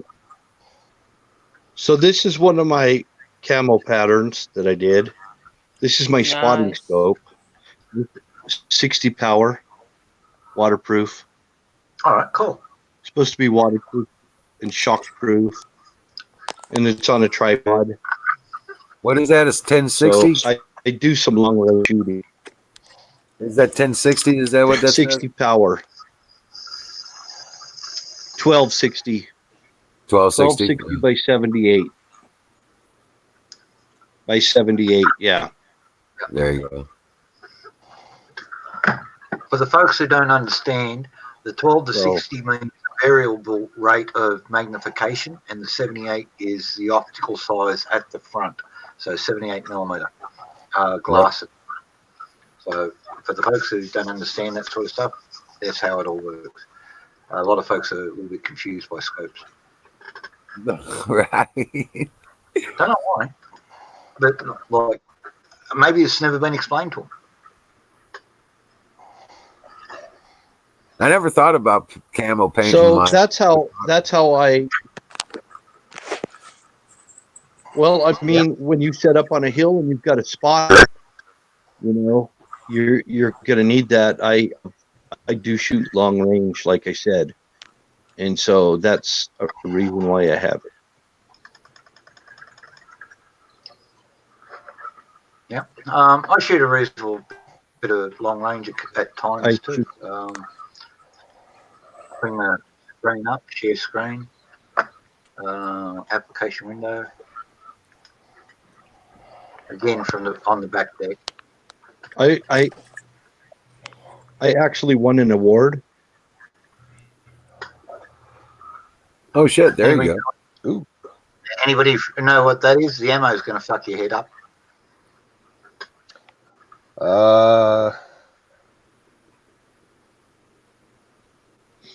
Is that 338 Norma? It looks like a 308. But the rounds stuff you up, right? It's a short 50. Yeah. It's a short 50. I thought it was. It's a wildcat round, short Okay. 50.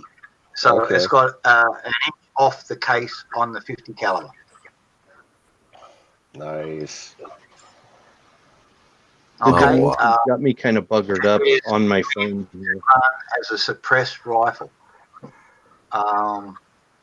Like it will fuck up your day at 600 yards, no drums.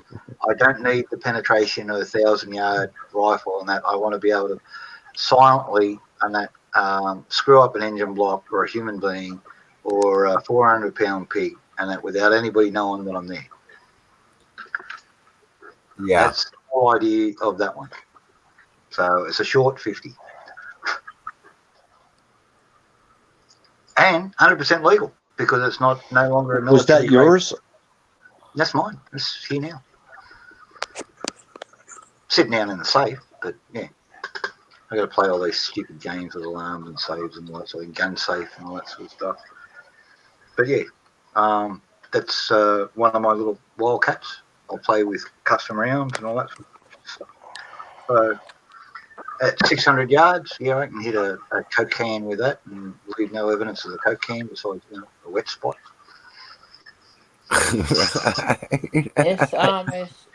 It's 1 o'clock You're for me, really- so I'll fix to hit bed. I'll see you next time. Alrighty. Thanks for All dropping right. in, Bait. See it. Take care, Zoom bait. Yeah. Yeah. I'm gonna have to Thanks for duck off coming. too. It's almost telephone That to was your Tracy. bait. Yeah. All right. Give her our love, Yeah, and I'll be I'll back. see you when you're done. Yep. So we'll be here. You'll be good. But yeah, everything doesn't have to be overpowered, and that sometimes, you know, I got 338 Lapua. It's a nice round, all that sort of thing. I used to have a 50 BMG. That was lovely, but I had to hand it in. I got a 416 Shaytac. That outdoes the 50, and it's legal here because we've got idiots. But the short 50 for pigs, it's a brilliant round. It's not overpowered. You can actually harvest meat from the bloody thing, or leather, or whatever thing. It'll penetrate the heaviest things, and it's good at 600 yards average. I've done it out to 800. After that, it gets a little bit wobbly. Rightio, and that's a very heavy projectile. It's a standard 50 caliber projectile and all that sort of thing for the round.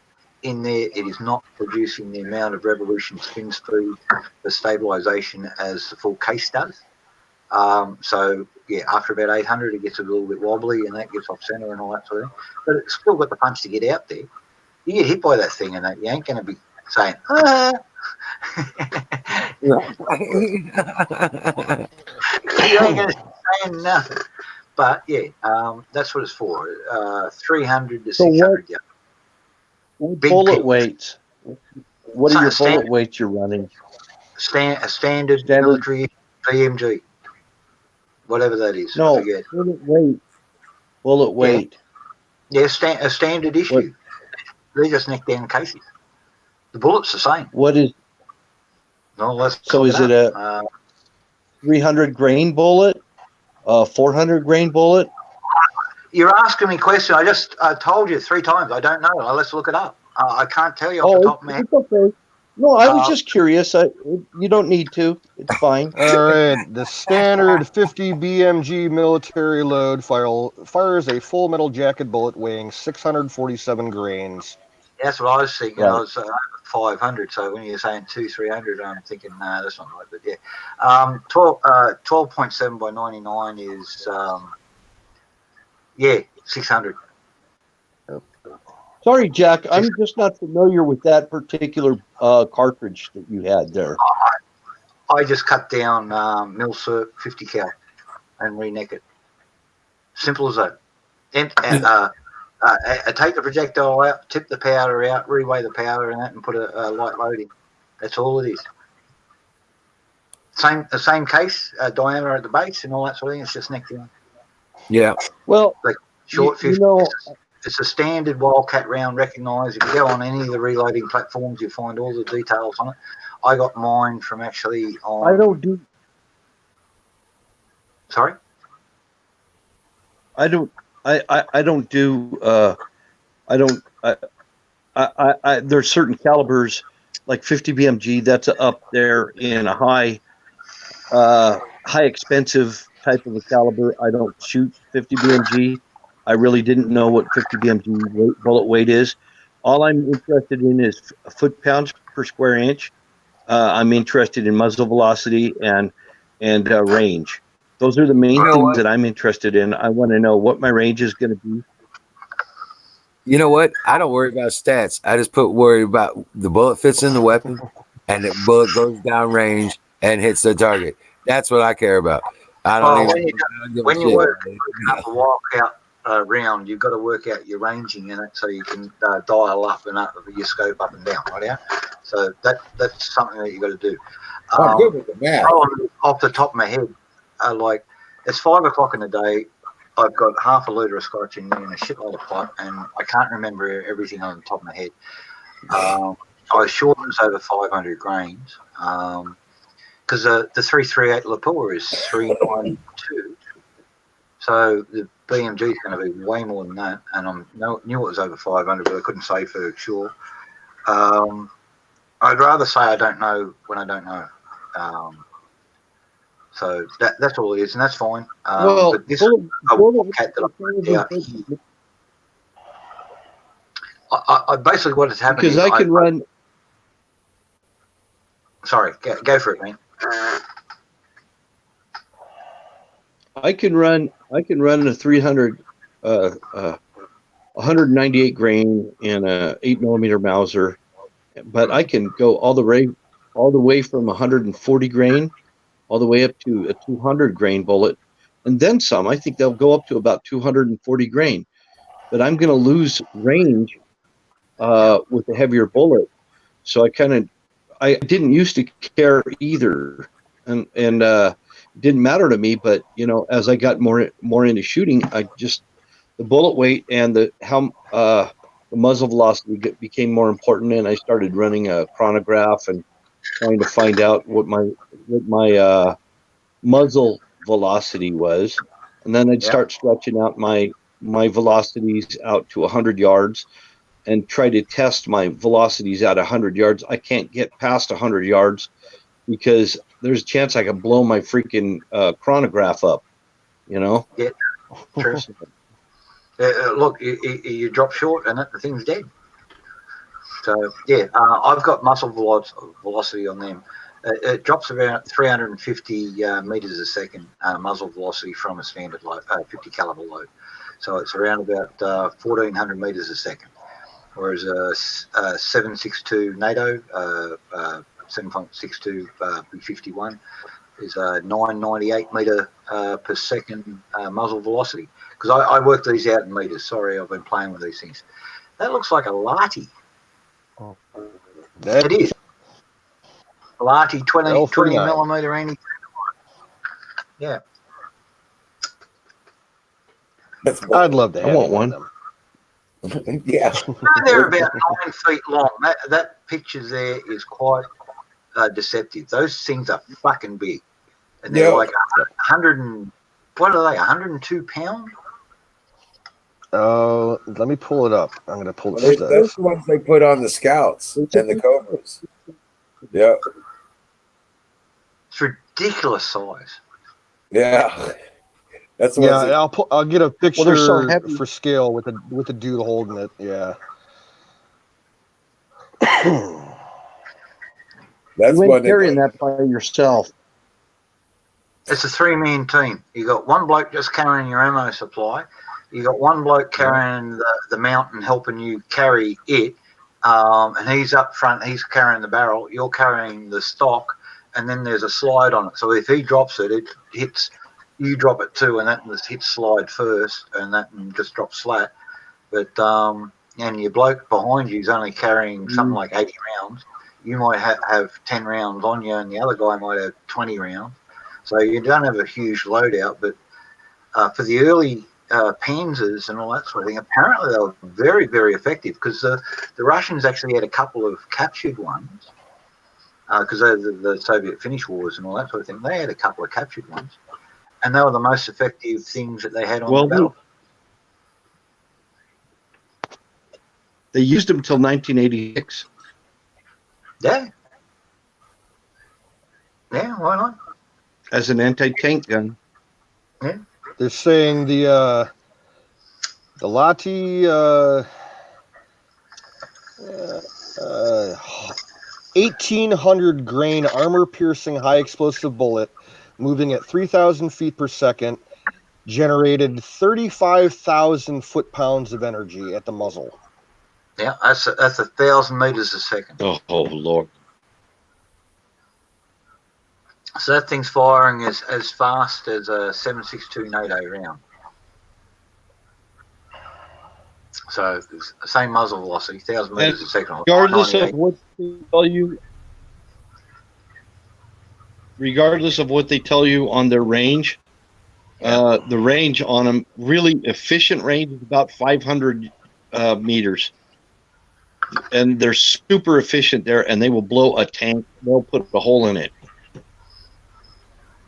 Well, we had two, the Russian, the anti-tank rifle, a single shot, out here that we were playing with, and to be honest with you, this is for scale. 300 yards. and that is what we figured out to get through 3/4 inch plate. Well, that's 18mm for folks who are asking. Yeah, that's a big gun.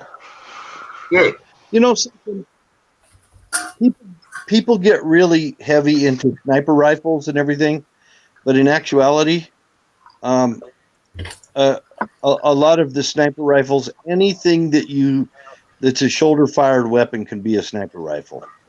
You yeah. know, Oh, look, I've got an Quigley old Down Under used only. sharps.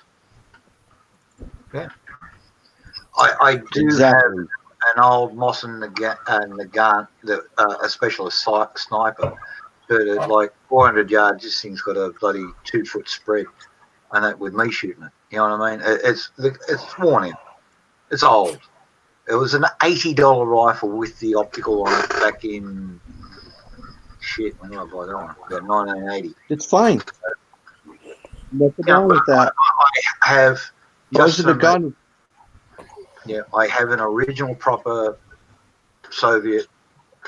You know, it's designated as a sniper in there, and that. So I have one, but it's not a real good one. My other Mosin again is far more accurate, but it's just an infantryman's rifle, and in fact, it's an 1898. But it was the reserves, and that so never saw much use. It was with a guards unit, and that's the history of it, because it was all the in back before 31, I think. They used to have these wooden blocks, and they'd hammer them into the stocks, and they'd all the unit. And so you had this stamp. They'd stamp it into the wood. So You ever use a Dragunov? used to own one, and carried one in Cambodia for a lot of years. I picked one up off the Khmer Rouge, and that was handy. That was very handy. I wouldn't say they're a great sniper rifle. 600 meters, 700 meters of pushing it a little bit. Yep. The Egyptian one that I played with in the Middle East, there was one that your folks, the Americans, were showing us when we were in Saudi on Gulf War One. They had attack.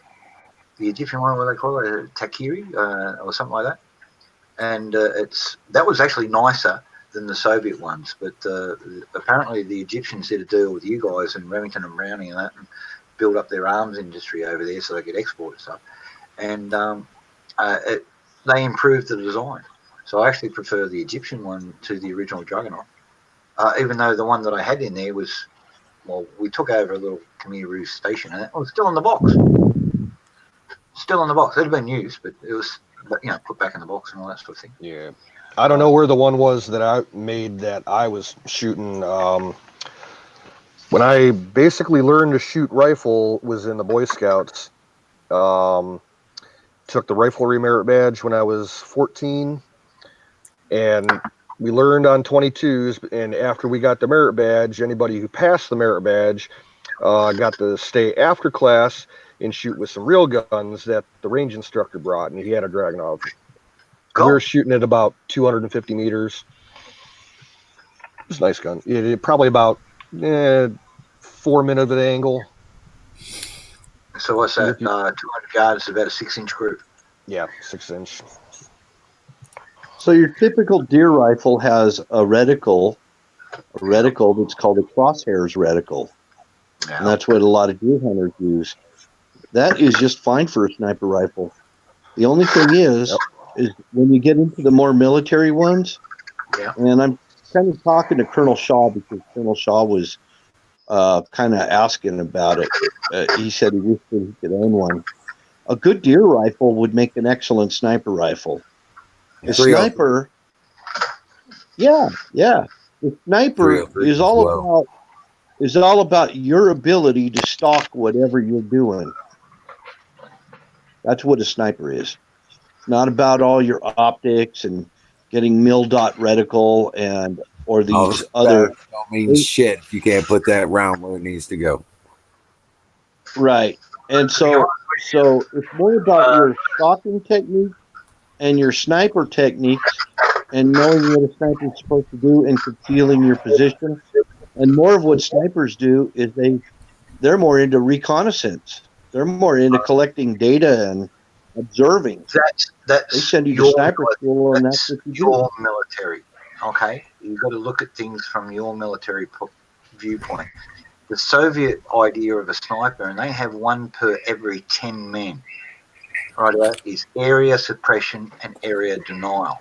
So Yep. he go overwatch for the thing sneaking up there. Keep your heads down low while the other 9 guys are sneaking up on you, crawling up through the bushes. That's the Soviet idea of sniping. And then you've got the insurgent idea of sniping, and that create fear and terror. That's also an area denial area thing like this. Draw them away from there, draw them onto the sniper, go out there, sneak away, and attack them from a different area. Here in Australia, we have in our military, we take all those approaches and use them in one. So we have both in a dedicated company of snipers, and that's so in a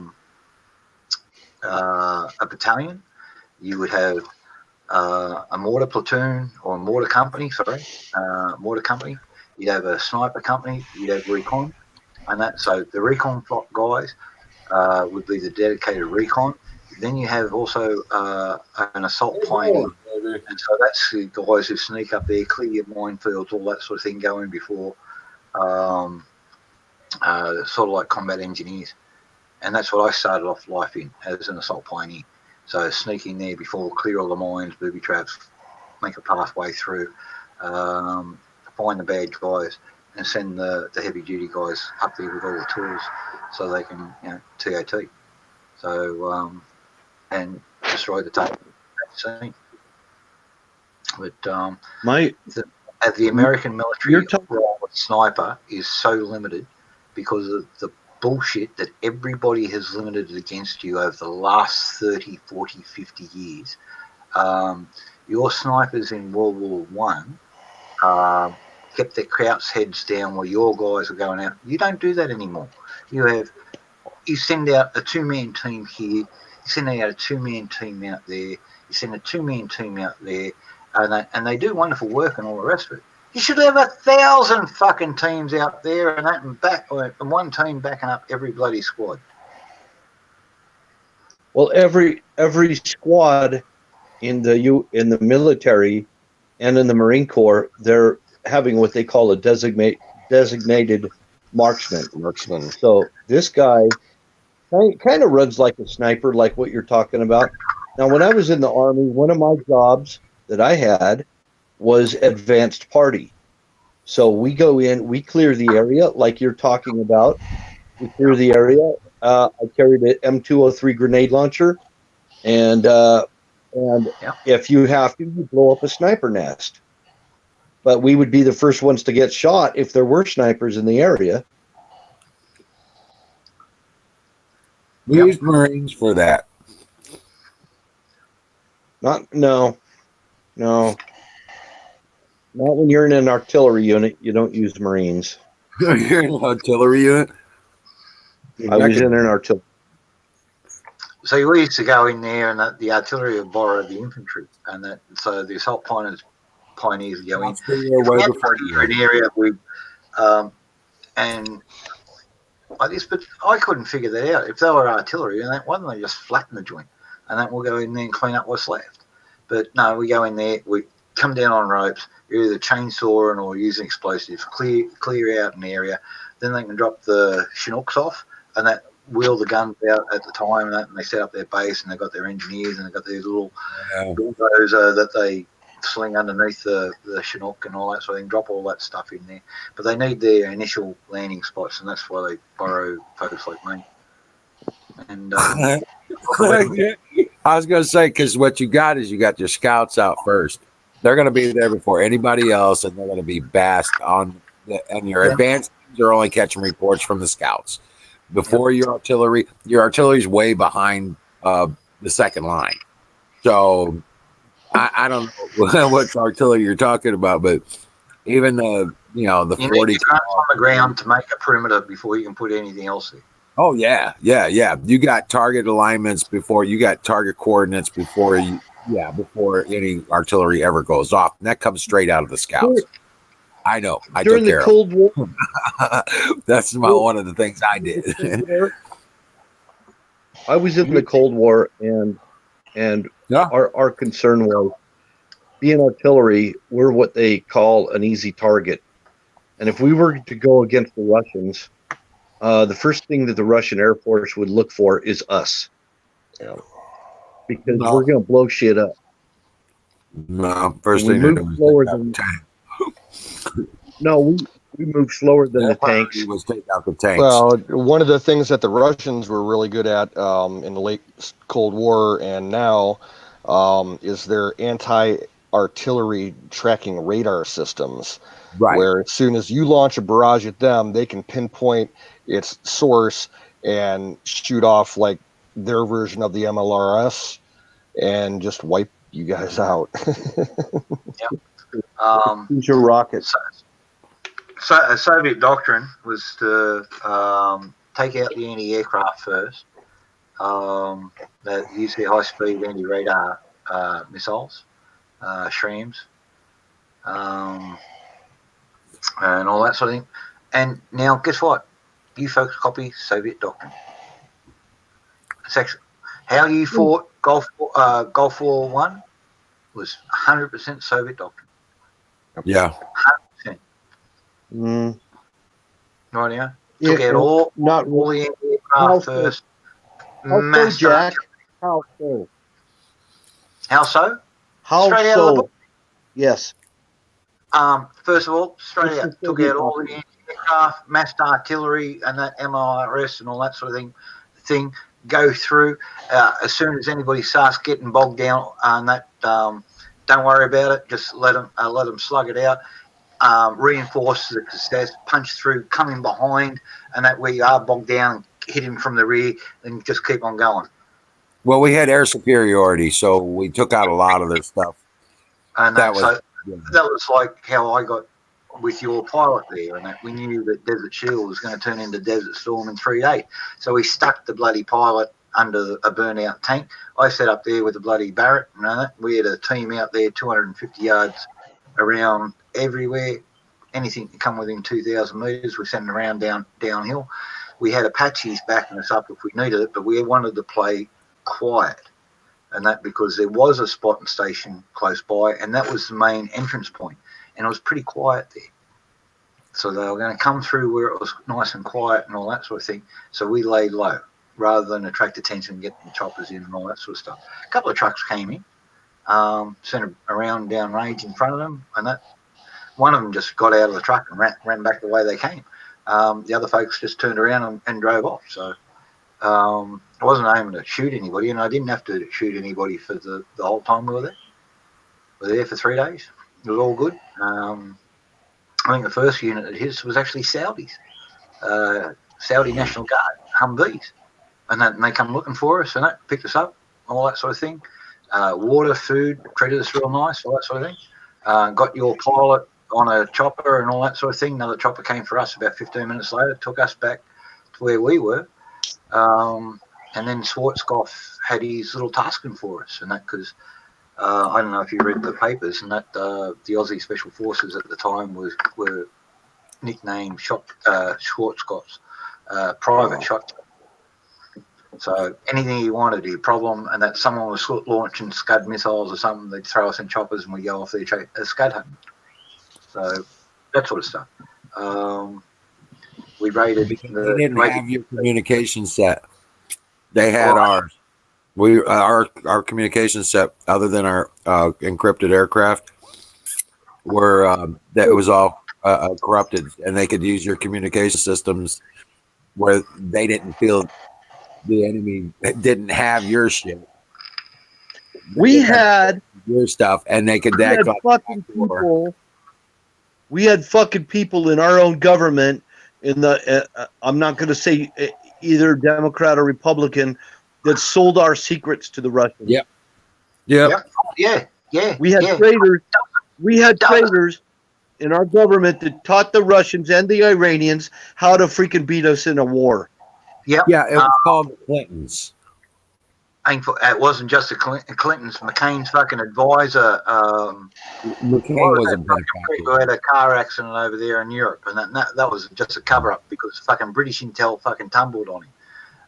Because the Brits had the fucking Soviets fucking backdoored, like the Soviets had them backdoored, right? Because they were all playing double agent games, and who was paying the best got looked after, and one of them couldn't get paid in dollars. He liked getting paid in little boys, so the Soviets set him up for a lifetime with little boys, and that when it was time for him to flee the UK. And then they fucking found out that he was feeding shit back to the UK anyway while he was there. And, they just never stopped being rats. We had guys that took pictures of our stealth submarine and the engine rooms and the stealth engine rooms and the stealth props that we had, because we got props on the sub. Yep. And he took pictures and sold it to the fucking Iranians. I'm telling you, these people are planted in our government. They've been planned for a long time, and they need to be rooted out, and they need to be executed in break out the guillotines and fucking start executing their asses. Because they've been throwing us out. Public hangings, and that when they wet themselves, that's gross enough. Rightio, the next stretch and all that sort of thing, they wet themselves, that's gross enough. People get the idea, if I do this, I'm fine. And that's the idea and all that sort of thing. This guillotine's beheading stuff. By law. Rope. It's Luciferian in its basic concept, right? I don't want to play any of the devil's game.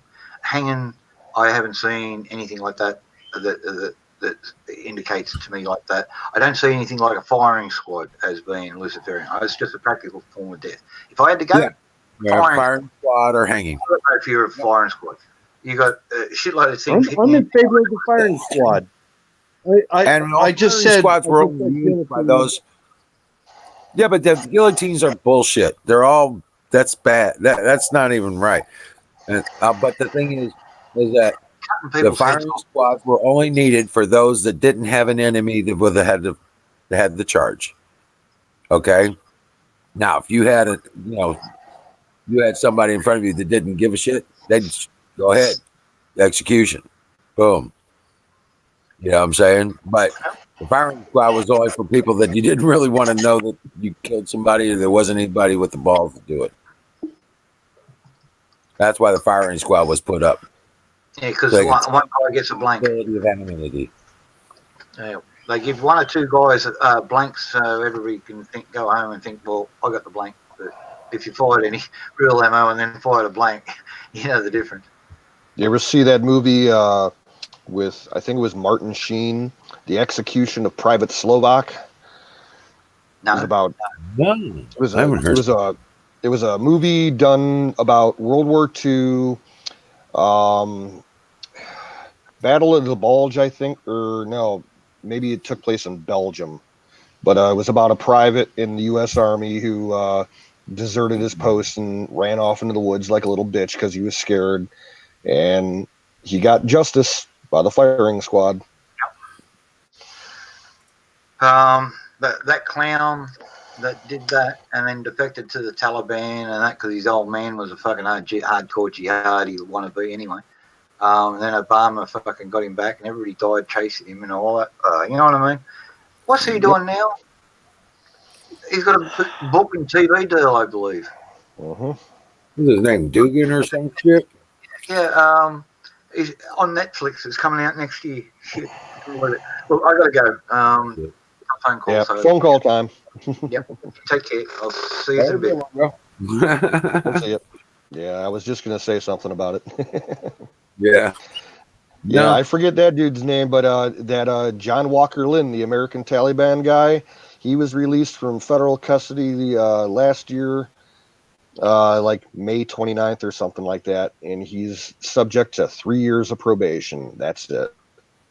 Are you fucking kidding me? Yeah. No. Absolutely ridiculous.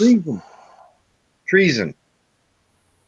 See, I'm just saying the penalty for treason is execution. Regardless, I don't like the guillotines either. It just came out of my mouth. But Well, by law, You know, by Constitution, the only valid execution in the Constitution by name is hanging till dead. or firing squad also for federal crimes, Yeah. and firing squad is still in our state law. We still have it in our state law where I live. Yep. And I like the idea of the firing squad because it actually it's kind of more civilized, I guess, is what I'm thinking. You know, it's like they get their last cigarette, they get blindfolded, they get their last meal. The priest comes over and gives them their last rites, and so on and so forth. They're able to make a confession. They're able to confess what it was that they did before they're executed. Uh, you know, I think it's really civilized, actually, and I'd love to have it broadcast all over the entire world in colonial style. Right. I'd like. Well, I'm pretty sure that Utah is the only state in the country where you can still get legally executed by the state by firing squad. I don't know. I'm pretty sure. Yeah. Gary Gilmore was the last one to be executed by firing squad.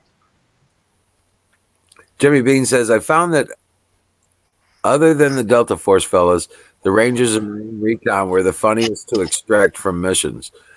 Now, why is that? I was gonna say why was it funny to extract them? Well, funnest, not funny. The funnest, right? The funnest, Yeah, right? because they're probably returning to the air, the LZ under hot fire, make it a little more interesting. You know, they actually say that after a person has been decapitated by guillotine, that they actually still are alive for a little while. Well, yeah, there's enough oxygenated blood in your head to keep you physically conscious for about maybe 30 to 60 seconds. So there was a case, it's been historically recorded, where someone who was executed by guillotine in France during the revolution over there, I saw that. they maintained consciousness for about 60 to 90 seconds, and they were able to blink their eyes and talk for at least a couple of seconds before they finally faded out. Wow, that's just crazy. Well, it was considered humane. That's the reason why they did it, was because Yeah. it was a humane form of execution. I think the firing squad is more humane. They're blindfolded, they're tied at a stake or whatever. You got Donald Trump on his white horse with his commander in chief saber. As soon as the saber drops, fire.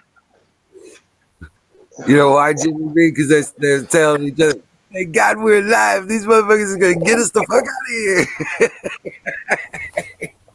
Now, if you're talking about cool extractions, look up sometime on YouTube. There's video of the Navy has what they call SWCCs. They're small weapon craft combatants. They're the guys with those really fast riverboats that have the miniguns and all the shit on them that do, like riverine operations. They'll come around to extract at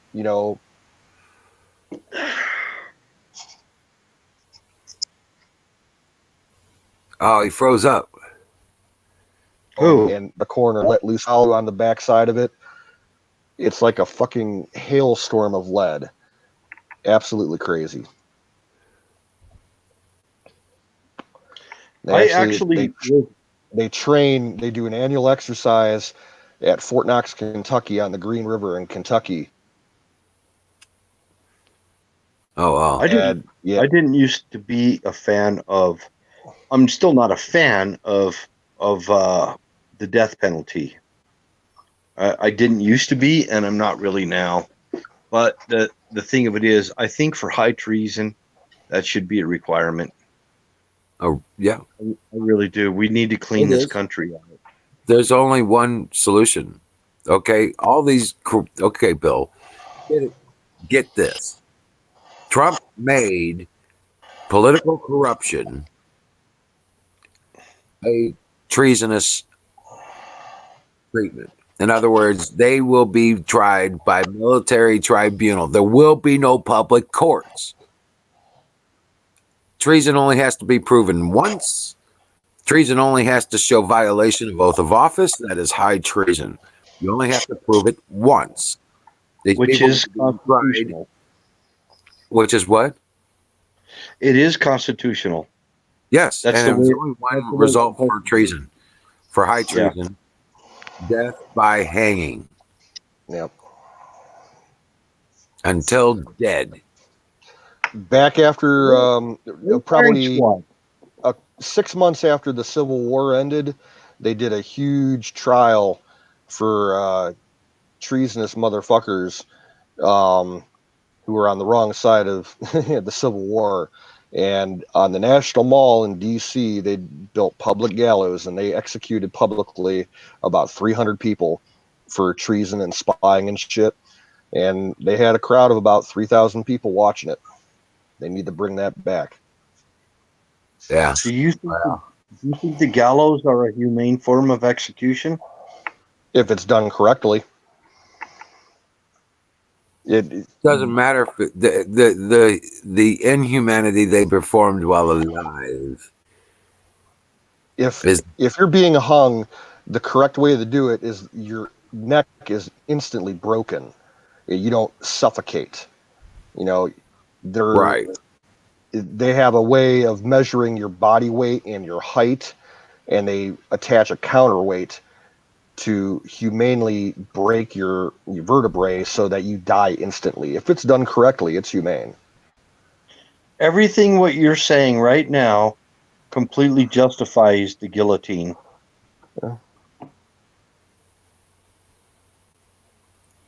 Oh, okay. I don't know what your fantasy serious. is with the guillotines, but what you got one or something? No. No. Okay, well, I'm just saying, what is your deal? Why do you? I don't know. There's people that have issues with watching people hang. You know?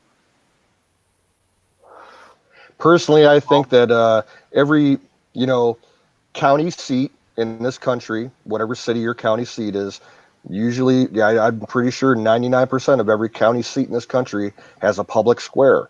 They should have a permanent gallows on hand on that public square.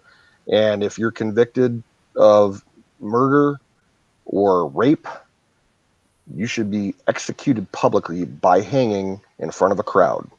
Well, you know what? There's a courthouse out by the Arch, right downtown Yeah. St. Louis, and that was that right outside front yard of that court building. There's probably been about 500 or 600 people hung throughout the Civil War and stuff like that out there. Yeah, they didn't get rid of that shit until like the 40s here. Yep.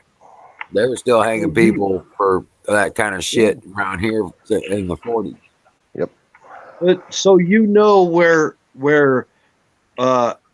hanging came from, don't you? Why it was a notorious method of execution in Christian countries before America even began. It started I'm sure because it goes back into antiquity, I'm sure. I don't know the actual history of it. 13 loops of the there's supposed to be 13 loops on the hangman's noose, and it's from the Bible, and it says that any man that hangs from a tree is cursed. So it's biblical. That's where it began, and it came from jolly old Europe. Because that's the way that Judas was hung from a tree. I don't know. It says cursed is any man who hangs on a tree. Yep. Judas was hung from a tree for his final judgment. Yep. So Jesus was hung on a cross, and so was Andrew was hung on a cross shaped like an X, St. Andrew, and that's where the St. Andrew's cross comes from. And then but you're right, it does come out of the Bible. It's all about treason. That's why it was associated with Judas's behaviors on his act Right. of turning in for the 30 pieces of silver. All Right. that. No, well, he hung from a tree. Yeah. Jesus said it would have been better that he had never been born. Yep. Jesus said that. He's like, you betray me with a kiss, and what we have is a lot of people that have betrayed the American people, and they have done dastardly, abominable acts against us. They're abominations. Hillary is an abomination, and She other is people have Jezebel. She is committed Jezebel incarnated. acts of treason, deception, subversion. All these things, they're all punishable by death and should be And will be. and will be. Because in the God sees everything, and all of these things will be brought into the light. God said so. I want who the fuck got rid of the gallows? I want to dig them up, slap shit out of them, and put them, bury them again. Well, Kurt is a man who has the tree, and that's why the hangman's noose is 13 loops. But yeah, I know it's happening, and they're happening. Now, let me tell you something, and it's not well known, but they have 3 stations, 3 places where not just Gitmo. There's Bikini Atoll, and there's another atoll down closer to New Zealand from Bikini Atoll, and it's also got an atoll in its name. But there's these three places are all like Gitmo, to where that's where the treasonous bastards get tried, and it wouldn't surprise me if they do the same thing with Diego Garcia, because it's so isolated. right, they might do that too. But yeah, There's a lot of weird shit that goes on at that place. but yeah, do you remember seeing the barges, the prison barges? They've loaded those things up and unloaded them a couple times now. Down in Guantanamo, yeah. Yep. Can I pose a question? Sure. Which one of you or the people in the chat would be willing to pull the lever when we bring back the gallows? I'll grow the rope. Yeah, right. Who's gonna Neck. Who's gonna be the executioner? Who's willing to pull that lever? I'll donate the bullets. Right. I'll fire the shot. So you want firing squad?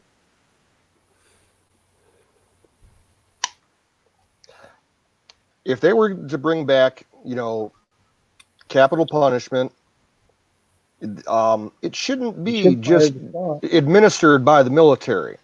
Just like jury duty, every American citizen should be able to be called upon to join a firing squad or pull the lever. I wouldn't mind doing it, not at all. I wouldn't hesitate. I would. Why? To each your own. I'd pull the lever. I don't have a problem. I don't have a problem with that. And take all my political opinions and everything else, and set them aside to make sure that justice is administered. That's what I would do.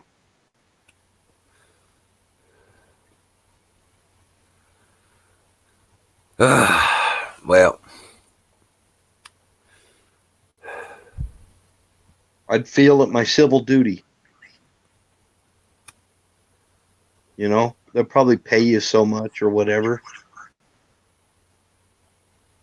Or you could be the one that pulls the lever on the electric chair. it doesn't matter. It's all the same thing as far as that goes. These are people that have lost their sense of humanity, but I wouldn't be That wouldn't be my concern. My only concern is that justice was administered and that it was done correctly by our courts of law. That would be my only concern.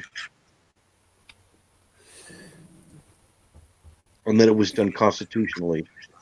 And the minute I felt that it was unconstitutional for whatever reason, I could always decline and say, no, I'm not going to do it. Find somebody else. Right. But is it a matter of being heartless or anything? No. The judge made a decision, not me. All I'm doing is carrying out my orders. It's like when you went in the army and they tell you that you got to go shoot a bunch of jihadis or whatever. You're doing what you got to do for your country. Same thing. Exactly. It's your civic duty. Yep. For God and country, brother. Yep. Same thing as somebody comes and messes with any of my family. In my family, you mess with one of us, they're Mormons, okay? You mess with one of them, the flesh and blood is thicker than water. And you mess with one of us, you mess with all of us. All right. That's how that works. That's how that works. And they know I'm right there. I'll be right there when they need me. Most of my family doesn't even worry about prepping because they know I'm doing it. They're kind of relying on my expertise. Zuckerberg, he gets a special. Nobody's got to pull a lever for him and just pour honey on his ass, tie him to a stick, and put him on an anthill. That's what you do to that bastard. How you doing, Battery? I gotta say hi to Battery. Good evening, buddy. Battery in the house. Hey, kick that goat. Uno momento. Yeah. Let me load up here. Yeah. Don't you hate it when you drop your weed on the floor? Hey, you people on crack, it's not something we'd like to talk about, to be honest with you. No. It's not something we like to talk about. Yeah, it's a rather disrespectful thing to ask somebody that, and I learned that at a young age. I was dumb, and I asked a veteran that question, and he sat me down and explained to me over about 10 minutes why it was rather rude to ask that question. And that's always stuck with me.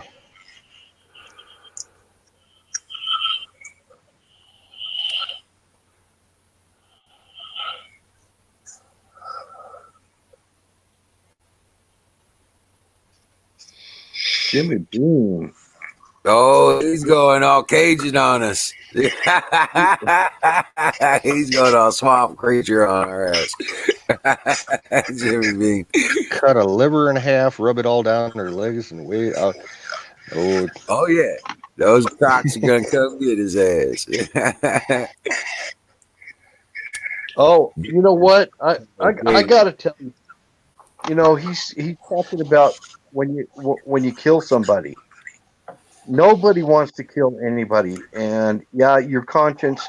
If your conscience doesn't bother you, you got a problem, a serious problem, and you need to go get help. So, taking the life of somebody is not anything to take lightly. That's something that's a very grave topic, and I don't mean that as a pun. It's all life is sacred. All life is sacred, and God is the one that breathes the breath of life in us. And nobody wants to see somebody else die. And I know a lot of guys that are veterans that have taken a lot of lives, and they have a lot on their shoulders that's really hurting them, and they think that God is never going to forgive them and everything else. But you know, God can forgive, and there are people that have had to take life. So it's not something that we're joking about. There's no joking at all. Yeah. Yeah. When somebody gets numb to the taking of life, when they get numb to it, I even take life of animals just as just as sacred as humans. I mean, we, animals are just as sacred as humans, and I don't want to ever kill an animal unless it's done in a way of harvesting it. No, we're not talking lightly about it at all. It's not like a light topic. I'll There are kill a some squirrel people that quick. talk. I've killed hundreds of them. I'll kill 100 more. They're See, good eaters. there's a big difference between uh, talking lightly about it and then being prepared to do it if you have to. Yeah. I came real close to killing somebody once. Um, I was helping out a police officer who was at my job, and he was trying to control three subjects. One of one who was fighting being put in handcuffs, and the other one pulled a knife, and the other one tried to start a car and ran the officer. And I was working the night shift at the gas station where this happened at. I ran outside and I shouted at the officer, "Do you need some help?" He's like, "Yeah, man, I need help. This dude's trying to fucking stab me." So I pulled my gun out and I told the dude, I'm like, "If you don't drop that knife right now, I'm going to kill you." And the cop said, "Shoot him if you have to. If he takes another step towards me, light him up." And I was ready to do it. And luckily, the guy dropped the fucking knife. But I was ready to kill him. I'm glad I We're didn't, but I would have. With battery, we're all capable extreme of doing extreme things if we have to. We're all capable of it, and it happens. And when it happens, it's horrible. The people who've had to shoot somebody, it's horrible for them. Now the thing of it is, the people you're looking at on the screen here, I'm an EMT, and the other guy who you're looking at up there, Wizard, he's a paramedic. If he was hell bent on killing people, why would he be a paramedic? I'm more into I'm more into trying to help people. I don't want to hurt anybody. And one of the part of the Hippocratic oath is do no harm. All I care about is my brothers and sisters, and every person on this earth, their life is precious, including the unborn, including the people that are grown up and the people that are kids. I've got 3 kids of my own, and all life is precious to me. And the guy you're looking at right there on the screen, he's a paramedic. I'm telling you, one of these days you're going to be relying on a paramedic, possibly. God forbid that it'll ever happen. But that's the guy who's going to save your life. Yeah. So, no, we don't take life lightly at all. And I appreciate your sentiment about that. It shouldn't be considered a thing that's taken lightly. And it pisses me off when I hear people act like they take life lightly. When we're talking about high treason that affects millions of lives or thousands of lives or hundreds of lives, it doesn't matter. Or maybe the lives of those children in the school that got shot up. Some of those kids' lives, they mean something. Now, the son of a bitch who was shooting them, if one of those cops had the balls to go in and take his life, maybe those kids wouldn't have died. Think about that.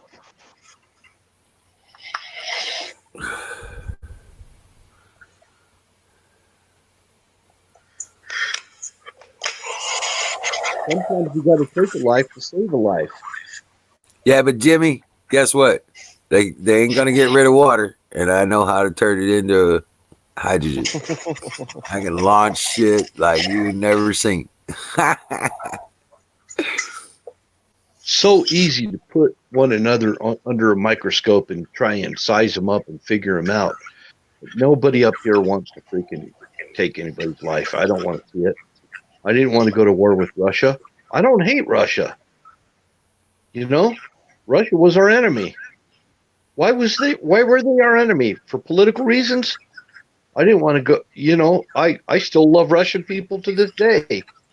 And the army tried to tell me they were our enemy.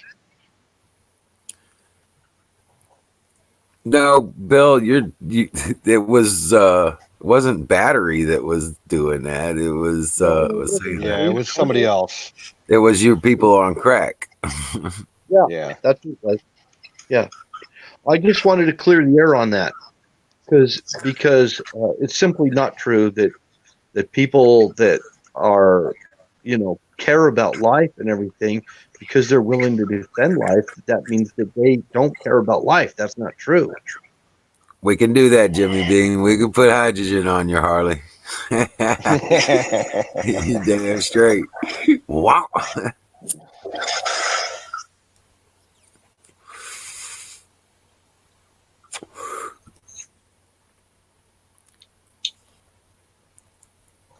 I care about others' unborn babies too. No, you didn't, battery. Not at all. Not battery. Battery's my brother from another mother. Right. It was. That's why I just wanted to make clear because he thought you were talking to him. Oh shit. Battery, I know he's a Air Force veteran. Yeah, battery's good people. He's got warrior blood in him. He's got some serious warrior blood in him. Being a warrior doesn't mean that you like to kill people. It means you like to do your job. A 1600 Suzuki is not a Harley. That's a rice burner.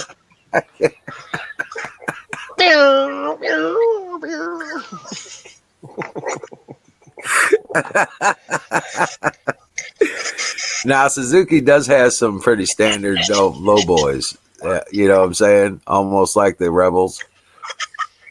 I had a Like, Suzuki. I had a Suzuki dirt bike when I was a teenager. yeah. 1982 Suzuki Enduro 250. I bought it for $40. Yeah. I told you my motorcycle story, didn't I? Yeah, and mine got stolen, and I found it 3 days later, torched behind a dumpster on the other side of town. I never seen that bike again. Ever. You did, yeah. I remember you telling me about that. You're gonna sell me that bike, aren't you? I guess so. I don't think you understand. You're gonna sell me that bike. You're gonna sell that bike. Either way, I'm coming away with this bike. I was like, oh shit. I just built it, man. I just filled it up. First time I was gonna go cruising up fucking Santa Cruz with it. Motherfucker. Yeah, biker gangs. I've interacted with them. There's some fucked up people. With the gas station that I ran the night shift at for 13 years, we had 2 no-tell motels across the street from us. So we had a lot of transient piece of shit people coming through, and a lot of biker gangs. And they were like the people that we least wanted in the store. And we actually had a situation one time where a girl was working the night shift that I was off, and some biker came in all drunk and pissed off at the world and scared the living crap out of her. She thought the guy was gonna like beat the shit out of her for no reason. So she hit the silent alarm, and the cops came, and they're like, well, there's nothing we can do. The guy didn't do anything. And then she ended up getting written up by the company for hitting the alarm when there wasn't a robbery. It's like she's a little, like 5'2", 90-pound chick working by herself at night shift, and she's scared for her life. What do you expect her to do? I'd hit the button. Right. Right.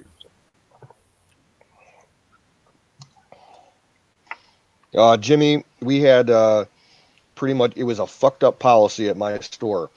If we got robbed, by company policy, we had to comply with the robber's demands. We could not defend ourselves. I was in violation of company policy every night that I worked because I carried a gun and a knife on me. But my life's worth a little bit more than what the company policy, if you know what I mean. Right. They can suck it. Right. No shit. But It's like when I ended up having to help that cop out, I had to go delete the video footage because it showed me, pulling my gun out. Right. If the manager would have saw that, I would have lost my job. Oh yeah. Jimmy Beam says he's got a 1600 Suzuki. Yeah. Yeah. I want the DR 650. I think not the 1600. I like the 1600, but I kind of want one that's like a multi-purpose on and off road type of situation where I Yeah. can get up to hole and stuff.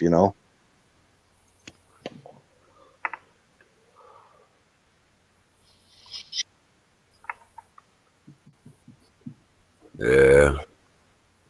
Well, I had my I, dream bike. That's all I can say. I had it. Yeah, I've had two motorcycles. I had that Suzuki, and when I was a kid, my dad bought me a motorcycle. He bought me it was a 1979 Honda Matic 400 Hawk with that weird transmission. And he bought it for me when I think I was like 12. And he's like, we'll get it running for you by the time you're 16 and you can get a license for it and everything. By the time I got to be 16, I'm not a big guy. I'm only like 5'8". I couldn't hold that bike up. The thing was freaking huge. I thought you were taller than 5'8". No, I'm 5'8". Same I'm a height as short me. guy. We Same ended as up me. selling the bike to a farmer down the road from us, and he put a homemade sidecar on it. It looked like a retarded Pee Wee Herman bike. I'm just a little filler. Yeah, I can't do anything bigger than a 250.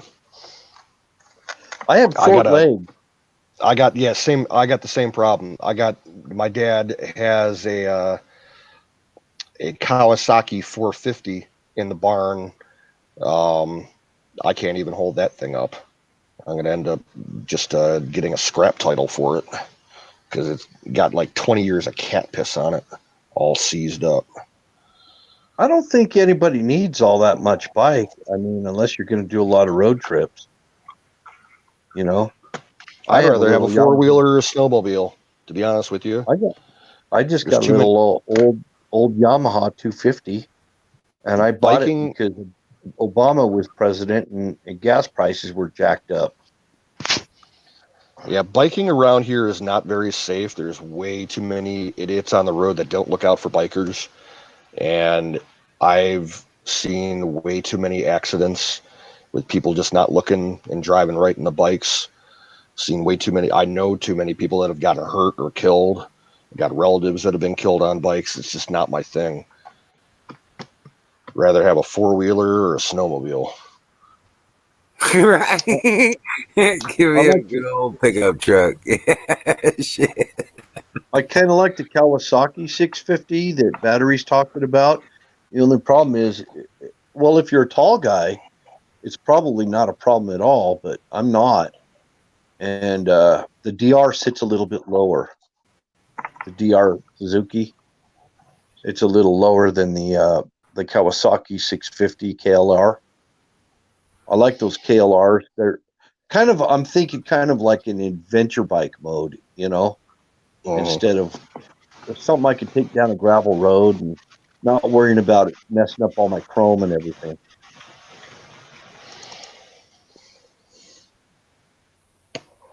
I remember my best friend in high school was a gearhead, and he uh, built a 69 and a 70 Chevelle. And he also toyed around with some other shit. He bought and rebuilt a Honda three wheeler, like a sand dune bike. And we were riding around in this vacant lot where they were going to be building a housing development. And man, let me tell you, that is one of the most dangerous things you can ride is a fucking three wheeler. You fuck up, do the wrong thing on that, you're going to pay for it. How tall are you, Wiz? 5'10", 5'10" and a half. I've lost an inch. You'd probably got a little longer legs. You might do pretty good on a taller bike than me or not I've battery, ridden but fat boys. I've ridden fat boys. Yeah, I know. Give me some 1200s. I can handle that. I've already done that. It's just, I handle the big bikes. The big bikes sit down pretty low. They're easy to handle. I'm just talking about kind of the more dirt oriented type bikes that are sitting kind of tall, so they'll have a lot of clearance and everything. yeah, yeah. I like. I've never really gotten I into won't. those much because I was like, when it comes to that, I prefer the four wheelers because it's just too much more fun. You know what I'm saying? Yeah, they are fun. Yeah. It's not a whole lot of fun riding raw in a forest with a dirt bike. Not really. You need a trail. If you have a track, it's cool. You know what I'm saying? If you have a road or a trail you can run, that's fine. But running raw in the woods, no. You want a four wheeler because half the time you're moving that damn bike on your foot anyway. You know? I guess my terrain up here is a little different. I get up in the higher elevations, up above 8,000 feet, and I Yeah. follow those elk trails and deer trails and stuff. And sometimes a smaller bike is the only way to get up there. Yeah. Right. Right. I see what you're saying. Yeah. Yeah. When you get up in elk country, that's thick bush. Yeah. You got to be able to maneuver. Yeah, even then you're going to set your bike down and you're going to start walking eventually. Yeah. Right.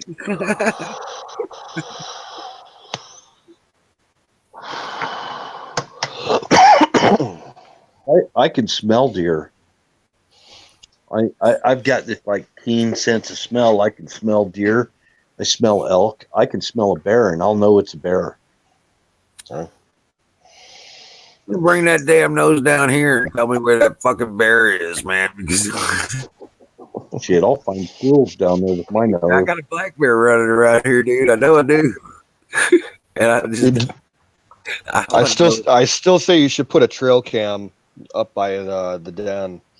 See if you can get some footage of it. yeah.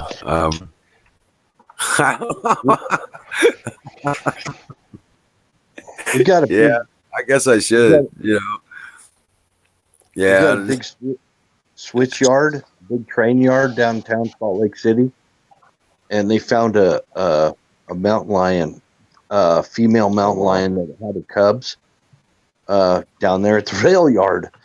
It's like, what the heck? You know, I mean, they'll come right down in the city and they'll snatch your dogs and cats and chickens, whatever you got. I mean, they come right down out of those mountains. The mountains are so close to me. Yeah, we get occasional black bear, like maybe 3 or 4 a year that wander, into the northern part of the state. We heard a couple of weeks ago, one got inside the compound at a National Guard armory out near the Pennsylvania border, and they had to call the state out, the wildlife officials, because the guy on duty at the armory basically wanted to go out there with this M16 and light this thing up, and we're like, no, you can't do that. Right. If you got an outside dog and you put dog food out there, I'll be damned. You'll be getting freaking raccoons and skunks and all kinds of stuff No, coming dude, in eating your dog. dog food is like one of the best things you can do for bait and small game. Everything Yes, sir. loves dog food. They do. Now, my favorite cars, guys, would be a 72 through 74 Challenger or a 2004 through 2006 Firehawk. Yeah, those were cool. Those are badass cars, man. As far as a classic car goes, I like the 69 Camaro. But my favorite all-time car is the Honda Prelude. Anything from a 94 to a 2000. The favorite car I've ever had is the 1967 Cougar. That Mine was badass, dude. I built that bitch up so bad it can bunny hop, dude. I got clock going 143 mile an hour in that bad boy. I never had either one of these two cars, but there's two cars. Well, there's more than two cars that I like, but the one I would like to find an old Mercury Comet, an early '60s Mercury Comet, Yeah. and just hot rod the shit out of it. Either that or a Dodge Dart, like a 1966 Dodge Dart. That would be I the had the most chance to fun buy. project I car. had the chance to buy a Dart when I was in high school. I'm pissed that I never did it. It Yeah. was a '68. The thing was beautiful. And the sports car that I'm totally a fan of, and I know a lot of people hate it. It's the freaking NMG, not the MGB, but the earlier MG. Yeah. Oh my gosh, those they take we back when I was a kid, people would take them up in the canyons and take them up those windy roads up the canyons. Man, they turn on a dime. They handle like nobody's business. You ever seen an Opel GT? Yes, sir. I've seen Yeah, I it. was driven one of those. Those are fun. They don't feel like a real car when you get in. They feel like you're getting My in a go. dad, my dad, back when he was right out of high school, he bought a Porsche 914, and he almost killed himself in it one day. He was driving some back roads that were all twisty turny in the country, Right. and he was tripping on some acid, and Oh shit. he almost drove the thing into the abutment underneath a railroad bridge that was going over the road. Oh Came wow. came like this close. He said that because he was tripping so hard that he thought he was driving into a dragon's mouth and he was swerving to avoid the teeth. Oh my god. Oh shit. Another really cool car is the Chevy the Chevy Super Sport. What the hell? The Malibu Super Sport. Yeah, Oh my Malibus were god. nice. Yeah. Like a '68 Malibu Super Sport. 67 That was would the be a best one. happening car right there. I never had one, but the 67, I'd always wanted one of the 67s. The Malibu SSs, those are bad to the bone is. But yeah, no, Jimmy Bean, the Mustangs, I had a 64 and a half pony with the 283 and the 2-speed training. It was a mountain runner kind of thing. And I had a 69 Mach 1 with the 351 Windsor in it and C6 training. It was badass. Yeah. I had a '67 Barracuda, and Did you really? it was the fastback, and it got stolen. And then I had a '65 Mustang that I bought for $75 from a neighbor, and it had the transmission in the trunk. And I was going to fix it all up and everything, and my mom freaking sold it out from under me and never gave me the money for it. Oh, shit. My 63 and a half. Yeah, She wanted it out of her driveway. Pissed me off. I've just there's some things about being a Christian I really have struggled to forgive people for things, and that was one of them. It was such a struggle for me to forgive my mom for doing that. Yeah. My 64 and a half pony, though, that thing, I bought it, right? It was abandoned in the parking lot of the apartment complex. And I found the guy that had owned it.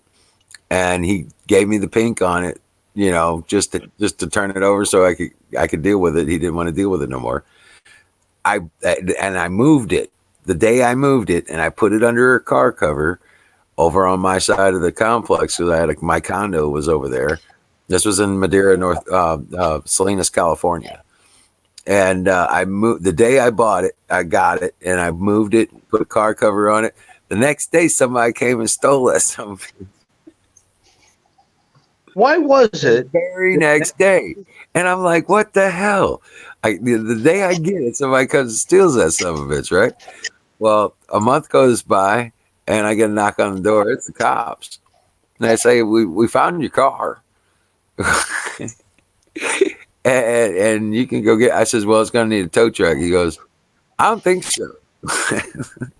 I think they fixed it. You want to come with me? We can go pick it up. I was like, okay, let's go. So Well, right up to the place. This is about 14 miles away from where I was living. Turn around, now, and we get there, and I mean they'd put a new ignition in it and everything, right? And they had fixed all the shit that was wrong. I mean, I knew it needed front suspension. All that was brand new. It needed new exhaust. Well, that was brand new on it too. They'd even cleaned up the rims and all that stuff. It looked damn great, cherry red, Corega SS rims on it. And I was like, no shit. So the key was in the ignition.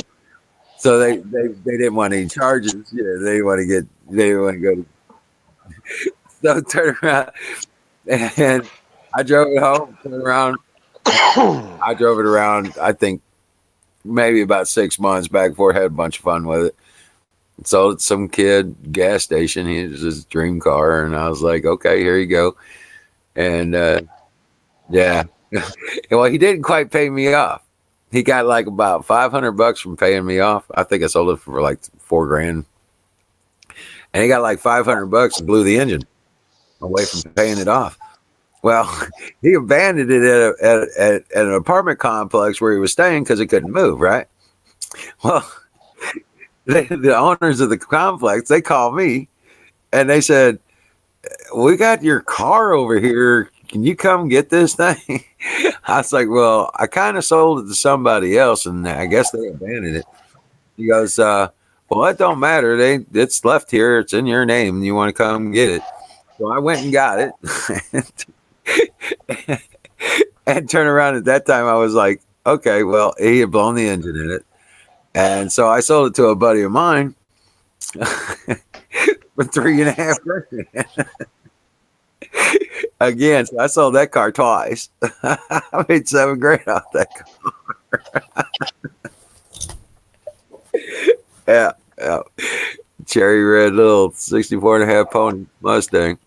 Some Mexican had owned it sometime before me, and he lowered the seats in it, and it was kind of tricked out. But not.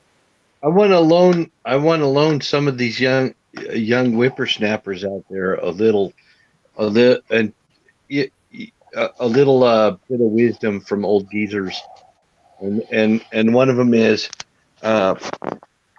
I think you're going to find out later on in the future, in the not too distant future, that the cars that have a frame under them are going to be more valuable than the unibody construction cars. And the reason being is because you can strip that freaking car completely down to the frame and you'll still have a car, and when you've got a car that's got a frame, I don't care if it's a Jeep or a pickup truck or whatever it is, as long as it's got a frame, you can always straighten a frame if you get in an accident. And the other thing is they're always going to be modular. So you can, there's bolts. You can take a quarter panel off, pull those bolts off and everything. The whole quarter panels will come off on a pickup truck. You can take the bed off. You can take it right down to the frame every single time. You're going to find out that that's the only kind of vehicle that is an actual investment. Yep. The last truck that my dad bought, it was my dad's last truck was a 08 Ford Escape, and he's got some issues with major corrosion around the rear wheel well on the left-hand side. You can't take that panel off. You'd have to disassemble half the truck and replace it the way that it's designed. Yep. So if you want a wise investment and you want to put your cash into something that's worthwhile, I don't care if it doesn't even run. get a vehicle that's got a frame under it because you can strip it down. In fact, I had an old 82 GMC pickup, and they came out with kit cars that you could put on it, and I could turn that GMC into what looks like a Hummer, but it's called a bummer, and it's a fiberglass. Yeah, it looks just like a freaking Hummer, and it's called a bummer, and you can buy them, and you can take an old 1980s Chevy or GMC, any of them, and everything's going to pretty much line up, and you can drill it if you need to drill it and whatever. But these vehicles are completely modular. These older vehicles like that, and the new ones aren't. They suck. They suck ass. You can't even put a CB radio in them. Don't buy a new car. Anything newer than 1980. Don't do it. Right. Don't do it. If you You want know- to invest in something, don't buy a unibody construction piece of shit. And not only that, they can't take an attack from an EMP. You need a carburetor. You don't want electronic fuel injection and a freaking computer chip in that thing. Well, The other stuff, it'll weather out. I mean, your battery might go bad from an EMP or whatever, but the chip will get fried. yeah. Yeah. Just saying. Yeah, my thing is I don't mind the EFI because all I'm going to do is run hydrogen through it. I'm going to run hydrogen through the damn thing anyway. So I don't care. You know what I'm saying? Rip out the ignition system, run the EFI, run the fuel through the EFI, and you got instant diesel engine, dude. Yeah, I you want a don't even have to 1968 be something. Don't even have to be Also- operable except for the ports are open. So yeah, done. I don't need a You know carburetor. what the coolest I'll freaking build a car jet. ever was? The coolest car that ever was is a Dodge Polara with a Hemi, the freaking police interceptor. You want a seriously cool car? The 1968 Dodge Polara. You could Well, you're drill talking it. about the 383 Hemi. Yeah. No, not the 383.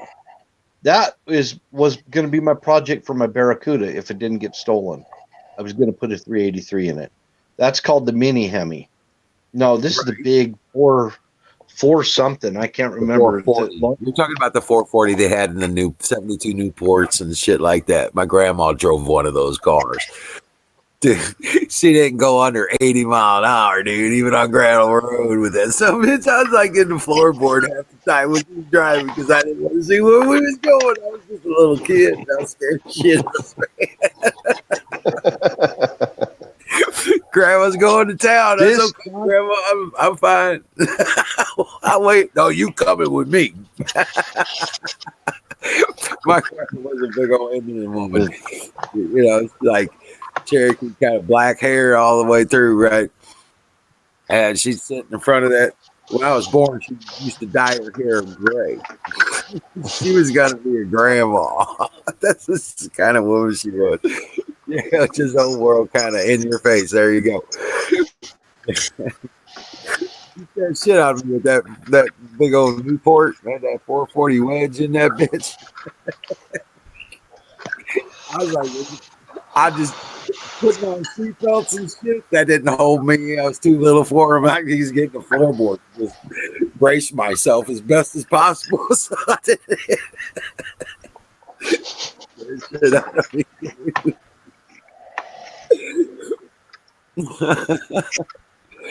Probably the scariest experience I've ever had in a car was driving with my grandmother about 30 years ago.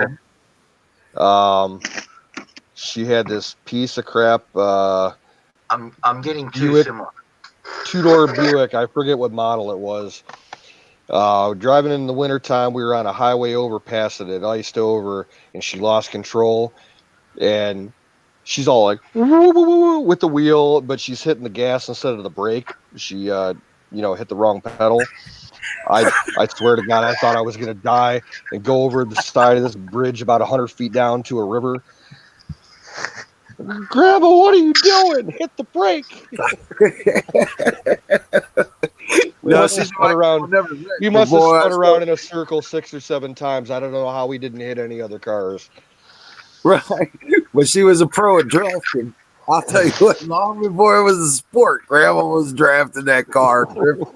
She'd go around corners and just that side come out. She's like, it's okay, I got it.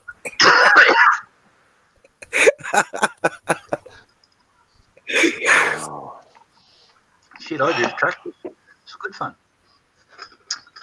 You know, you get into a country intersection and that, and you've got a bitumen road and you've got a dirt road, and in the centre you always get a pile of gravel build up, carries over, and it just sort of builds up in the centre of the intersection there. Lock your front brakes, spin the wheel and that, and plant the thing after dropping it back a gear, and you spin the wheels and that. You can go 90-degree changes in a tractor.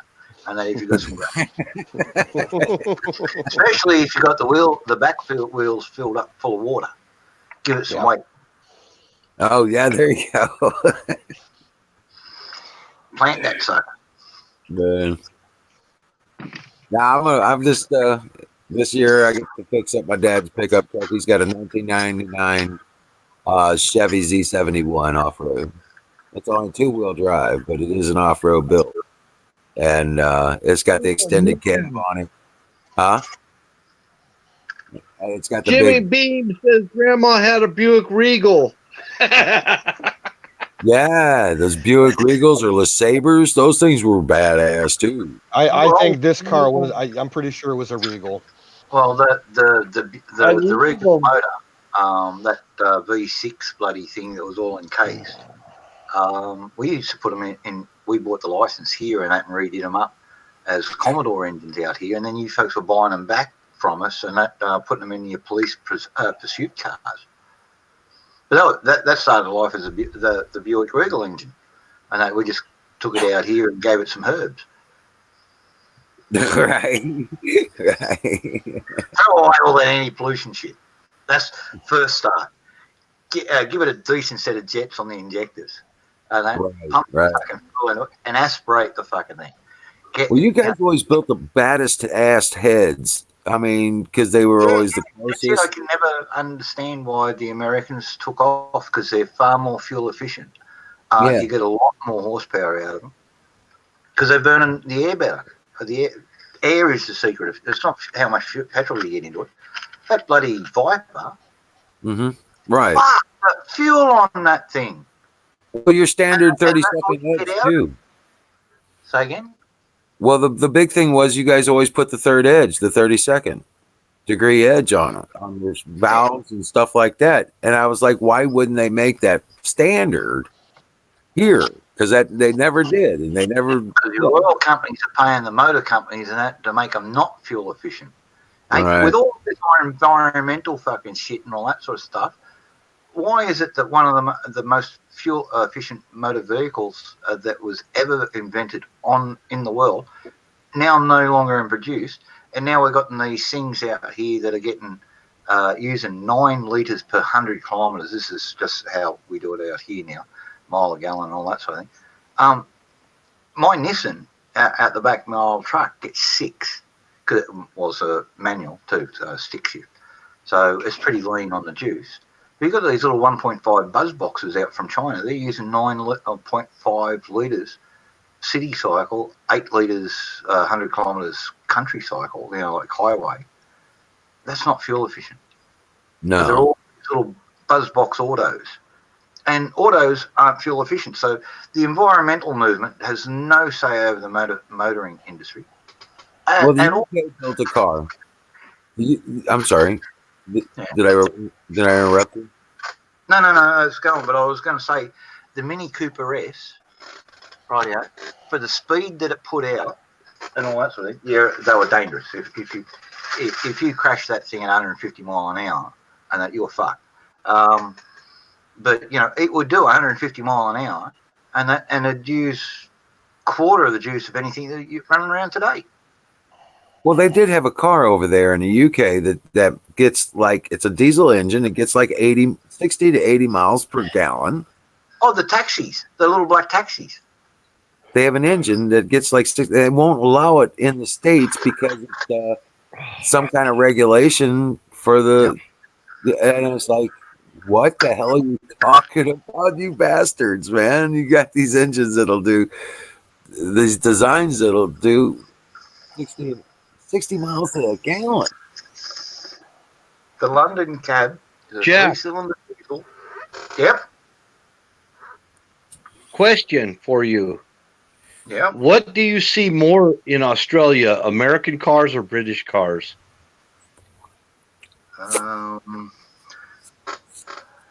That's changing at the moment. We're seeing a lot of the Jeeps. We've had the Dodge 300Cs out here for about 7 or 8 years. They were popular until people started to realise they're no good for Australian conditions. The Jeeps are a joke out here in the four-wheel drive. The desert kills them. Just kills them. Wow. So Jeep, Rover? Does Rover beat out Jeep? Land Rovers? Range Rover and all that sort of thing. Range Rover Discovery, all those sort of things. Yeah, they sell well. If you've got money, but they're $90,000 out here. Yeah, well, yeah, they're high here. You know what I mean? So you got to spend. My next vehicle, and that little Suzuki. Right out, cheap to run, little four-wheel drive. It'll pull my trailer and my load that I want on. Throw the anvil, the forge on the back, and I can get it across the paddock. Right out, cheap to run. Decent safety, 6 airbags, not too many, too much anti-pollution shit, and actually uses smaller engine, but uses more fuel than what I'm using now. But I can get a diesel version out here. How about Mitsubishi? Pajeros, fuel hogs, light in the chassis rails, can twist very easily, especially on hard four-wheel drive and Constantine Road. Chronic. yeah. FJs, yeah, the FJ60s, the Toyota Land Cruisers. Man, that's what you want for out. That's what you want. Troop carrier. Right. Yeah. Right. Well, my current runner is an 06 Equinox with the big 3.4 V6 in it. My main running around truck for years was a Dodge with a slant 6 Hemi in it, 6-wheel drive. They built them as the Air Force bought this one out here as it had a big crane on the back. I got it from the government auctions with a bent tail shaft and got a new tail shaft made. Sold the crane off the back for almost what I paid for the truck, and then ran that around the bush and up and down hills and along riverbeds and that when I was gold mining and all that sort of thing for a lot of years. That was a good truck. But that's a big, heavy vehicle. It's a 5-ton Dodge truck. You know, so, but if you, beautiful. But they wouldn't let me bring it into Victoria because my bull bar on that was a full round. Up the front, I had 3 train lines. You know, just cut off and welded onto the thing. And one of them had a wraparound on the side and it went around the back and ended up sitting just behind above the tow ball. Because, like, where I was going, there's a shitload of water buffalo and they get pissed off with you. They charge you. You want the 3 up the front because sometimes I don't have the Crocodile Dundee power. I just put the horn on and go forward about 3 miles an hour the whole time, and because it was the old Dodge and that because the military they got the incremental drive just underneath the steering wheel there, so it's just a little notch, so you can just put it up a little, advance a little bit more idle, just put it in the gear and just go along like very early cruise control. Yeah, just do that and lean on the horn, lean out the window and throw shit at them. That's about all you can do. But yeah, put that into all-wheel drive and just push them out the way. Yeah. I don't have the secret powers. Are you always shotgun shells shooting out the window and that, and just having them look at me going, "Yeah, is that all you got?" Right. When Well, I I get kinds of people looking at me funny with I drive this Equinox with a 12-foot trailer on the back of it. You know, I'm sitting there going, yeah, well, then guess what? You guys, Are you talking about that thing that looks like a Mondeo? yeah, Equinox, the Chevy Equinox, it's like a small version of the Blazer. It's a Oh, no, no, crossover, no, no. All right. No, it's Equinox over here. unibody crossover. SUV. It is it's a one piecer, you know, that kind of thing. But it's been pretty durable for me. I'll tell you what. Sell it, Oh, Wizard, and get you a vehicle with a Got frame. 250,000 miles. The engine's actually I replaced the engine because I blew the engine in. You But will thank me later about what I was saying about getting a vehicle with a frame. oh, You'll I know. thank I me already later. know about that. This is paid for, dude. I've got 250,000 miles on it. I just take care of it and keep it running. I have to change out the hubs like every year or so. I got to change out the hubs because I wear them out so fast because I pull around this 12-foot trailer and these belts and steel loads. what year model is that? 250,000 miles in how long? Well, I've had it since June 2011. All right.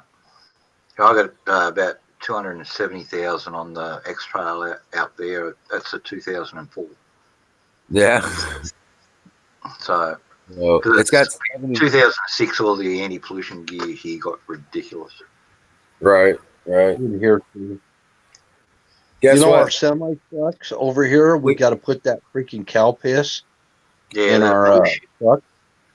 That Yeah. DEF. Exhaust Yeah. fluid. Yeah. Exhaust fluid, of all Yeah. things.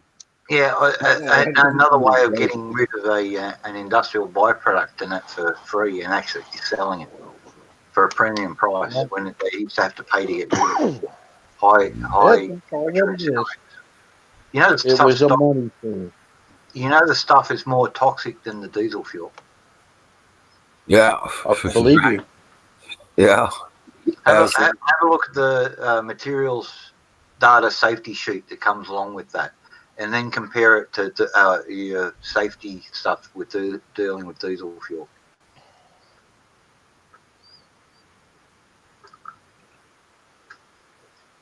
We're all What? reading this.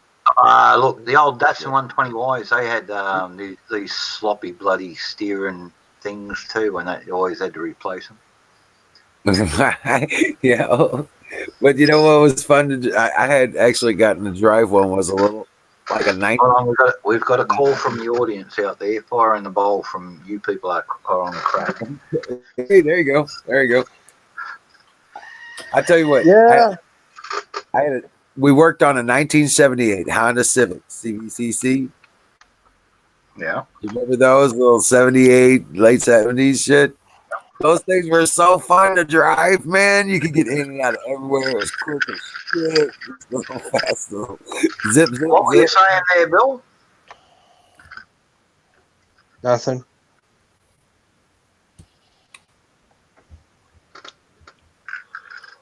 No, you started to say something. I just said yeah, something. I can't remember.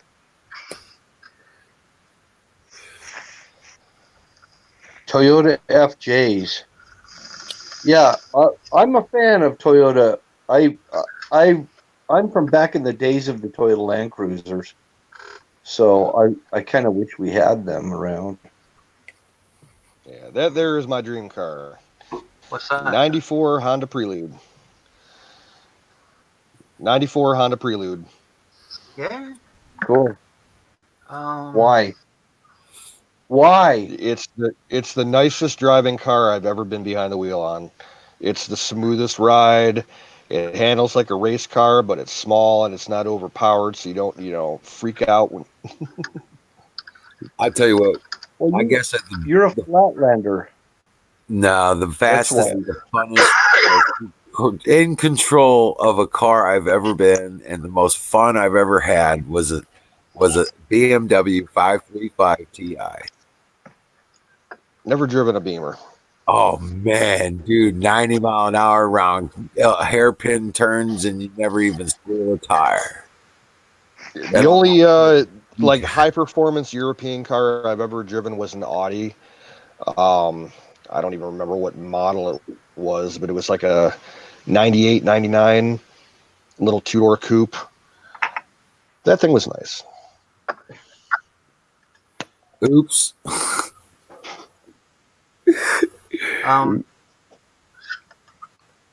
Oh shit! I can't do it by that. No. Shit. I'll be right back. I got I only got a thumbnail of this. I had a Honda Pro Urea. It was the 91, the Ceta. Okay. I'm just trying to share screen. Share screen. Chrome tab. It's only We're gonna like go in the a car. little.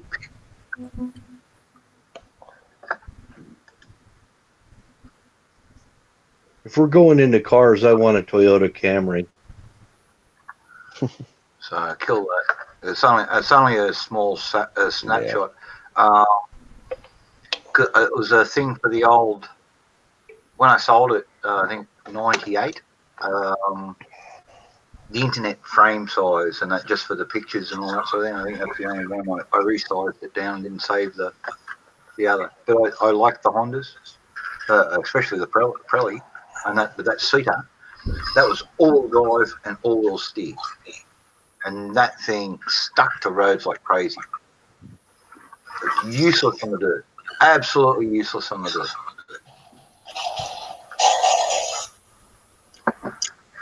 Because you've got all four tyres spinning and that, and you turn this and the other one is counterintuitive driving on the dirt. So, And people out here, Jack, yeah, out here where I live in the mountains, a lot of people like Subarus. They're big fans of Subarus. yeah. The only Subaru I really liked was a little utility, a pickup out here called the Brumby. It was only small. I think it was only a 1200cc engine in the bloody thing. It looked like a bloody Volkswagen motor, actually, or a BMW motorcycle engine. But yeah, Remember the Subaru Brat? Great, and they're still running around on the road now. They haven't been made in 30 years. I wonder if it's like the Brat. Remember the Brat? No. The Subaru Brat? No, but a lot of your names are different from ours. Oh, yeah. That's probably true. See, to me, a Brat is, you remember the Bantam, BSA Bantam motorcycle, 125cc? Yes. And the little one, the 100cc, that was the Brat out here. So if you're talking about a Brat, I think this BSA 100cc moped type thing. That's different. Reverse seats in the rear? Cool. No, it was a little pickup. It was kind of like you've probably seen the Honda Ridgeline. No, that doesn't ring a bell. I think what you're talking about is exactly the same what I am. I think we're calling it a Brumby here. You're calling it a Brat. I'm going to bring up a picture of Subaru Brat so I know what I'm talking about.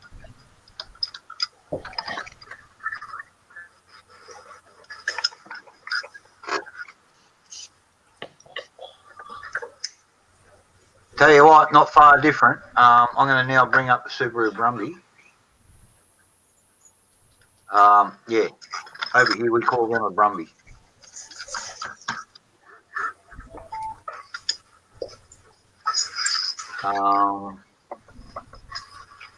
I had one of those as well. Yeah. Yeah. Yeah. Doesn't have a payload. Yeah. Batteries got cold, drained out. Yeah, we had the Brumby. The Brumby ST had a heavier suspension unit and could carry 500 kilos or 1,000 pound more than the stock standard one, but they were a lot more money too. And then we had one that was called the Explorer, the Brumbury Explorer, and that had all weatherproof cigarette jacks in the back in a little box and all that sort of thing. And people have actually updated that kit so they can put USB stuff out into the same box. So, Well, you realize, I'm sure that you do realize that what you can get in Australia are going to be different than what we can get here, and that has a lot to do with the son of a bitches that run our EPA, and so it's partly our EPA, and that would have to do with emissions, and it's also partly due to safety standards in the United States. So they banned the import of uh, of the rovers, the Land Rover, the military style Land Rover in the United States. They banned the import of some of those moped type of motorcycles. Yeah. I can't remember what that was. We've got so many imports that are banned here that you probably get over there. One of them is that we have here. There's only one dealership, and it's in Colorado. For the one made in India, it's a little car called the Ratan Tata. Yeah. The Ratan Tata, you can buy it in Colombia. You can buy it in Colombia, South America, and in Colorado, and that's the only two places you can buy them. No, and like mini truck over here, they don't pass safety on the fuel things. You get hit up the arse, they turn into a fireball and incinerate everybody. The gas tanks tend to explode inward. They burst away from the point of impact and generally spray the occupants full of fuel. And because they're only little light things, they bounce along the ground and that make a lot of sparks as they're going. So if you've got a burst fuel tanks and you're rolling over creating sparks, it's yeah. Are you talking about the Ratan? Yeah, yeah. Is that the Ratan? They had them over here as a test and all that sort of thing. They brought over a private import, about half a dozen of them, and the first one burst in the fuel the first time it had an accident. They don't pass Australian safety spec. People have been bringing them over as a private import, and you run your own thing, but you can't bring them over here to sell. You bring it over here, you're stuck with the fucking thing. You can't pass it on. If you accept that responsibility, but that's not a safe vehicle here in Australia. Have you ever seen one of those Maloos? See another that would. The Maloo? Yeah. Oh, the Holden Maloo. Yeah. It was made here, just down the road. Those are pretty cool. They had one, but they only made 2,500 of the fucking things. Oh, really? Yeah. It was only, each year they were limited to 2,500 each year, and they're bringing like $90,000 secondhand. No shit. Yeah, but you're talking a 300 mile an hour out of the showroom ute, a pickup that'll do 300 mile an hour. Holy shit. And crazy. It's sort of like my old XC, which is the model that everybody used in the Mad Max, the original Mad Max. Right. The XC Falcon. I had the Cobra version, so it had the reverse blower instead of the big American blower on the top with the big Venturi, and mine had the under bonnet one side. Sidewinder, yeah. Yep. Because that was Shelby, how he set it. See, the other vehicle that I've been trying to get a hold of, there's a company down in San Diego that's been bringing in on sea containers, and it's little Daihatsu and the mini trucks. Now, those are cool to get like 40 months of the game. Yep. And some of them have dump beds on them. They have four-wheel drive. One of the best little four-wheel drive diesels you can get is a little Daihatsu Rocky, little 3-cylinder diesel. It's fairly high revving, but it uses bugger all. And ding, ding, ding, ding. It's like the old two-stroke Suzukis, and they go up, 60-degree inclines. And then, just on the thing, you got these purpose-built, hill climbing vehicles and that. And some bloke rocks up in a little LJ20 Suzuki. That was all the way straight up, stop up, and then drives back down. Shocked the shit out of everybody. But there's no weight above the drivetrain in those things. Right, the engine's pretty much between the front wheels. All the weight's down low, including the fuel cell. So the only weight above the bloody wheels is you and this pisspot frame that if you ever roll them over, you're never going to survive. They're just tin can on wheels and that in the motor. No, great. And then they banned the Suzuki Samurai. Samurai. Oh, this is the toy that I got out in my barn. Cool. So I like that. Oh, I don't. That's the narrow front wheels, aren't they? Yeah, they're canted cool. too. I think ours is a 59. This is a 62, I think. Mine's in nowhere near nice condition, but it runs. It starts up every single time. It was one of those that rolled and took my uncle's leg off. Ooh, I could see that happening. Yeah. The one of the wheels sunk, went low, and once it started to go. There was like a mud bubble.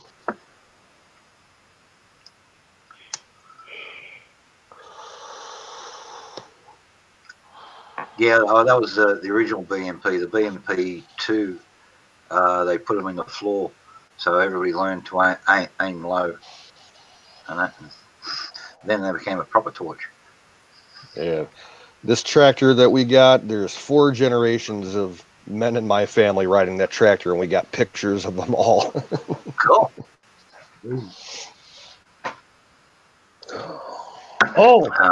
probably, I don't know if you've ever been there to the tractor show in Moline, Illinois.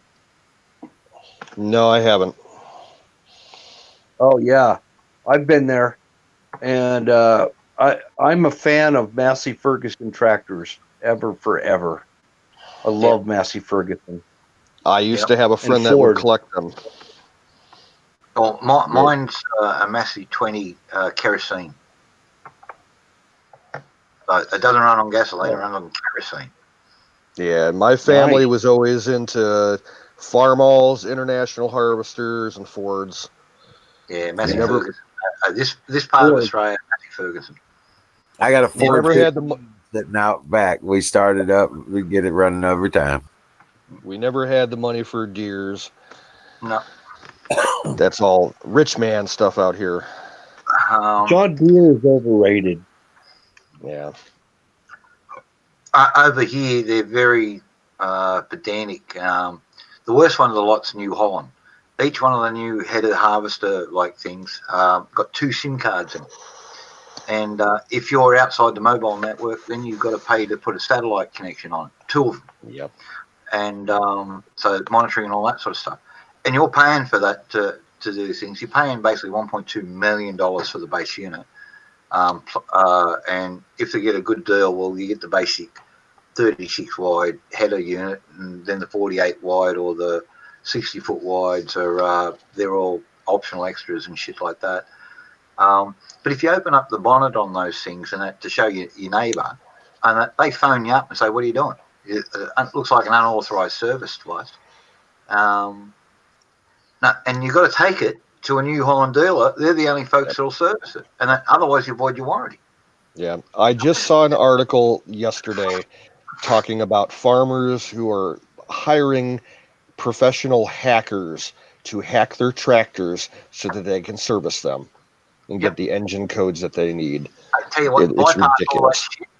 You want the best tractor on the market today? It's actually made in Russia. It's got a German Mercedes blue engine in it. The top of the line diesel truck engines, right? Yeah. But this thing's been specifically geared up for that. And the rest of the stuff you can service yourself. The only computer in that thing is in the digital radio. That's the only chip in the whole tractor is in there. All the gauges manual gauges. Do They're you all have the name of it? California.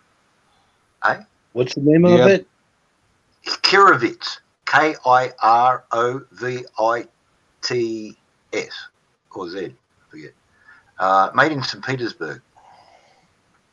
And if you buy one, tell him Jack the blacksmith from Dimbula said g'day. Right on. So, because I was helping translate their manual, and because there's a So- shitload of them out here, and the people love them. You got no service issues. They can work on them themselves, or they can take it down to the local guy, or they can call their mate up to give them a hand. No one gives a shit. It's got a flat outright warranty. If a part breaks, they'll replace it, and that for X amount of time, depending on the part. Engines 4-year guarantee, unlimited. Drivetrains, I think, 4 years. The steering and that's like 10, and the chassis is like 15 years. So if you break a big thing and that, they'll replace the whole fucking thing. And you can't get much better than that. But they're trying to get an edge on the market. But you can put double wheel configurations on them or triple wheel configurations, and that if you've got really muddy ground like they got in Siberia there. Have you ever looked into Mahindra tractors from India? Yes. And there's a shitload of them out here fucking dead not working. They are very popular out here in Ohio. They advertise them like crazy. Yeah. And We've probably got 10 dealerships in the northern part of my state, which is kind of rare. now you're talking. So I got more interest in something like that. That's my tractor. That's my Cool. dad's tractor. Yeah. So that's a tractor. Yeah, there you go. And it's a decent age too and all that sort of stuff. So I've got an actual interest in working on it, and it's not going to have anything super fancy on it. You need what? A toolbox worth of tools to do everything to it. Maybe a couple of big lever bars to the tires and shit like that. But Yeah, just a couple wrenches. But yeah, you can do everything yourself to it. Yeah, And that's what you need as a farmer. I've heard You good gotta have a things. straight edge screwdriver. But that's about it. Couple wrenches and that. But yeah, she's a beast. We got the brush hog for it. We got the auger for it. Whoa, what happened? Oh, there you go. Oh shit. And look at the price. 219,000 compared to how much is a John Deere? So that's all right, the farmer who lives down the street from me that rents my field out, he has John Deere equipment. He has the equivalent size of that tractor and a combine and all the gear for it, and he's probably got 2.5 to 3 year. Yep. And with the Kirovits, if you go to Miller and buy all the bits from Miller, so you've got American made, you've got American warranty and all that sort of stuff for all your bits, you can get that full package, and that for 700,000. So that's wheat, barley, canola, 2 trail bins, deep drag, and that so that they're 6-foot tines. They go down. It's got the power takeoff and the air seeder. Now the air seeders alone, if you buy a John Deere air seeder, they start at 600,000. Yep, he's got one. So go to Miller. He hasn't dissed our field in 8 years. He just does that direct air seeding. You're buying Kirovits brand new for $299,000 US, and that drive away price, and they'll deliver it anywhere in the US. That's the brand new price. But you got to get them from Canada because there's no Kirovits agent in the US at the moment. Yeah, I just saw that. You spend your $600,000 with your Millers made in where are they made? Ohio, Idaho, something like that. They're in Ohio. Buy your 600,000 package from there, and that you're less than $1 million. So you're basically only 25% of the John Deere stuff, and you can do all your work yourself. And no one's telling you you can't do this, you can't do that, you can't do this, and you've got to bring it to us to service it. And we've got to come to you, we're going to charge you this much and that thing, plus hourly per travel, plus fuel rate, cents per mile. That's John Deere in the US. No, fuck you. And the Russians have got the right way of looking at it. Let the farmer be the farmer and not relying on anybody, because they're used to these draconian overlord approaches. People don't like it over there. It was called communism. Yeah. Big Brother was in charge of everything. You had to do this. State farms. Yeah, and so you had to call the approved state repairer, and that might take 3 months for him to come out, even though he's only 5 miles down the road, because it's got to go through Moscow to be approved and all that sort of thing. And if he did it out of turn, you could both end up in the fucking gulag, sabotaging the economy, because it wasn't certified or approved by the, whoever. Crazy. And that's what people are moving now to. And but it's not just being forced on them that way. They're paying for the privilege. Bullshit. Yeah. No wonder your production costs in the US are so high comparative to other places. If they can cut out all that crap to you and just let the farmers compete on the level, and that, man, you'd outstrip everybody. Well, it's coming back. Like I said, San Joaquin Valley is now open for business. And the northern plains have been opened up. There's no more of this. There's not going to be any more of the subsidized not farming shit. There's not going to be any more of that. Yeah.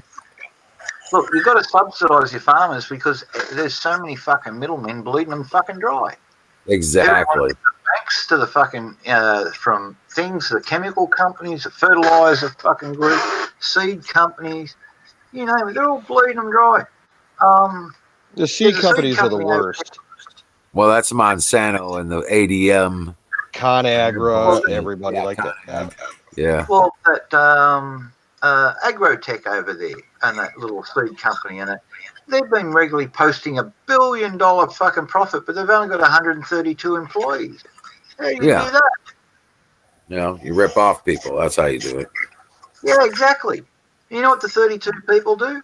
And that some of them are truck drivers, some of them are loading the stuff up into big silos, and then it comes down there and it comes down a chute, and they put it down in a bagging plant, and they weigh them up, put them into things, label them up with these fancy printed labels. They're also produced out there. Here he's back. How you doing, Bill? That's it. That's all they're doing. Yeah. They buy seed off farmers and then resell it as something fucking special. Yeah, and with Monsanto and their shit, they don't get to reseed.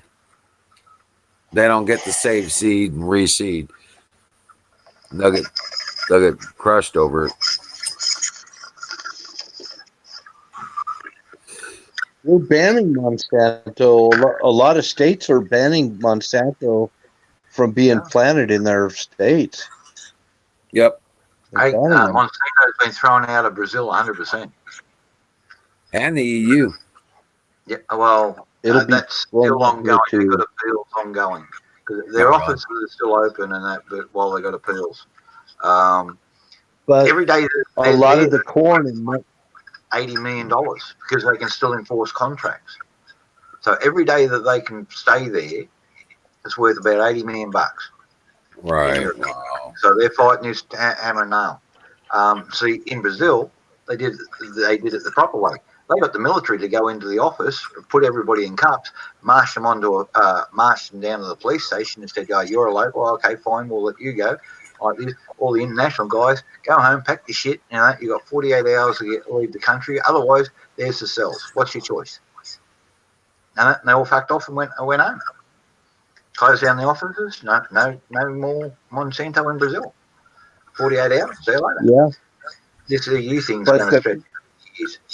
The biggest Monsanto corn producer is coming out of Mexico. The Mexican government is totally bought into Monsanto. In fact, they practically own the country. Monsanto, in my opinion, is just another cartel. Yeah. They don't have their own guns. They just rent them. We call them Monsatan here.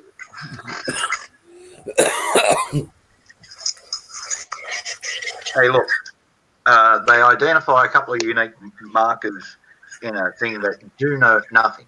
Rightio? They put markers in the plants, and all they do is mark. They don't change the genetic properties on it. They don't improve in this way, and all that sort of thing. And they say that's it. Now, what they have done is created a beautiful strand of corn that's beautiful for producing ethanol, and they've got the market to about 90% saturation. But I think for 60% of your corn market's actually for food, either for animal or people, and that's stuff no good for food for people because it's just basically for producing sugars. So people are getting fat from eating corn instead of getting healthy from eating corn. You know? And that because they've changed it so much and they've got that so far through, you got to go ditch modern corns, go back to the mazes, all that sort of thing to get anything that's going to be healthy for you. Yeah, the city that I live in, we're known as the sweet corn capital of Ohio, and kind of like the sweet corn capital of the country to some extent.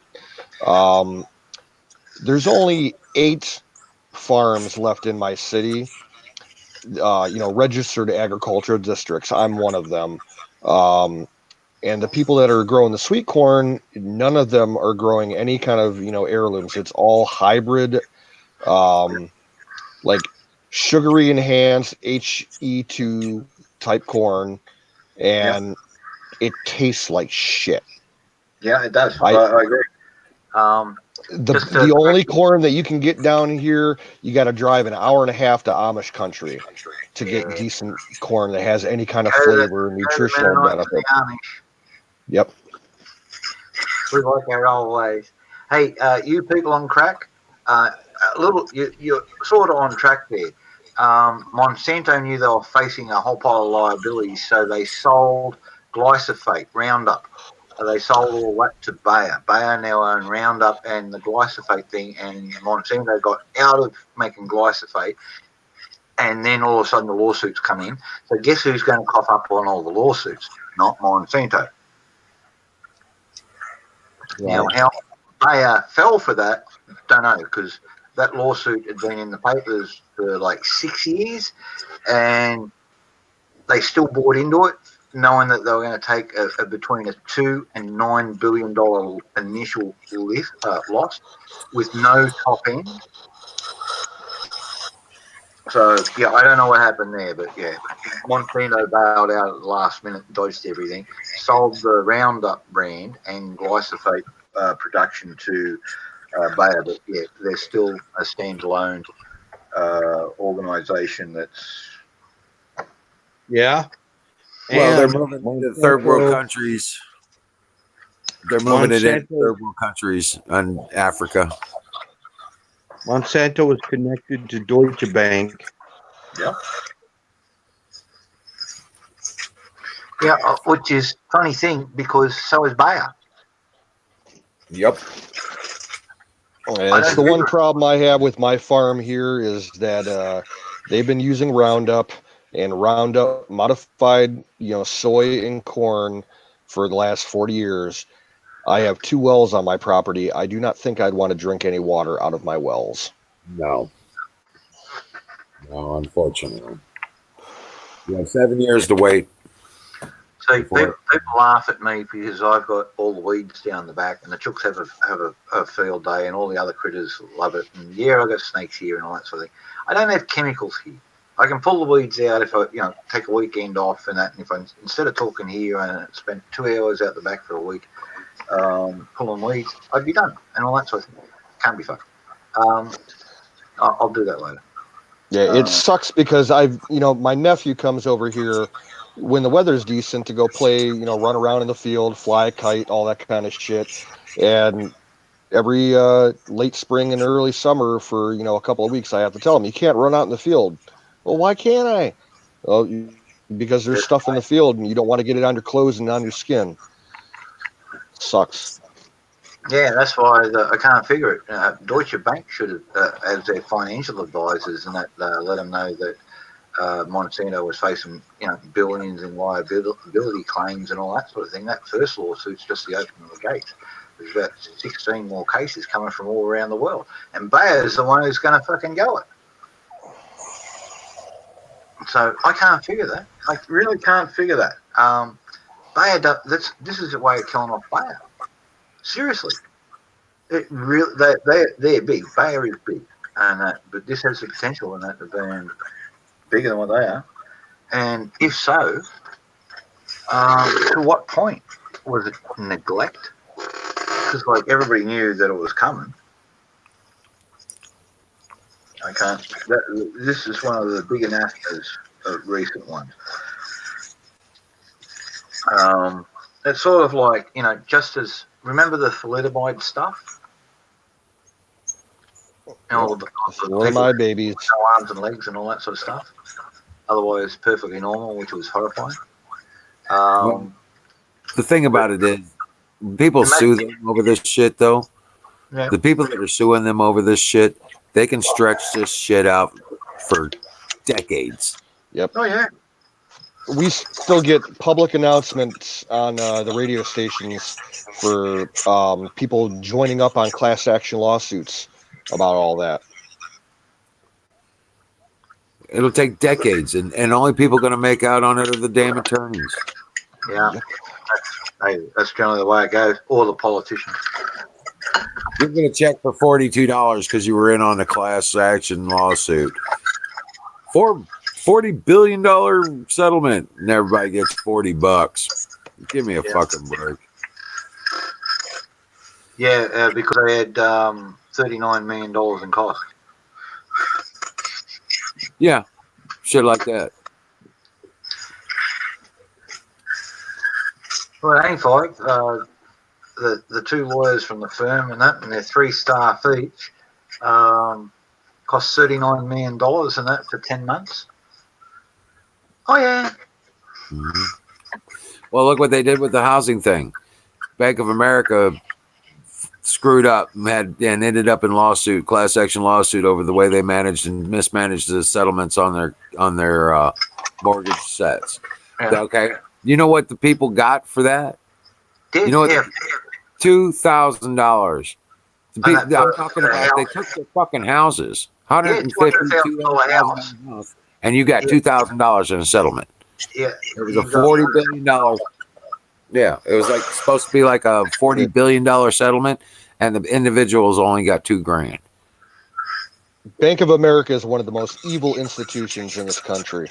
Yeah, I would never do business with them. How do they call them Bank of America? It's all French and Saudi. Yeah. There was an article I read last year. Bank of America fired a bank employee because the employee, who was a teller, low-level employee, gave a guy who was trying to cash a check and the check wouldn't pass. He was, in dire straits, needed to, feed his family and everything. She gave him $200 of her own money to help this dude out, and they fired her for it. Oh, jeez.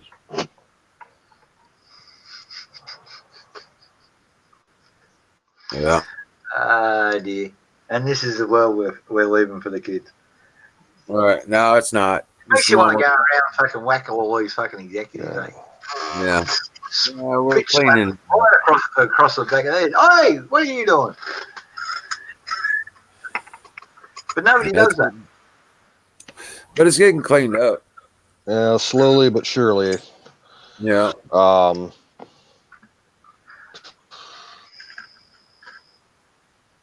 don't know.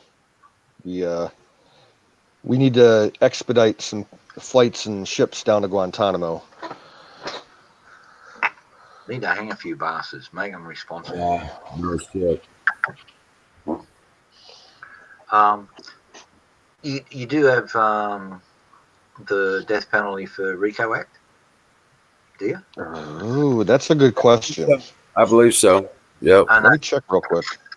Well, the reason I know about the Bank of America thing is basically what a lot of these banks and big financial clowns have been basically doing, if you can bring them up on Rico and that and hang just one CEO, CFO, fucking whoever. Watch them all, how honest they get. Well, the reason I know about the Bank of America settlement so well is I was actually trying to get in on it because they had taken my mortgage 14 years. I never missed a payment, never laid on a single dime. Usually always paid extra on my mortgage, had my house paid down to where I had $70,000 worth of uh, equity, and turn around and these bastards foreclosed on me. Wasn't even late. They would take the payment and then turn around and say they didn't get it. Yep. So I turned around. I was like, that's bullshit because I had my stuff in on time like every time. 14 damn years. I ain't changing That's that. why you got to get the cashier's receipt every I time. did. Stick it in your book. And I and all started that sort of going thing. up to the local Yeah, I got branch. that. There it is there. That's fraud. I'm calling the cops now. You say, I like to speak to the state fraud squad. I've got evidence that the bank's defrauding me. Watch how fast they fix it. No, they wouldn't. I turned around and I started I started going into the local branch and making my payment direct. Right Yeah. there, camera registry, everything, right? And turn around and I'd get the receipt from the teller. I'm good. Well, turn around, these bastards turn around and they still didn't. They it applied to my mortgage because when I made the payment because it registered in the system, and they would reverse it out of my account and tell me I didn't make the payment.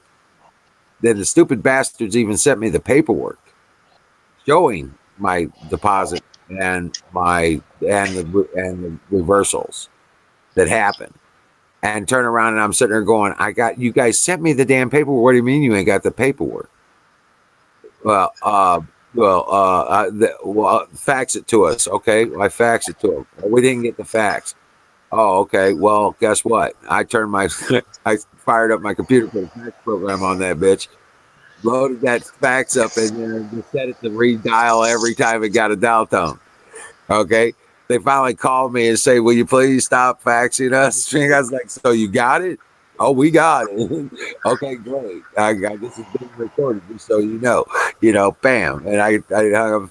And you know what? I took all that shit up to the Missouri Department of Finance and the fraud departments up there in Jefferson City, and the bastards wouldn't pick it up. Yeah, they've got to kill you in there. You might be able to say if someone was forced, they corruptly stole their home and all that sort of thing through racketeering and forced them to suicide and all that sort of stuff, or forced them into homeless and they died on conditions of the street and all that sort of thing.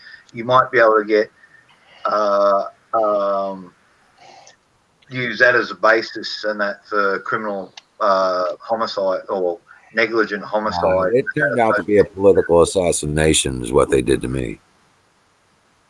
Pretty much here, and that took all my stuff, and that almost got me locked up for a shitload.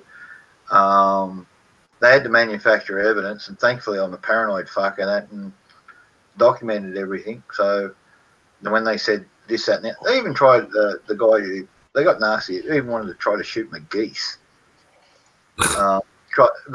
Went down and got an order from the local cops to shoot the geese, and he said, "There's no need for that.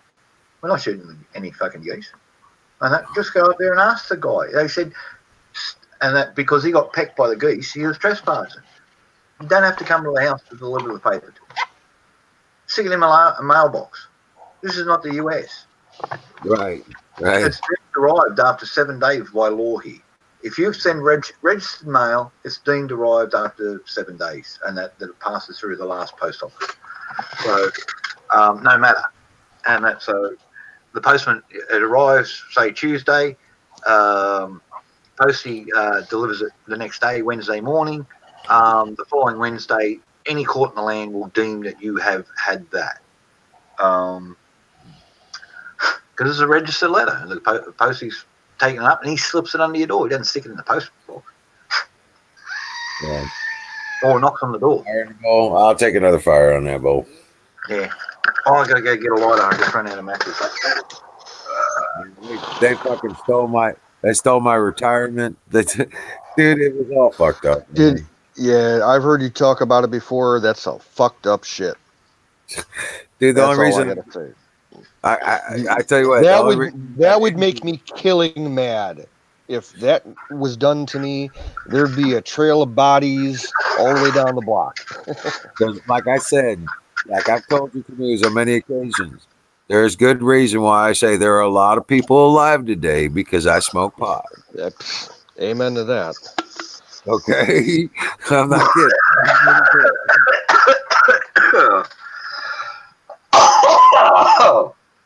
Oh, healthy. Yeah, you ain't kidding, man. There was a whole lot of plans in my head over all that shit, brother. It took me a long time to come to grips with what happened today. The only reason I survived anything is because I went underground. I went completely underground, completely got everything out of my name, went into rental situations and stuff like that. Had somebody else own my vehicles. You know what I'm saying? Shit like that. Yeah.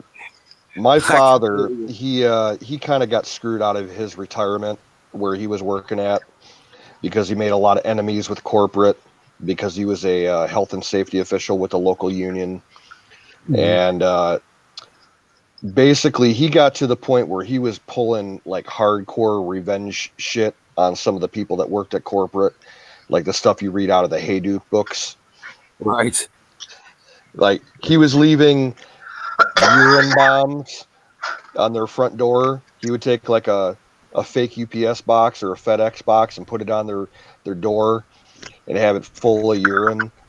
And as soon as they Right. opened the box, a bunch of razor blades would, slit the bag and spray him with piss. Oh He shit. Yeah. he found the HR lady that fucked him over. He found out where she lived, and she was going on vacation for like 3 weeks in the middle of the wintertime, and he turned on all her water. We had She had a $6,000 water bill that month. And a house she had to rebuild. we had a 3-part series in the newspaper, 3 weekends in a row, and that 3 pages in the newspaper. Nah, these bastards even my retirement was private. I went with Mutual of Omaha. Mistake. Yeah. Guess who Well, runs Mutual of Omaha? Yeah, exactly. anyway, this guy Warren fucking Buffett. got screwed over bad by a big corporation and a couple of coppers who turned out to be good friends with him, and he didn't find this out. He thought they were just overzealous cops. No, they were good mates. So anyway, and basically worked as private security for this corporation. He fucked them over for years. One of the coppers, and that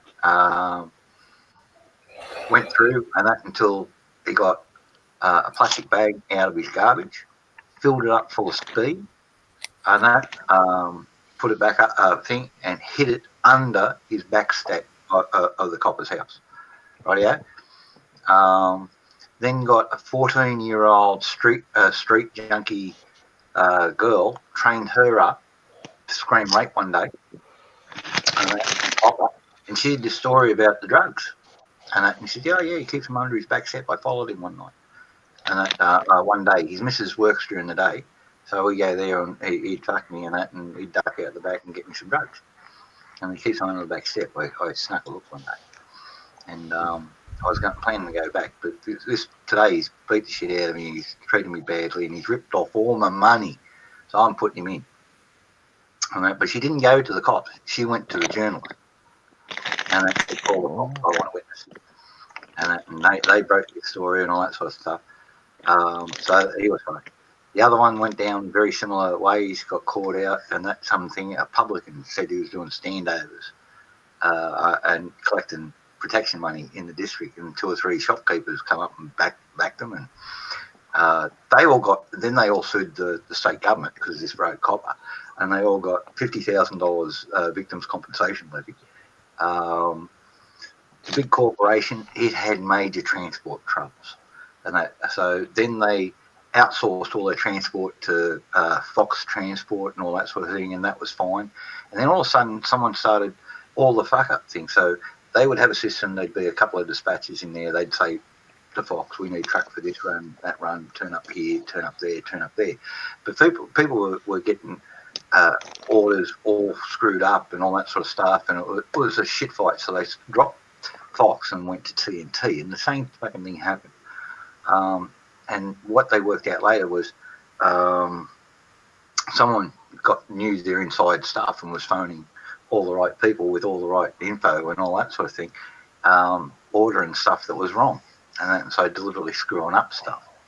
But it took them a couple of years to figure all this out. But this stage of the game, their reputation had their 300 stores nationwide had shrunk down to about 50. They were laying folks off left, right, and centre. They're just on the verge of collapse, and all that sort of thing. All because they screwed this guy out of $16,000, and he's trying to. He was a little artisan. He was a coppersmith.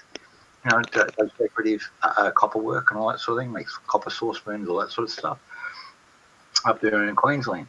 Then all of a sudden he's dying. He's told the story and all that sort of thing, and he's got a couple of weeks to live. So he's contacted the journo, the girls thing, and that is the truth, and laid it all out, the whole revenge plan, 8 and 9 years. He said, "Don't do it because it's eating me up and I'm dying of cancer now. You know, I've got, all I've got left is hate. You know," he says, "Don't let it eat you up." So that ran over 3 weeks. But they did that after he died. Right. So a week after he died, bang, here come this thing.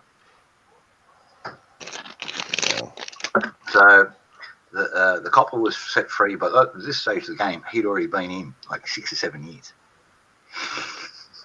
So cop in jail, wouldn't have had an easy time. So Right. For sure. He got his own back, but it was all over $16,000. They had him charged on bullshit charges, threatening things, all that sort of thing. Half a dozen times. So he wasn't game to do anything. He was, if he got a parking ticket, he probably would have gone to jail. And they just made everything out. And all he was trying to do was get paid $16,000, which back in the 80s was a lot of money. Yeah. You know what I mean? So, yeah, you shouldn't fuck with people, but this is the problem. Big corporations do. I go, yeah, hundreds of stories. I don't like working for big corporations. That's why I like working for myself. Yep. My boss could be a dickhead, but he's not an arsehole. I'm kind of in a prickly situation. I got some documents that I inherited from my father. Yeah. That I found locked away in a filing cabinet, and he told me about them about maybe 10, 15 years ago, and I found them the other day. The company that I used to work for, big factory in my area, he has maps, like professional survey maps of the factory property that have the locations marked for undisclosed industrial waste dumps buried underground of some really, really nasty chemicals like nickel chromate and hydrobenzene and all kinds of nasty shit. The factory no longer exists. It's basically a parking lot now, but it's owned by the city. They bought it and they're using it as a parking lot for the school buses for the school district.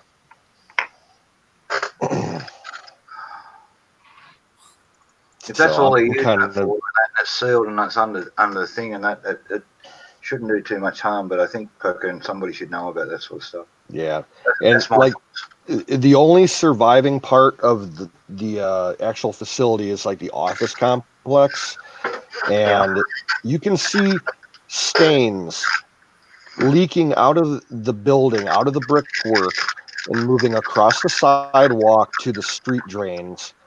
That it's all green nickel chromate. It's been there for years. I can't understand why no one has ever brought it up before. It's Well, nasty shit. The surrounding neighborhood has a higher than average amount of cancer rates. Yeah. And that, just say, hey, look, I found these documents. My grandfather's, he's passed.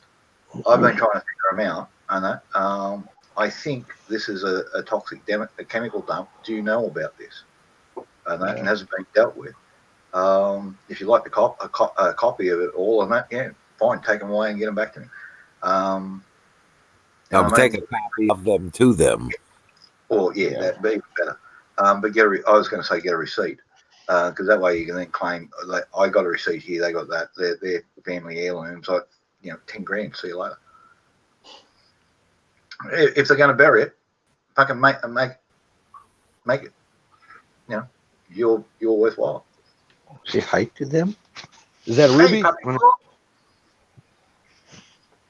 Hello, Say puppy. hi. What's up, puppy? What's up? Say hi. But yeah, no, Say that's hi. crazy stuff. I still got to go after my uncle. He emptied my dad's vault. My But little he friend. never even said anything about what was in there. We got no inventory list, no nothing from him about anything. He didn't even turn over the deed. family's the worst, eh? Never even turned over the deed. We have the quick claim from the court order. That's it.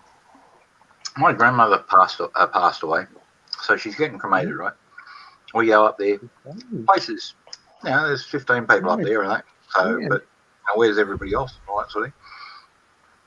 So I take off early, and I'm on a motorcycle. So I, you know, cut through traffic, get right across town, back to a flat, ready for, you know, make tea, coffee, sandwiches, all that sort of thing. Having everybody over and read the will. Get over there. Pricks are fucking emptying the place out. Someone's kicked the door in, and they're emptying it out. So I parked the motorcycle across the driveway, called one of the neighbours, and asked them to call the cops. You know, just wouldn't let anybody leave with stuff. Cops pulled up, and I said, "There's a car full of stolen stuff there. There's a car full of stolen stuff there. Car full of stolen stuff, and all the rest of the stuff here. And I want all these people charged." They didn't have the decency to come to the funeral. And just wanted to raid the place. And these are a family. Fucking way them all charged. So I'm not real popular, but I wasn't put here to be popular. She asked me to be the executor of the estate. Now I know why. She couldn't fucking trust the fucking kids. They're all arguing about it.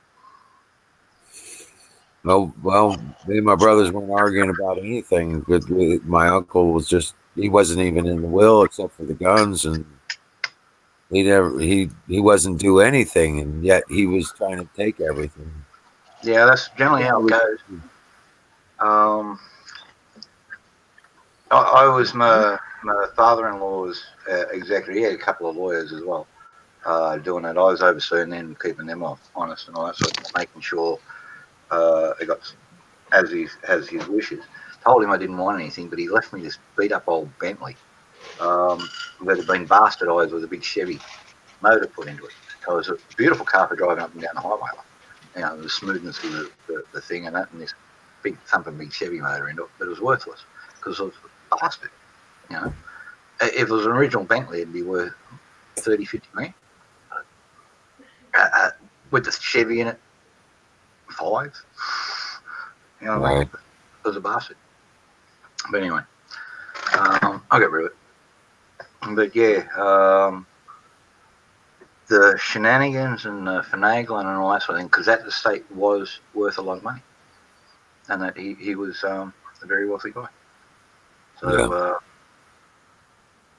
but the bullshit involved with it, no. That's why this one's all nice and simple.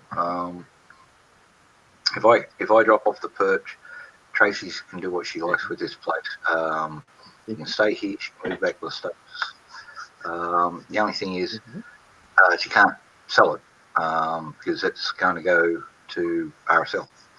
So if they find a disabled veteran, we've now got a house with an acre down the back. Where's Nala? So Nala want to come my up kids here? looked after. Tracy doesn't have kids, all that sort of thing. She's got right of residency for life and all that sort of stuff. Hopefully, and that there'll be enough.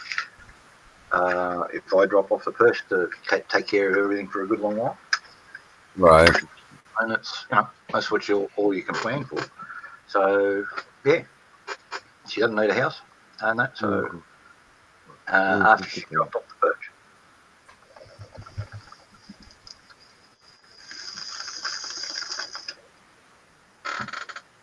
So if there's a disabled veteran looking for a house, RSL can, here's one. They figure it out because this place is wheelchair friendly, and that so ground floor entry and all that sort of thing. Biggest step in the place is that. Well, guys, I gotta. I'm falling asleep, dude. I'm really serious. This is like, It's all good. all right. I'll talk to you guys tomorrow. God bless you all. Dream well. Okay, Wizard. Have a good night. Thank you for everything, guys. No worries. Very good. Now that you're gone, can we start playing the movies?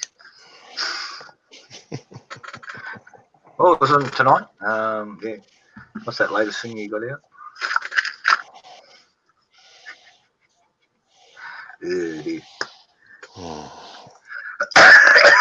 Oh, Jack, I don't know if you noticed. I put a link in the private chat earlier tonight. James Brockett, legend of the USS Titanic, full. Yeah. Yep. I've got that queued up. I haven't played it yet. It's a long song. You need like 25, 30 minutes to listen to it. But it's a classic hippie song that me and my dad used to listen to. And like one of the main guys in the song, his name is Jack Johnson. So I figured you'd get a kick out of it. It's all about smoking dope. Oh, yeah, well, that's me. Definitely now. Well, it wasn't when I was younger, but yeah, nowadays. So, yeah, all good. I actually have two dogs here with me. Only one of them wants to be on the screen. Oh, it looks away too. The other one's a ninja. A ninja? Yeah. She's a little black ninja dog. Cool. She'd jump on the roof and dive bomb you and shit. This dog is a freaking athlete. I've been a cat person all my life, but honestly, at this point, with all the drama and the issue that I have with the cats, when I'm finally done with all the cats here, I think I'm going to switch to a dog, just for a change of pace. I love cats. I just prefer them in a barn killing mice. But other than pretty that, much. Yeah, we're on crack. Yeah. Yeah, at least for inside the house. When I got 3 indoor cats, and when they finally pass, I think I'm done with indoor cats. I'll either get a dog or I'll go back to having fish. I like fish. I used to. I had an aquarium for probably about 10 years when I was a teenager. And a terrarium. I had a turtle once and a snake. I had all kinds of tropical fish. I had a corn snake. We don't get them around here. Will a brown snake do? Absolutely not.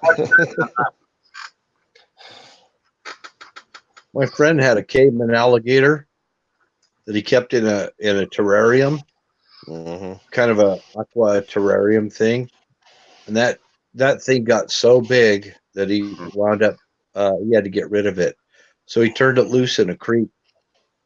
Yeah, and people started seeing these tracks in the mud and stuff along the creek, chickens would come up disappearing, and it was Yeah, pretty funny. there Out of was California. there was a case about 3 or 4 years ago. Someone released a caiman. They don't know where it was released from, but it was somewhere outside the Chicago area. The Coast Guard found this thing swimming in Lake Michigan about 1.5 miles off the coast of Chicago. And it was about 5.5 feet long. And it was just swimming in Lake Michigan. Yeah, they don't get really huge, but they get probably about 8 foot long max. They usually only get about 6 foot, but they can get 8 foot. 8 foot. I think they got them in Australia. I think that's where they originated from. Farm the salty's about 8-9 foot. That's a good size to handle. You breed them up in the farms 8-9 foot. Yeah, knock them off about then. But 8-9 footer, you don't stick that in with a 22 or 25 footer. They tend to end up lunch. Yeah, I mean, this guy he would get alligator lizards, and they grow wild in California. Alligator lizards do, and they're kind of nasty. They're kind of cantankerous. And then he had all kinds of snakes, and they'd get so big, and then he'd have to turn them loose.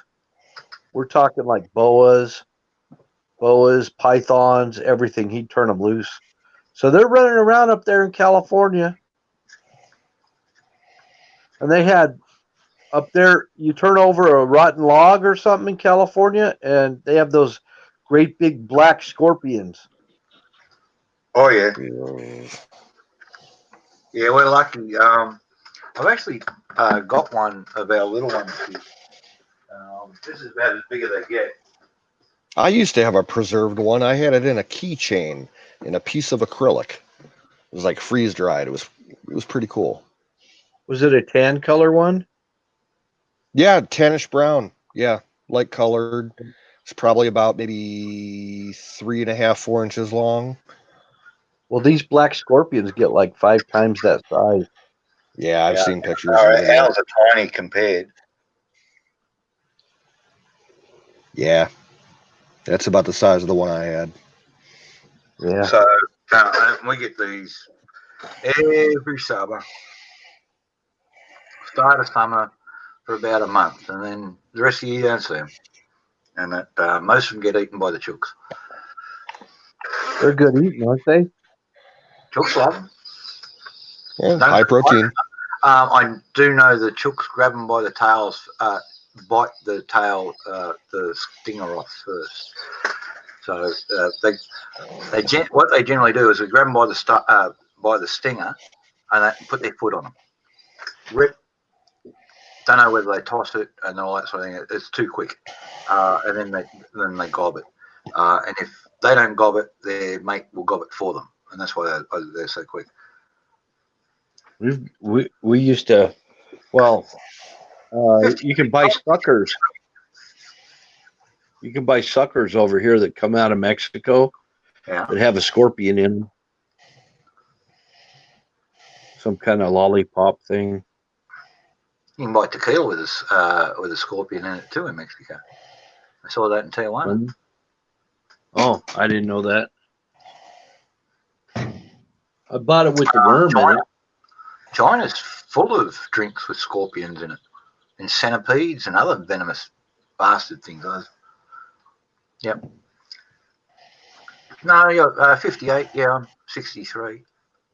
So I was watching a video about Australia about you guys having these terrible locust swarms. not this year, no. No, but you've had them. We've had them in the past. I've heard over in Africa they're having some locust problems. Someone did some clickbait and said it was Australia after the fires. It wasn't. They were hidden our way. We did send up some aerial sprayers, hit them a couple of 100 miles off the coast, and then layers, and fuck all landed. And besides, the harvest is already here. They're late. This El Nino, Nino thing that's fucking up all the weather around at the moment because it's stuck in the middle. It's not one way or the other, so everything's undecided. It's sort of fucked them up too. So they were fighting a little bit of a headwind at the last stretch as well. So we didn't get many here at all, and the harvest was already over. Yeah, but he was showing how he got rid of them. They would take these torches and burn them out. Oh, when they do land, yeah. Yeah, they make little tunnels and they hibernate in there, and then they come out right all at the same time. They get this. It's like it's a grasshopper on steroids, is what it is. Yep, armor-plated grasshopper. Yep. And they change. They are a regular grasshopper, and then when they get stimulated on their leg hairs from other grasshoppers, they get this. It stimulates something genetically. They go into swarm mode, and they all stimulate each other, and then they become a swarm, and they turn into locusts, and they change colors and everything. Not everything's dead. The beer's all right. It was a real interesting documentary about it. Yep. And it was out of Australia. When I was in a kid, the last locust swarm, we set up burning oil torches on the edge of all the crops around there, so the smoke tainted the crops and all that sort of thing. And hopefully they didn't land, and it was effective, sort of. And we still had crop losses and all that sort of stuff. It's tough when it happens, but what was worse here, I went through 2 mouse plagues as a younger kid, and one. I saw that too. If you do a Google on that, on the mouse plagues here, yeah, that's the worst. Locust plagues hit us. We're out of season with the rest of the world, so if they swarm in from Asia or they swarm in from Africa, the local swarms here, well, they're the 17-year locust type, so everybody preps up for them and all that sort of stuff. So they don't get a chance. We spray the fuck out of them from before they launch, as they're hatching, before they swarm, before they do anything. They're pretty much screwed. A lot of farmers shut themselves down or run a late crop or run an early crop because everybody knows when it's going to happen. And the CSIRO, they can do the egg development and all that sort of thing. They can get it down to a couple of months, and that when it's going to happen. So a lot of people just dodge the crops, and if they've got too many on the thing, they'll just leave the soil go fallow, or they'll plant something like pea or something. They'll put a lot of nitrogen back in the soil. That they don't. It doesn't matter if they don't harvest a crop out of it. You know what I mean? So they're just going to turn it into the soil anyway. So when they all come out, they're going to start munching on the peas. And then they spray the shit out of them, and they just turn the whole lot over and turn it into soil on it, and go with a new crop after the last one's come out. But see, Australia is very organised. So is America, and that you can sort folks out like that. Africa and Asia and all that sort of thing, they can't organise. We pour money and money and money into them and all that sort of thing. But places like Vietnam do, but they do it at the point of a gun.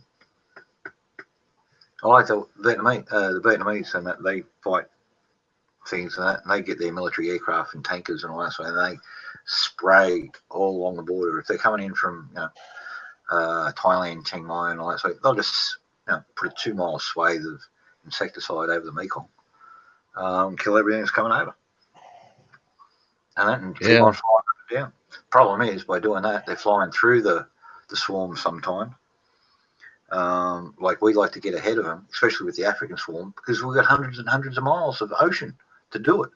So get ahead of the swarm, spray a big cloud, let it all drift across the thing, because you've got radar, you can see where they are and all that sort of thing. You know your droplet rate of fall, all that sort of stuff. Stay ahead of them, just keeping big zigzags in front of the swarm, and they're flying through this constant thing, and they're probably feeding half the ocean. that, hopefully the fish don't get toxified by the insecticide, but they're all getting free bugs. So yeah, but luckily we've got spray stuff for that. And farmers groups, they charter folks.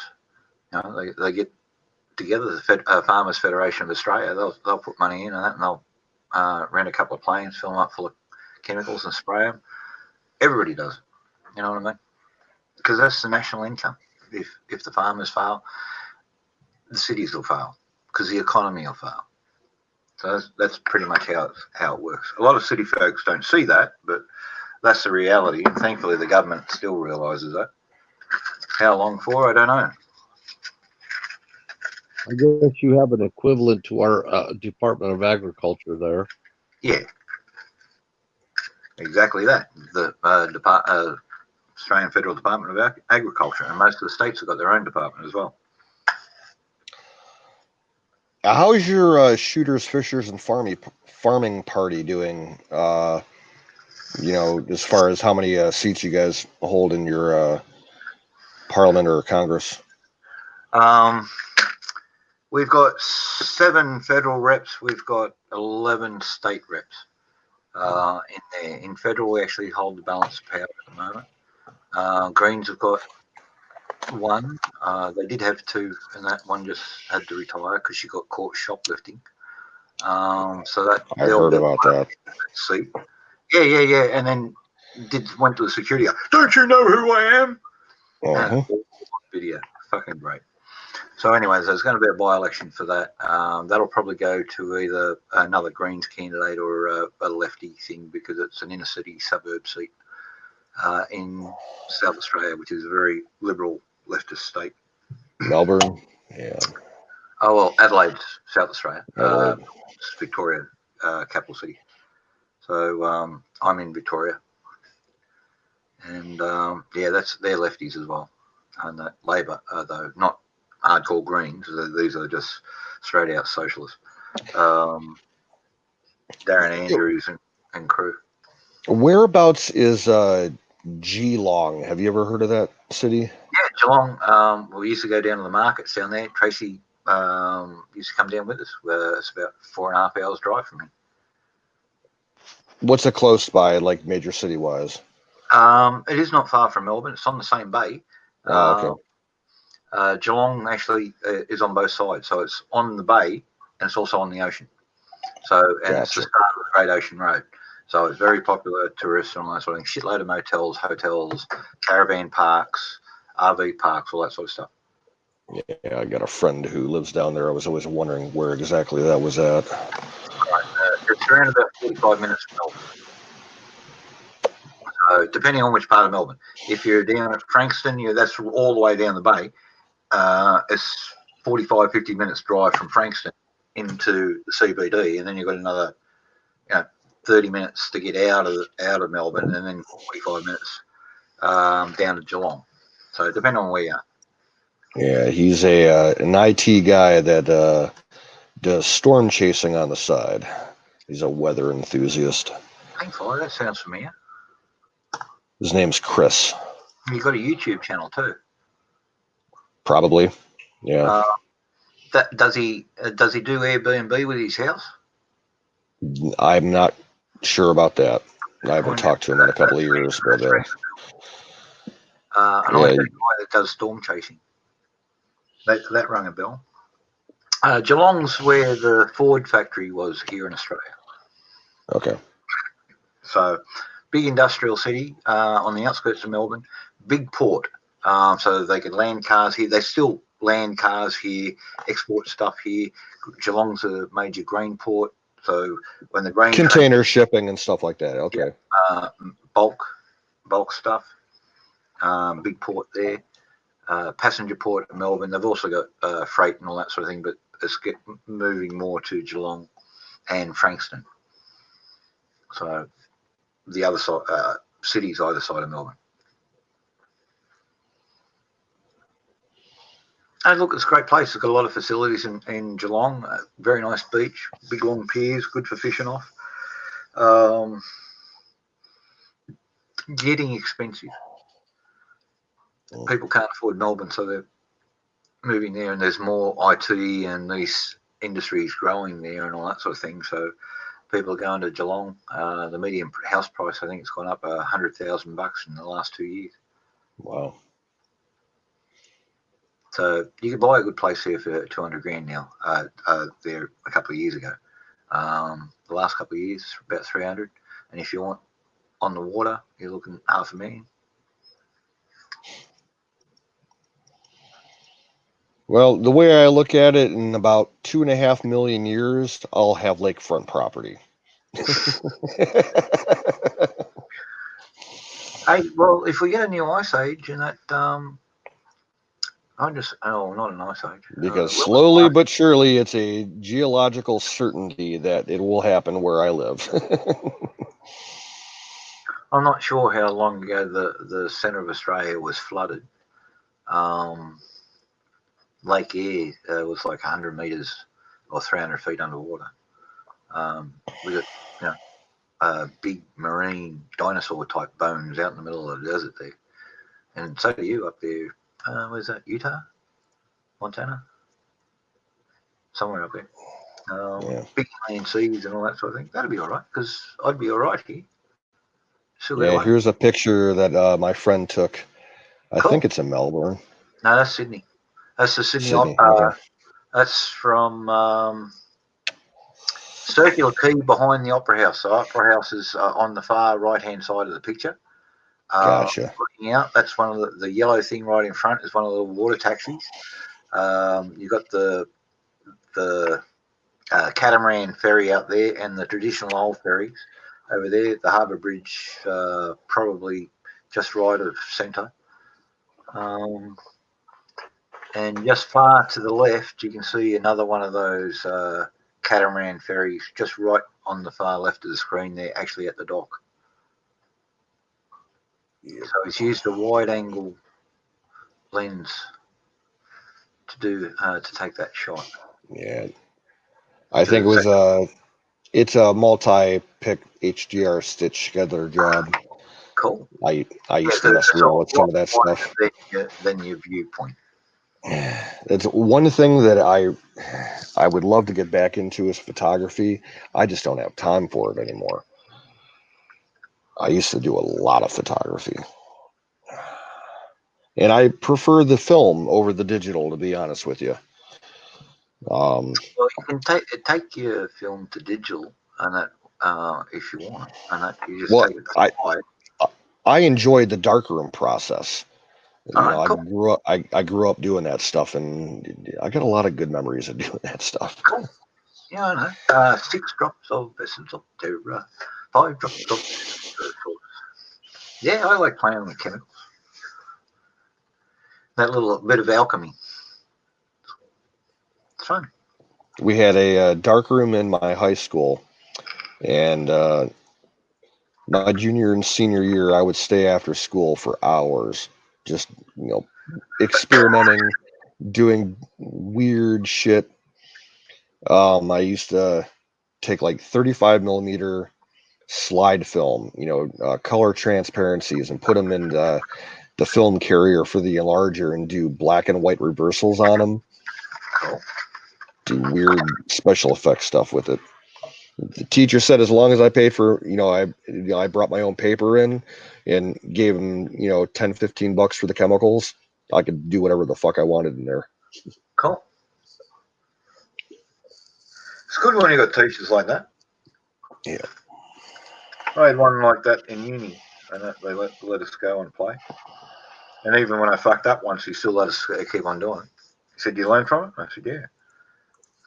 He said, "Good. Well, what's next?" I said, "Well, Fel Mary's." He goes, "Yeah, that's a good one. Go for it." So, yeah. He knew what I was doing.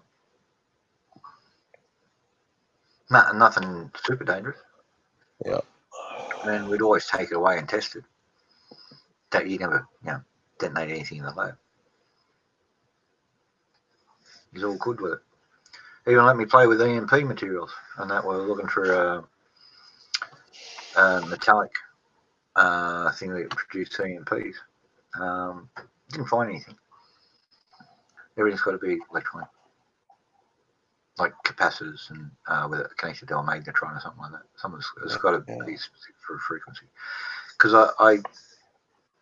I had this idea when I was a kid. You know what a crystal radio set is? I've heard of them. I've never seen one before, but I have a basic understanding of it. Basically, it's a wire that you connect onto an earth. You don't need a battery on it. You have an antenna. You have a piece of either quartz crystal, or I used to use arthrocytic coal. So that's the black crystalline coal. Very fine wire. And I got one out of it was a fine braided multi-strand cable, very fine. It was either steel or nickel alloy or whatever, and I got one strand off and cut it off about half an inch and connected up and wrapped up another bit with a piece of wire from a coat hanger, just a wire coat hanger, and just twisted up so it was all tight around there, and then put that around, and that's how I tuned into the AM band, and I could with an earpiece coming off it, just a little earpiece, but you had to wire the plugs in, and it worked. It actually bloody worked. And then because I asked about that when I went to uni, I said, okay, how does it work? And from that I had an idea that we could actually make a mineral-based electromagnetic pulse. Instead of having a manufactured magnetron, there should be a mineral compound that would take in enough energy and then boom, blow and release radio energy. And never found anything. Played with a shitload of stuff. There probably is out there, I know, but yeah, once I got onto microwave magnetrons, and then I haven't looked back because it does everything I want. So I never got into physics. I didn't take physics in high school. So as far as physical science goes, I went as far as chemistry, which was halfway through high school. And then I went towards earth science, biology and ecology. Yeah. But I have a basic working knowledge of, high energy stuff and gravity and magnetism and shit like that. Cool. Well, you're way out in front of a shitload of other people, man. Some people get through high school and that learning how to basically spell and count their money, and pretty much about it, and don't want to know anything else. So, who's playing on football, and what's the price of beer? Pretty much.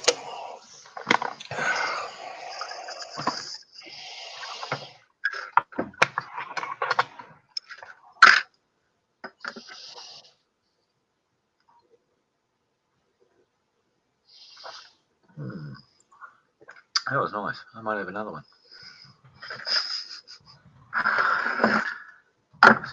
Shit. What's the time there, Knut? We are at 4:06 a.m.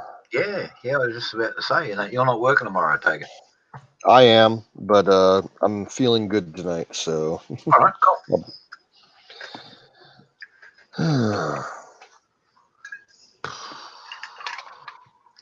I've actually been able to catch up on sleep the last couple of days, so I'm not coughing as much. And like I said, I'm about 95% done with this cold. But I'm a heavy smoker, so anytime I get sick, the respiratory takes a lot longer to clear out than normal. Yeah, this is the thing I'm sort of worrying about. I'm looking at this fucking corona and fucking SARS stats and all that sort of thing, 2%, 3% and all that sort of thing. I was a heavy smoker for a lot of years. That's why I went on the vape, give it away. That's why Tracy chases me and all that sort of stuff. I do have scarring on the lungs from it. They thought years ago I was early stages emphysema, But that was just me working bloody blacksmith and that and being full of shit all the time. So, yeah, but there is blockages and that, and smoking this shit. You know, when I finally move over to all smutter, and all that sort of thing, I hope everything will improve. Yeah. But exposing yourself unnecessarily at, not being rude, my age, I'm in the 50% thing group now. 63 and over, with any sort of lung or breathing history or heavy smoking history and all that sort of thing, you're now looking anywhere up to 50% casualty rate.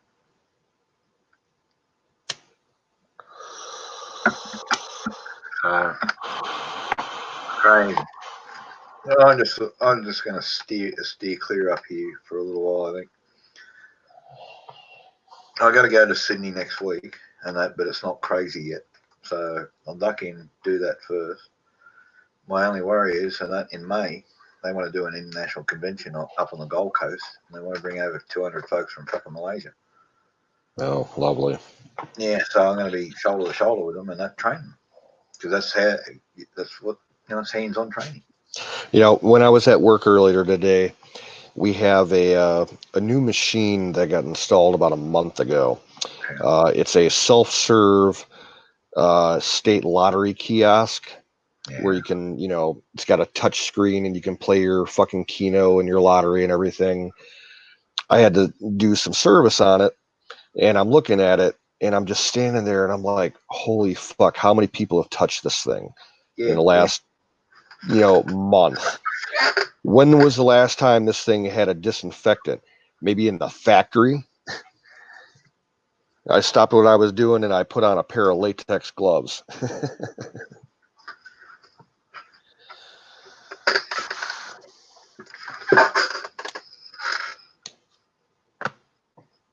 Before you touch it, put gloves on and use something that's going to kill bugs. Yeah. Up here, 99.9%, and it's got that much isopropyl alcohol in it. Well, I carry this with me at work every day, and anytime I know I'm touching something nasty, I always clean my hands off with that.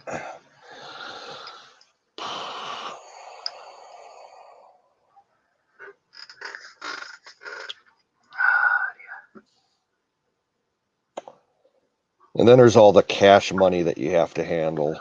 Yeah. Well, see, she's working in the Dollar Tree, and so she's doing it all the time. She's got a little jar of hand sanitizer there, and I've got her on the right diet and all that sort of stuff. So, but because Oregon has gone to, you've got to bring your own bag now. Some of the bags rocking up are absolutely filthy, disgusting. Oh yeah. They did a study on those reusable, like hardcore fiber bags that Aldi's pushes. Oh, they said that they did a mass spectrograph, bacterial analysis of it. They had something like 40,000, live cultures per square inch of material. Yep. Absolutely disgusting. Yeah, no, well, you got to wipe them things out as well. Look, it's real simple. 10% bleach solution, water, a little bit of salt. Yep. Bleach is a wonderful thing. Yep. And that, add a little bit of salt, it becomes a little bit of an acid, so it's actually 100% effective. And the salt residue stays there. Anything that makes contact with it will die. So, yep. The camp that I worked at up in Canada, we did the bleach treatment for our fresh water supply.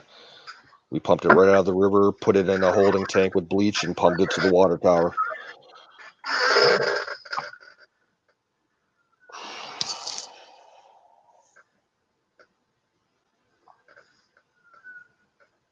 I got an eagle in the background. I heard it. Whistle. It's the small whistling eagle. So his girl, he's probably off hunting.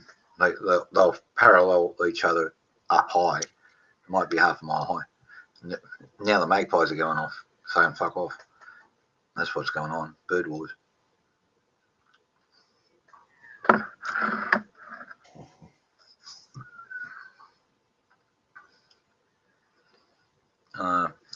I might duck out there and prevent a bird war for a sec. Gotcha. Listen how you do it.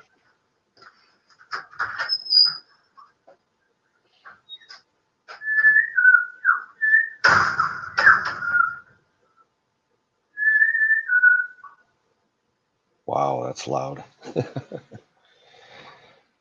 You people on crack, are you still in the chat? Sound off for me if you are.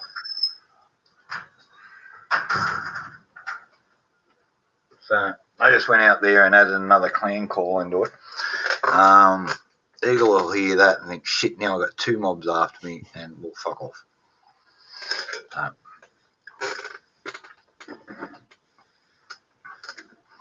You just got to understand how they've all got territories, they've all got calls. Every clan of magpies has got a different, slightly different call to everybody else. The local magpies know that's my call on that, so a slight variation on that, and they'll come down and get food. So you say your clan call, then what it's about. So the is like where are yous and all that sort of stuff. There's one that's there. So yeah, I'm looking at the on Wikipedia. Is that the whistling kite? Yeah. A lot of people call them a kite. It's like a little, like an oversized hawk. Yeah, pretty bird. Yeah. We get around me. We get what turkey vultures are the most common bird of prey, but we get a lot of red-tailed hawks, the occasional peregrine falcon. We get them here too. American kestrels, red-shouldered hawks, and bald eagles. We get some bald eagles and some osprey when you get closer to the lakeshore. Oh, we get wedge-tail eagles here. That's about the biggest one we get, and that bird is probably slightly bigger than the bald eagle. Big enough. So a lot of the peregrine falcons, they hunt the big bird swarms, budgerigars, galahs, all that sort of stuff. Rosellas. Starlings, we get them out here. They hit the starlings really good. Yeah, well, they hit the parrots out here. Cockatiels. Probably one of the cockatiels, the second fastest thing in Australia. Pity not the fastest. But anyway. Don't eat me. Yeah. But they are, like if you see fella fly and he dodges and that, they fly through trees like you wouldn't believe. So good reflexes. Yeah, fast. And the birds of prey generally don't follow them down into the trees. They'll follow them onto the ground, but they'll cruise up, hoping they'll wing themselves and they fly into a tree branch and that knock themselves down. If they then land on the ground with a busted wing, eagle's right on top of them, or the hawk. Or we have a small species. I don't even know if they're technically classified as a bird of prey, but they hunt other birds and they attack them, and they basically drive them into either brambles or thorns or barbed wire fencing. They're called northern shrikes. We got a thing out here that does that. It's called a butcher bird. Have a look at the Australian butcher bird. See if that's it's part of the kingfisher family though. Well, no, actually it's not. That's wrong. No, butcher bird's separate.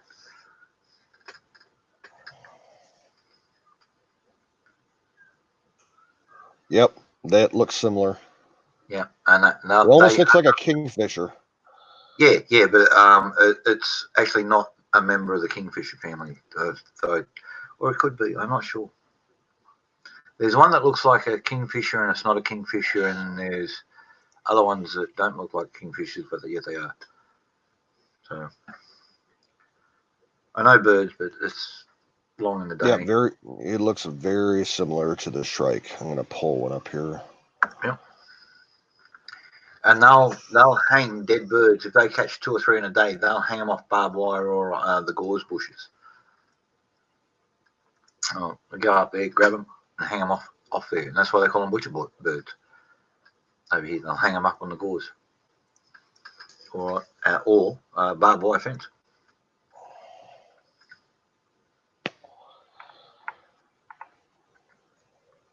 Well, that's a lot smaller bird there, and the beak's a lot weaker than the butcher bird.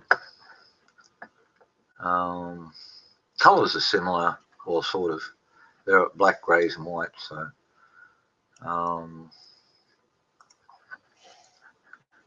let's see.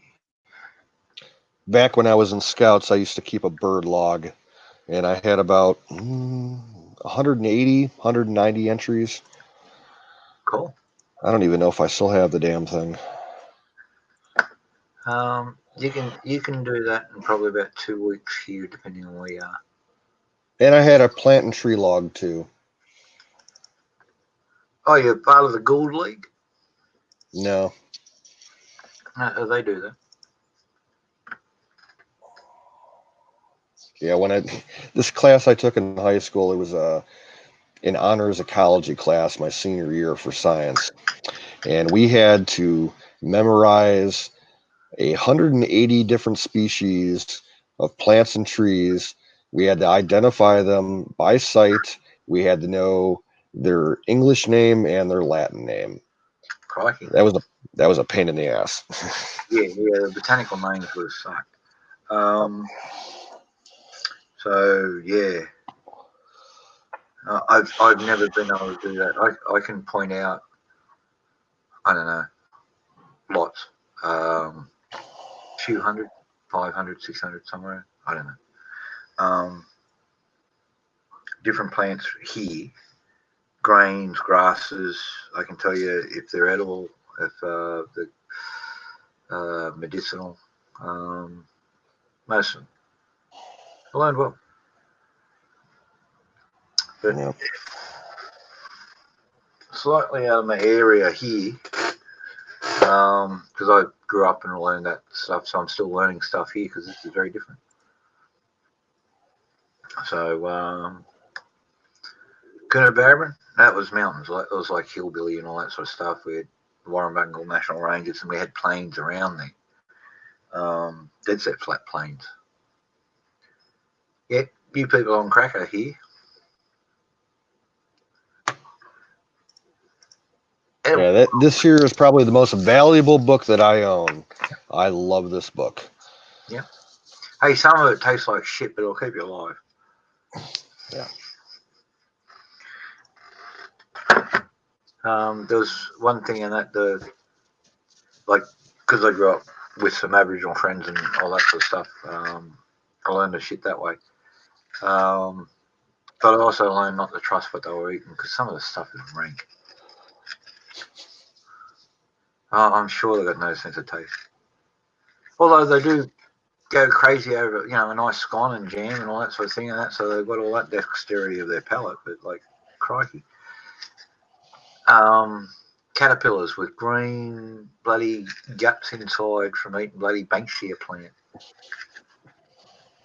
Oh, you got to do that. The worst thing that I've ever eaten, as far as like native food goes, when I was working up in Canada, we had a little bit of interaction with some of the First Nation people up there, and basically they had 4 or 5 reservations that abutted the national park property up there that we were operating in, and we technically weren't allowed to cross their property unless we had permission to.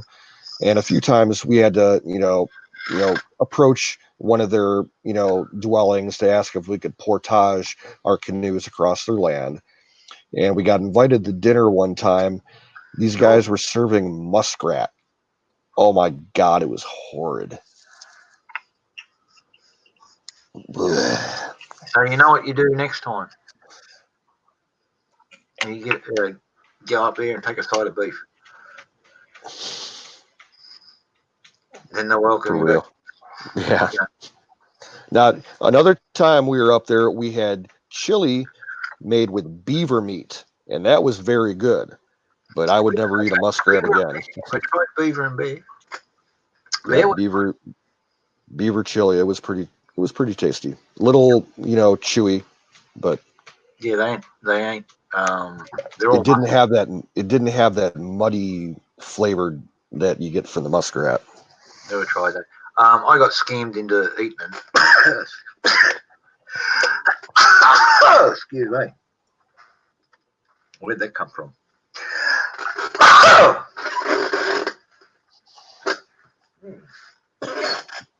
It's that wacky tobacco. I think it's the pollen out of the male flowers, and when you roast it, it's a little bit harsh. And then I just shook the bowl about 30 underneath it. I just made up a new batch. And half of that head that I threw into that, every second bud was all male, and they're all heavily with pollen, but I just threw it in the oven anyway. And yeah, shaking it up, I think I've got a snoop full of pollen, and because it's oven roasted, spicy.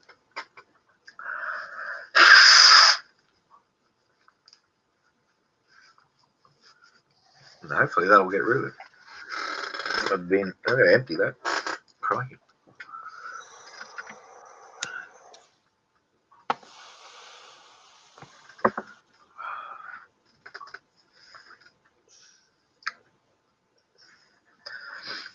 Yeah, I've got some mates here I go out back with and all that sort of thing, but I tend to hit the supermarket and fill up an esky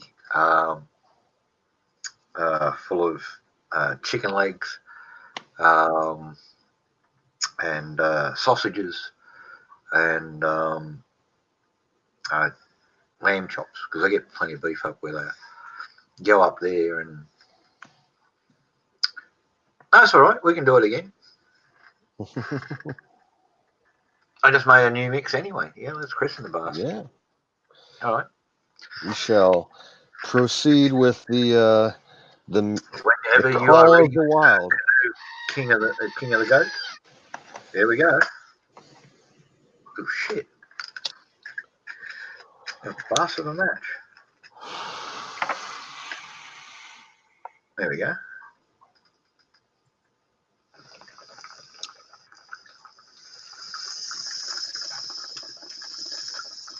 So you people are on crack. Where are you from?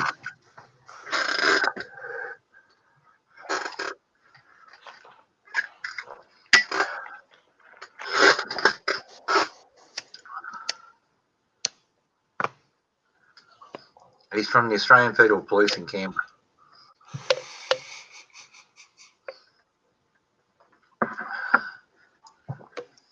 Is Canberra locked down? I don't know. Got enough Chinese up there. Mainly working for the MSS and that, and feeding all our intel back to China. Man, that Julia Gillard, she put in 4,000. Yeah, I'm pretty sure MSS has the largest foreign operation of any, intelligence service in the world. Yeah.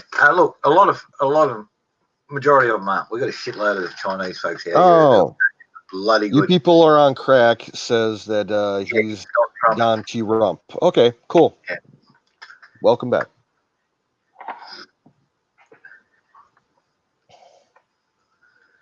Navy and NSA. So he worked at Fort Meade. I did some training there. Crypto. Signals, crypto. That's what my sister was trying to get into with the Navy. But she ended up screwing herself over. Oh, well. Shit, that happens. Like I said, I made sergeant 5 times. Yeah, my sister joined the Navy. My sister joined the Navy back around 99, 2000, and she was going to go into intelligence cryptology. She was gonna go get her training down in New Orleans, and she was gonna live the life down in New Orleans. She went to basic, and they did a background check on her for national security clearance, and they caught her on a lie. Uh-oh. She lied based upon the advice of her recruiter. So it became kind of a scandal because they ended up investigating the recruiter and found that he had advised a bunch of recruits to lie on their national security background checks. But she ended up getting fucked over it anyway. They told her, we can't trust you with classified material, so you don't get your job choice. You can stay in and become either a general office clerk or a dental technician. And she decided to go with the dental tech so that she could at least learn a skill, Yeah. to get out in the real world. And then she graduated from basic, went to her A school training down in Texas for the dental tech, and she decided she hated it. So she ended up faking a suicide attempt to get out of the Navy. And she got discharged. It was actually more of like an annulment, like she's not even a veteran. Yeah. But she's still technically eligible for VA benefits or some goofy shit like that. I don't know.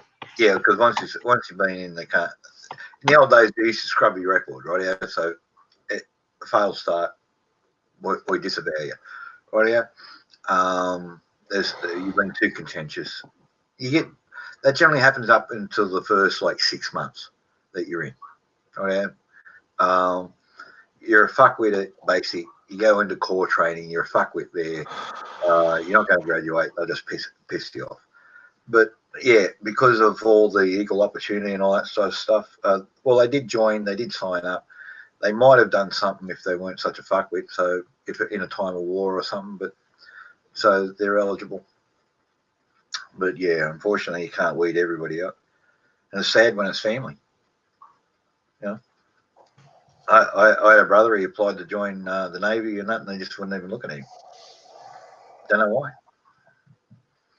I said, Well, I tried to get into the Air Force when I was 22, or no, when I was 20, and I couldn't pass the physical. I needed to lose 20 pounds, and I couldn't lose it. And I had digestive issues and flat feet, so it didn't work out. oh, sad. I could have got the weight stripped off you. But hey, I was a professional asshole. Well, I could have used a professional asshole back then. I was kind of fucked up. You wouldn't have been hungry, but yeah, you'd have been working for it. Yeah, I was a prick that way. I had quite a few. I don't know. They call it the Fat Boy program over there. I had a few blokes get transferred temporarily duty, and that everybody. We were infantry, but we got everybody. And that Recomex, recovery mechanics, Ramey, Royal Australian, electrical and mechanical engineers, SIGs, office pogues, ordnance corps. They'd all send them over and that. So, because for like about 15, 20 years, I was sort of like, where'd he go? Oh, I better put a link in there just in case for him. Copy, bring that back in there. Oh, I did more than that, man.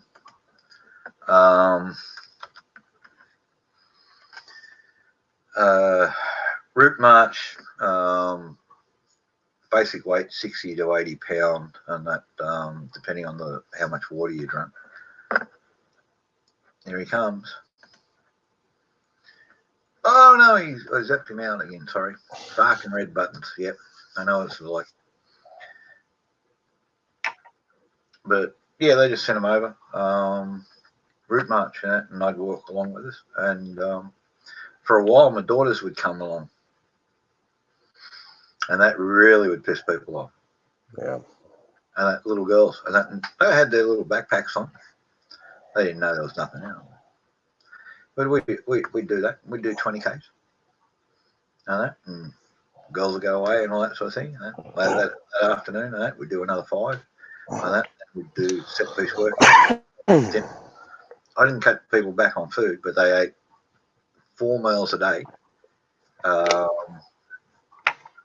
Like light breakfast, coffee, toast, all that sort of thing. PT, come back, and then proper meal. Sit down, eat. Work, sit down, proper lunch. Work your guts out, sit down, proper dinner. You don't starve people when you're working out. You just got to change the way their body's working. Because a lot of this stuff is a fucked up metabolism because people haven't eaten, worked right, and haven't had a regular routine. Routine fixes a lot of stuff, problems with the body. The 2 years that I worked up in Canada, doing the canoeing thing, the routine that I got onto as far as nutrition goes, like once my body got used to, a heavy physical routine with a structured diet, timed throughout the day when you're going to need the calories and everything. It was amazing how your body reacts to that. I would love to be able to do that again. And I know I could. I'm just too fucking lazy to do it. But I was from the time I was 16 to 18, I was a fucking machine as far as my body goes. I had to re-educate Tracy, and that it's not how little you eat, but it's how you exercise and all that sort of thing, and create that regularity. So she never ate breakfast, and she was always overweight. She started making it when she was here. I'd cook a cooked breakfast, 6-egg baked omelette with mushrooms, peppers, ham, cheese, tomatoes, all that sort of stuff, spices, all that sort of thing, baked in the oven, whipped up so it was fluffy all the way through, and then thrown in the oven. And a couple of slices of that for breakfast. Then a couple of sandwiches for lunch, meat, cheese, salad, and that whole grain bread, all that sort of thing. Sit down, meat under, you call them a broiler, under a griller, so the weight, the fat drips off. Lamb, steaks, mashed potatoes, garden salads, homemade dressings, and all your herbs and your spices thrown into your dressing and all that sort of stuff. Regular meals, regular get up times, regular stuff. She lost 150 pounds. Yeah. You know what I mean? So it's not hard to do, man. That regularity, though, create that, and your body loves it. It's like the buzzards. They love their, they get up in the morning, they know their routine, all that sort of thing. They tell me when they want to go to bed, cover them up. They've got their little routine. They love it. They get cranky when we break the routine. I go away occasionally, sell them my stuff at market, travel away for the weekend. They're okay here by themselves. When they come back, chicken's got the shits with me. You break the routine, bang, bang, bang. Yeah. Then you give us scritches. And yeah. The only problem we had with our routine up there, oh.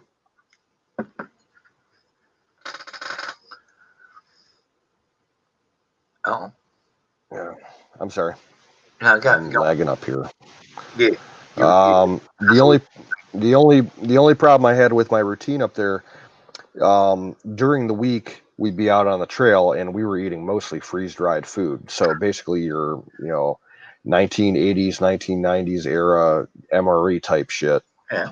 And then on the weekends we would be back at the base camp and we'd be bulking up on fresh protein and fresh carbs.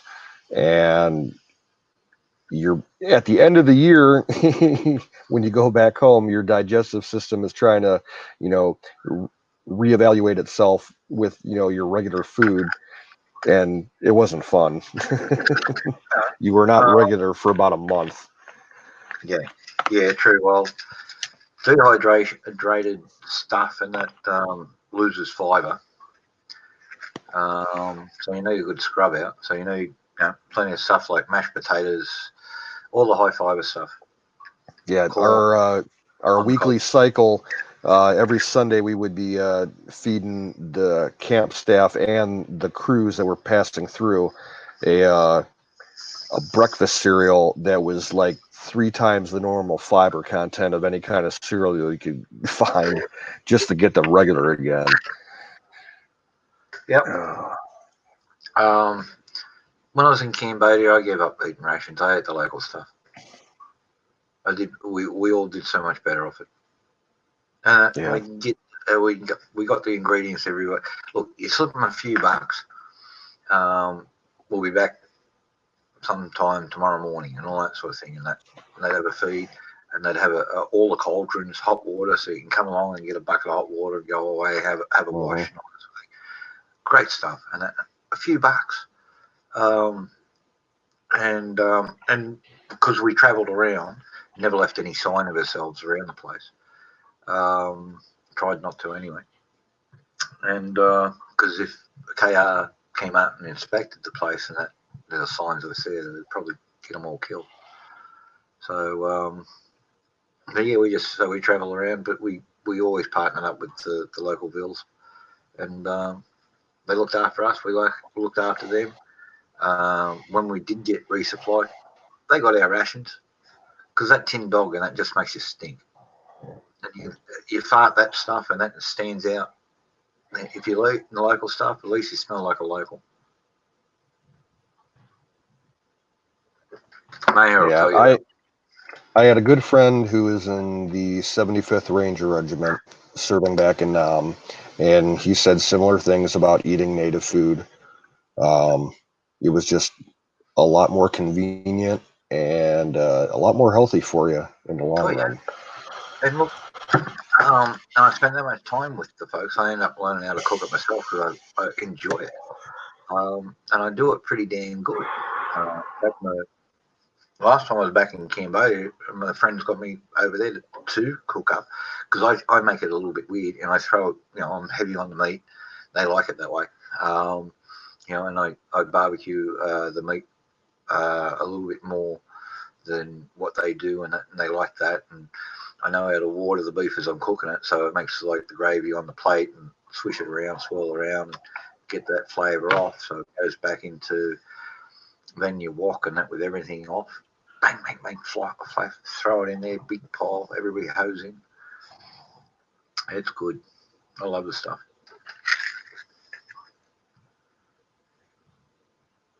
Pallets of eggs, yeah.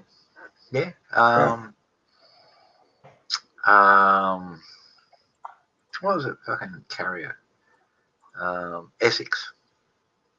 My first time out, I got wounded. And they casevaced me. There was a thing called Essex, and so they got us out on a chopper. Dropped us on the Essex, and that got patched up there. And I had this was it sergeant's mate, bosun's mate? I don't know your Navy terms, but mate and all that sort of thing. But he was Danny. He gave me a tour while I'm around, because it's going to be 2 or 3 days before I can get back home. We're in range for one of ours was going to come down, land there, pick me up and get me home. Everybody's got back home all safe. We'd been out chasing pirates, and that they kidnapped a Canadian and an American yachty team. I remember hearing about that. Island called Crow, and stupid me and that fucking walked into a fucking punji steak fucking ball, didn't I? So anyway, and so I got a couple of holes in there and all that sort of stuff. So that's all right. They were showing us around. Man, you got about 10 warehouses on those things, and not just for food, but for everything.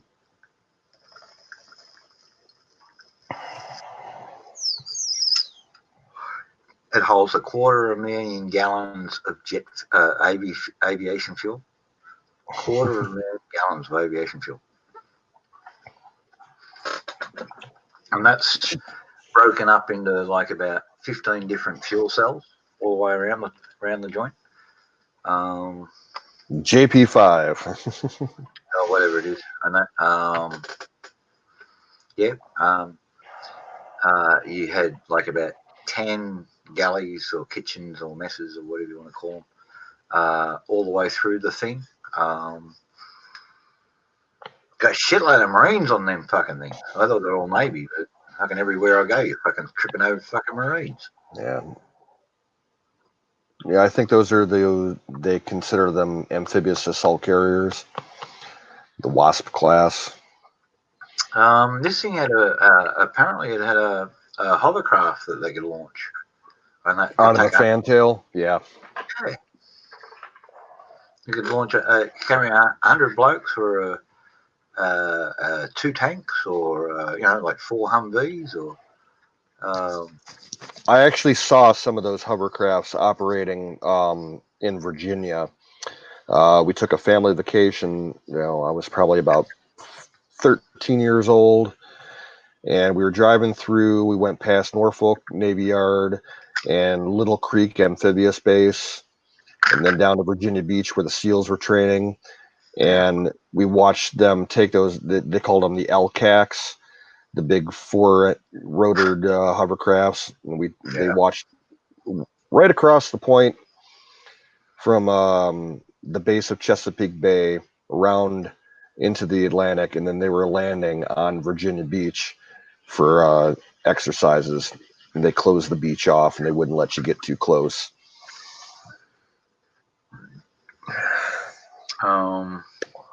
Made the devil's noise. So, and we landed on one night, but we just refueled and took off again. And I have no idea who that was, which one it was. But we were in the Mediterranean. So we were actually training in the UK at the time, and shit happened. Your Marine base in Lebanon got blown up, so they wanted every long rifle for long range protection. Yeah. So long rifle team, and I'm Milan qualified, so they've got a range of about 1,800 meters. And so I ran a Milan crew, and that with orders, anything comes down that road and doesn't stop at that checkpoint, you fucking turn it into dust. Those are wire guided, aren't they? Yeah. So you want to run down the road? Yeah, okay, I'll steer it right across and that, and still stick it in your driver's window.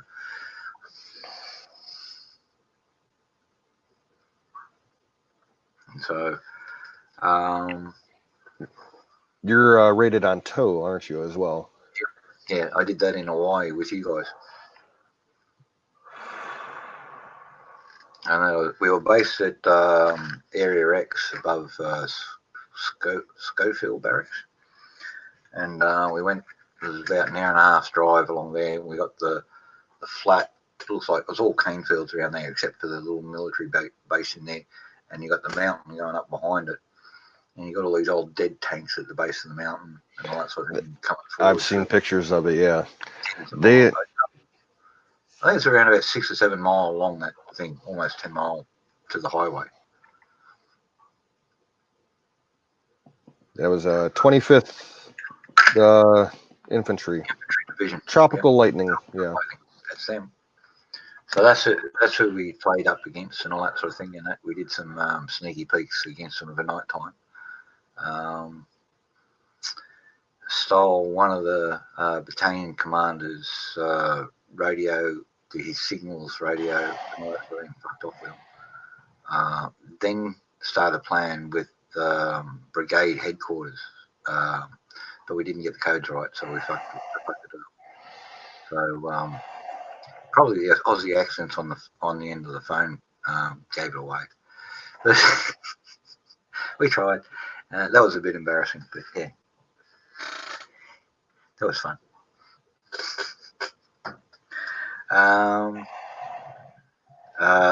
While we were there, we got qualified on AKs, like I needed that. RPGs, like I needed that. but yeah, the BMG Mardus and a couple other things while we're out there. I got to ride in M2 Bradley once. That was fun. I hung off the back, the little step and that by the door and that. And I just jumped up on that and just rode up the hill on it, maybe 150 yards. That's my experience with the Bradley. So, we were on flat ground. We were basically driving around a football field, but it was still fun. This guy was going up the fucking top of the hill and I thought I'd ride along, so I just like this and everybody's looking behind me. Oh, think fast. I'm getting old. When I was 16 years old, my Boy Scout troop got invited to participate in a U.S. Army Reserve prisoner of war training exercise for a military police company that was stationed in Columbus, Ohio. And they took like 20 Boy Scout troops throughout Ohio and transported them in military convoy under guard down the interstate to this fort in Columbus where they had a full POW camp set up, and they processed all these Boy Scouts as prisoners. And at the end of the weekend, we got to ride around in M2s and Humvees around the base. It was pretty fun.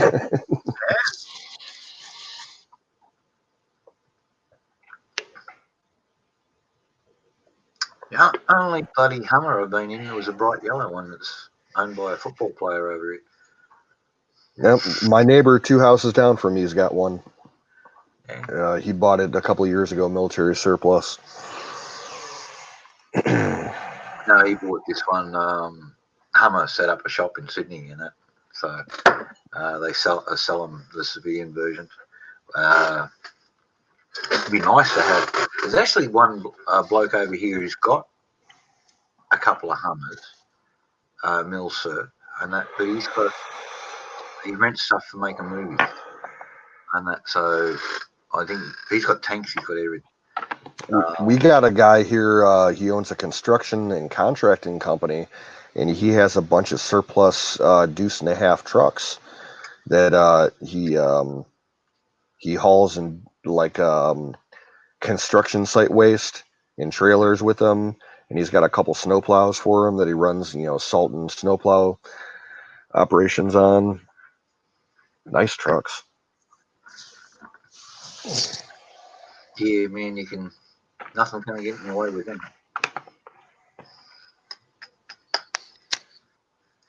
I saw this is South Korea. It was a shitful storm night. There'd been a landslip, and we were worried it was all like this. This guy raced up the road, bounced over the top of fallen trees and power poles and everything, went up there, grabbed all the civilians, threw them in the back of the juice of the heart, threw tarps over in the back, just everybody tarp yourself in and all that sort of thing. Went back again, 500 mile again, bouncing over these fallen trees and power poles and power lines and all that sort of thing. He just didn't give a shit. Just get in there, get them out. Everybody's freaking out. This one guy just came through in the truck. He said, fuck it. And that's how you do it. JFDI. Yeah. Just fucking do it. Don't worry about it any more slip. And that, while you stand there and consult with it, I thought it was great. I hope he didn't get in a strife. Oh, for real. Yeah, you know what I mean? Oh, because this is what happens. Well, that happened to me. 1974, Cyclone Tracy hits Darwin, wipes the fucking place out. Right here. And so anyway, we get up there, and this is day 3 after the cyclone. So I hear this bloke going that, hello. So yeah, that's all right. Yeah, mate, you're stuck in there. Yeah, you okay? You're not hurt? No. But I'm worried this bit's the beam's creaking, and if that gives way, everything's going to get on top of us. So I dug through the rubble and all that sort of thing. Get him out real quick. I'm calling out to other folks to race up and all that sort of thing. By the time they get there, I can actually see him. So I've got his arm and I'm dragging him out and all that sort of thing. We get him out, About a minute after that, the whole lot just gives way because it's starting to rain again. It hadn't rained for about a day after the cyclone, but the rain was starting up again. So everything's getting heavy again. And some idiot wrote me up for breaching the safety bloody thing because we got a safety breach from just when we landed about not going underneath stuff or all that sort of thing. But if I left him in there, it'd have been squished. Then it would really have to get him out with an RE. He only got a couple of minutes. And there's like, I don't know how much stuff come down, but there was a house. So that's what happened. That's all right. I was just a idiot private then anyway, so they couldn't really do much to me. Spank my ass, fine me $40, give me a safety lecture and that, and 2 weeks extra duty when I go back to thing. Peeled taters for a week and that, and polished my brass and stood out the front. And that with my bloody SLR. And check number plates. Yeah.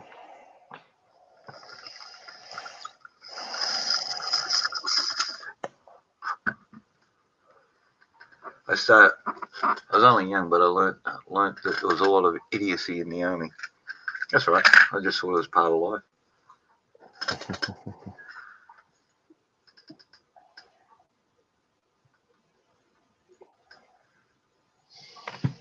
So you haven't found any more snakes in your house, have you? Yeah, no. Mind you, the mice are still trying to get in and that. I had one coming under the door there a little while ago. I turned around. You're fucking kidding me, you little bastard. I got the screen door closed. There must be a gap in the corner, but he just squeezed in. I could hear this rattle, rattle, rattle. And he's just coming out and just checked himself out. Oh shit, there's a human. Fucked off. I got 5 traps in the place, so they've all got the good crunchy peanut butter in them. So as soon as the lights go out, yeah, snap, snap, snap. So Yeah. late last night.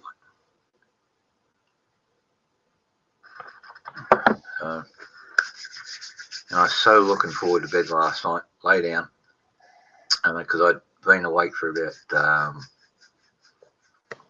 a good 40 hours, and just lay down, snap. Oh, you're fucking kidding me. I can stay there. And then snap. All right. But that's the problem. Twice a year for about 2 weeks, we get mice here. And it's just, when it gets cold, start to change the thing, so the nights are getting cold. And Yep. so they want to come inside, and unfortunately, it's their snake food. Yeah, for me, it's in the fall, we get about 2 weeks where we get an inundation of spiders coming into the house. Mostly wolf spiders. Not so bad. Yeah, I'm used to them. And then I've got for like 1 day every summer, there's a nest of tiny little ants outside my kitchen door that they just explode around the door frame of the door. I've been trying to get rid of this nest for probably 10 years, and they just keep coming back. And 1 day a year, they will swarm and they'll come inside the door frame and they'll start going down the steps of the basement. I got to spray them with kerosene.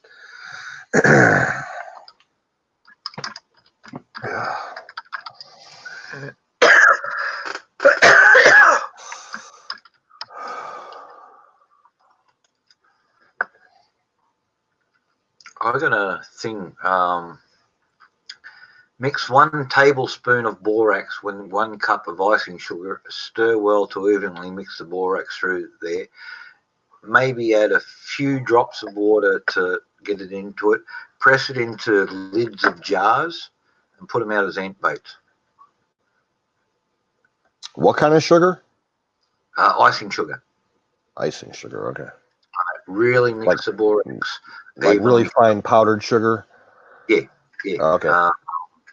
The icing sugar mixture has actually got a little bit of fine flour mix into it. It's meant for icing. So it's the flour and all that sort of thing, and it helps it bond into a cake, and it actually helps the borax then mix around in it. So right, I'm looking it up right now. And cool. Yeah, I found it. Yep. So Save that. I actually throw about 2 in. Everybody recommends one, but I throw 2 tablespoons of borax. And then I just get the cheap metal or plastic screw off lids and that. You throw the jar away and that keep the lid. Press it down in that and just spread them all around the place. The ants I got all of those I need. I get them from my work. The ants will eat the sugar, take it down on the nets, take the borax down with them and all that sort of thing, and it burns because they hand feed all the new stuff. Borax is boracic acid. Uh-huh. While the mature ants, their digestive systems don't have a problem with them, all the babies die. End of nest. So that's how that one works. And you don't need harsh chemicals and all that sort of stuff. And we've got a shitload of ants here. I get a thing called ant sand, which is basically boracic acid, a little bit of powdered marigold, a local herb here and that, and wood shavings and that, and they make up a slurry and that, and then dry it all out, and it sticks to the wood shavings, and you sprinkle it down. The ants carry it down into the nest. Fucks up their breeding cycle. Yeah, we got the big problem I got over at my place with ants. You get our primary trees around here are either sugar maples or Norway maples, and they're infested with carpenter ants. The big ones that just tear up wood from the inside out, and I have to take down or have to cut up trees that come down on their own at least 10 times a year over at my place. And when you cut them fuckers up for, you get at least 8 to 10 inches along the center of every limb that's just eaten completely away by these fucking ants. And when you cut them up, thousands and thousands and thousands of them are spilling out with the chainsaw. It's like, ugh. Let me just. What did I have here for carpenter ants?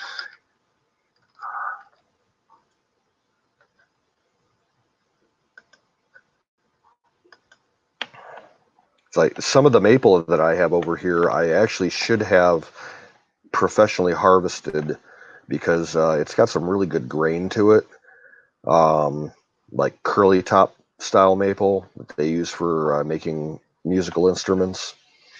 I could probably make some money off of it.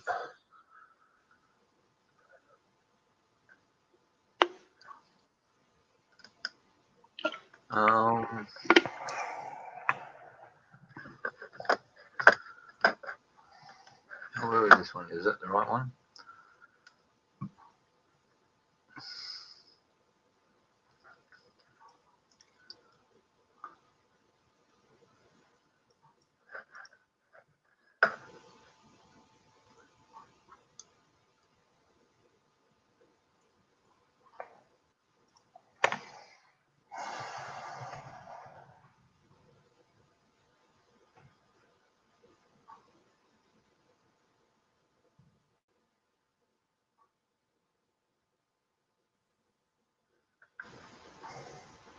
All right.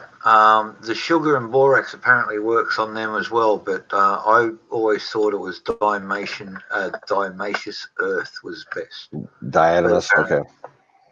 Diatomaceous earth, and that put that around, but that's a slow process, right? To get that around. But the borax and the sugar apparently works on carpenter ants as well. Just got to put plenty of bait on it, so it's easy for them to get. Yeah, from what I understand, that diatomaceous earth is more effective on soft-bodied insects. The young, the grubs and all that stuff. Yeah. They get them to carry it in, so that you mix up sugar with the diatomaceous earth, and they take it down into the nest for you. So, but apparently the borax works on them quite effectively as well. And I've heard of it's a bacterial spray that you can put on stuff. It's called bacterial thurgensis, BT, that a lot of people are spraying their vegetable crops with. It's supposed to really cut down, and I don't know if it's a nematode or something like that. Predatory nematode. I don't know, man. I don't have. I have chook poo and bat poo as fertilizer. I And have no. fish. That's it. Chooks is pest control. They eat my bugs. Yeah, a couple of the ones that they can't reach and that sometimes get eaten. I've got a couple of beef heart tomatoes out there. I've got a couple of grubs in them. There was a thing, but like, obviously that was laid above it. But anything to let the chooks can reach, and they're all safe. So I just let them droop over now. They don't eat the tomatoes. They do eat the grubs and all the bugs. So that's good. Yeah, once I get rid of these cats outside, I'd like to have a couple chickens. Yep. Oh, they're good value, man. Tracy absolutely loves them. And they're just, if you can get them as young chicks and that, and raise them, get them used to you and all that sort of thing, getting petted and all that sort of stuff. They'll just come straight up. Yeah, I've probably got a dozen people within a mile or two of me that I could buy chicks from, so it's not an issue. Yeah, get them young, get them to bond with you, get them to trust you.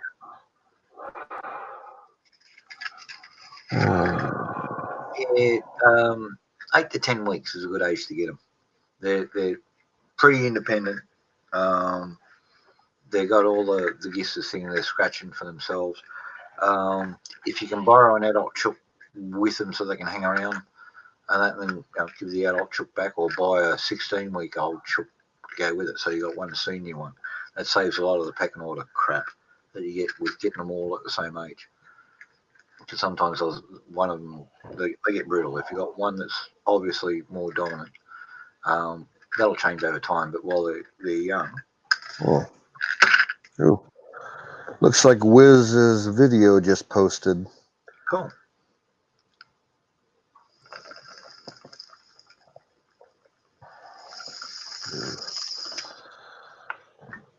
How long is it? I think I don't know. I turned off the notification. I didn't open it. All right. Well, what's that? 5 a.m. there. 5:05 in the morning. Yeah. I think we'll do one more Call of the Wild. All right. I'll just blow.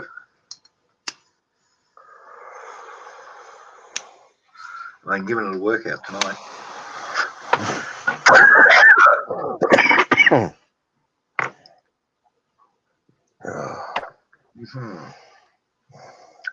Indeed. All right. If anybody else is awake in the chat, Crack, I think, is the only one left.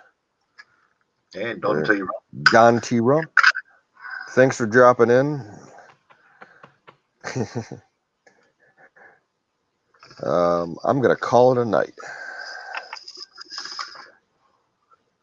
Yeah, I suppose I better make myself some dinner. It's 9 p.m. here. Yeah. So, I'll make some dinner and have a shower and toddle off the thing and get ready to start about 4:30, 5 o'clock in the morning. Welcome anytime there, Don T. Rump. Yep, you're always welcome. So good to see you here. Thanks for dropping by. Anybody else who's watching out there on Restream or YouTube and all the rest of it, thank you for coming by. Good Lord bless you, keep you. We'll see you again. We'll catch you on the flip side. Cheers, canoes. Cheers, mate.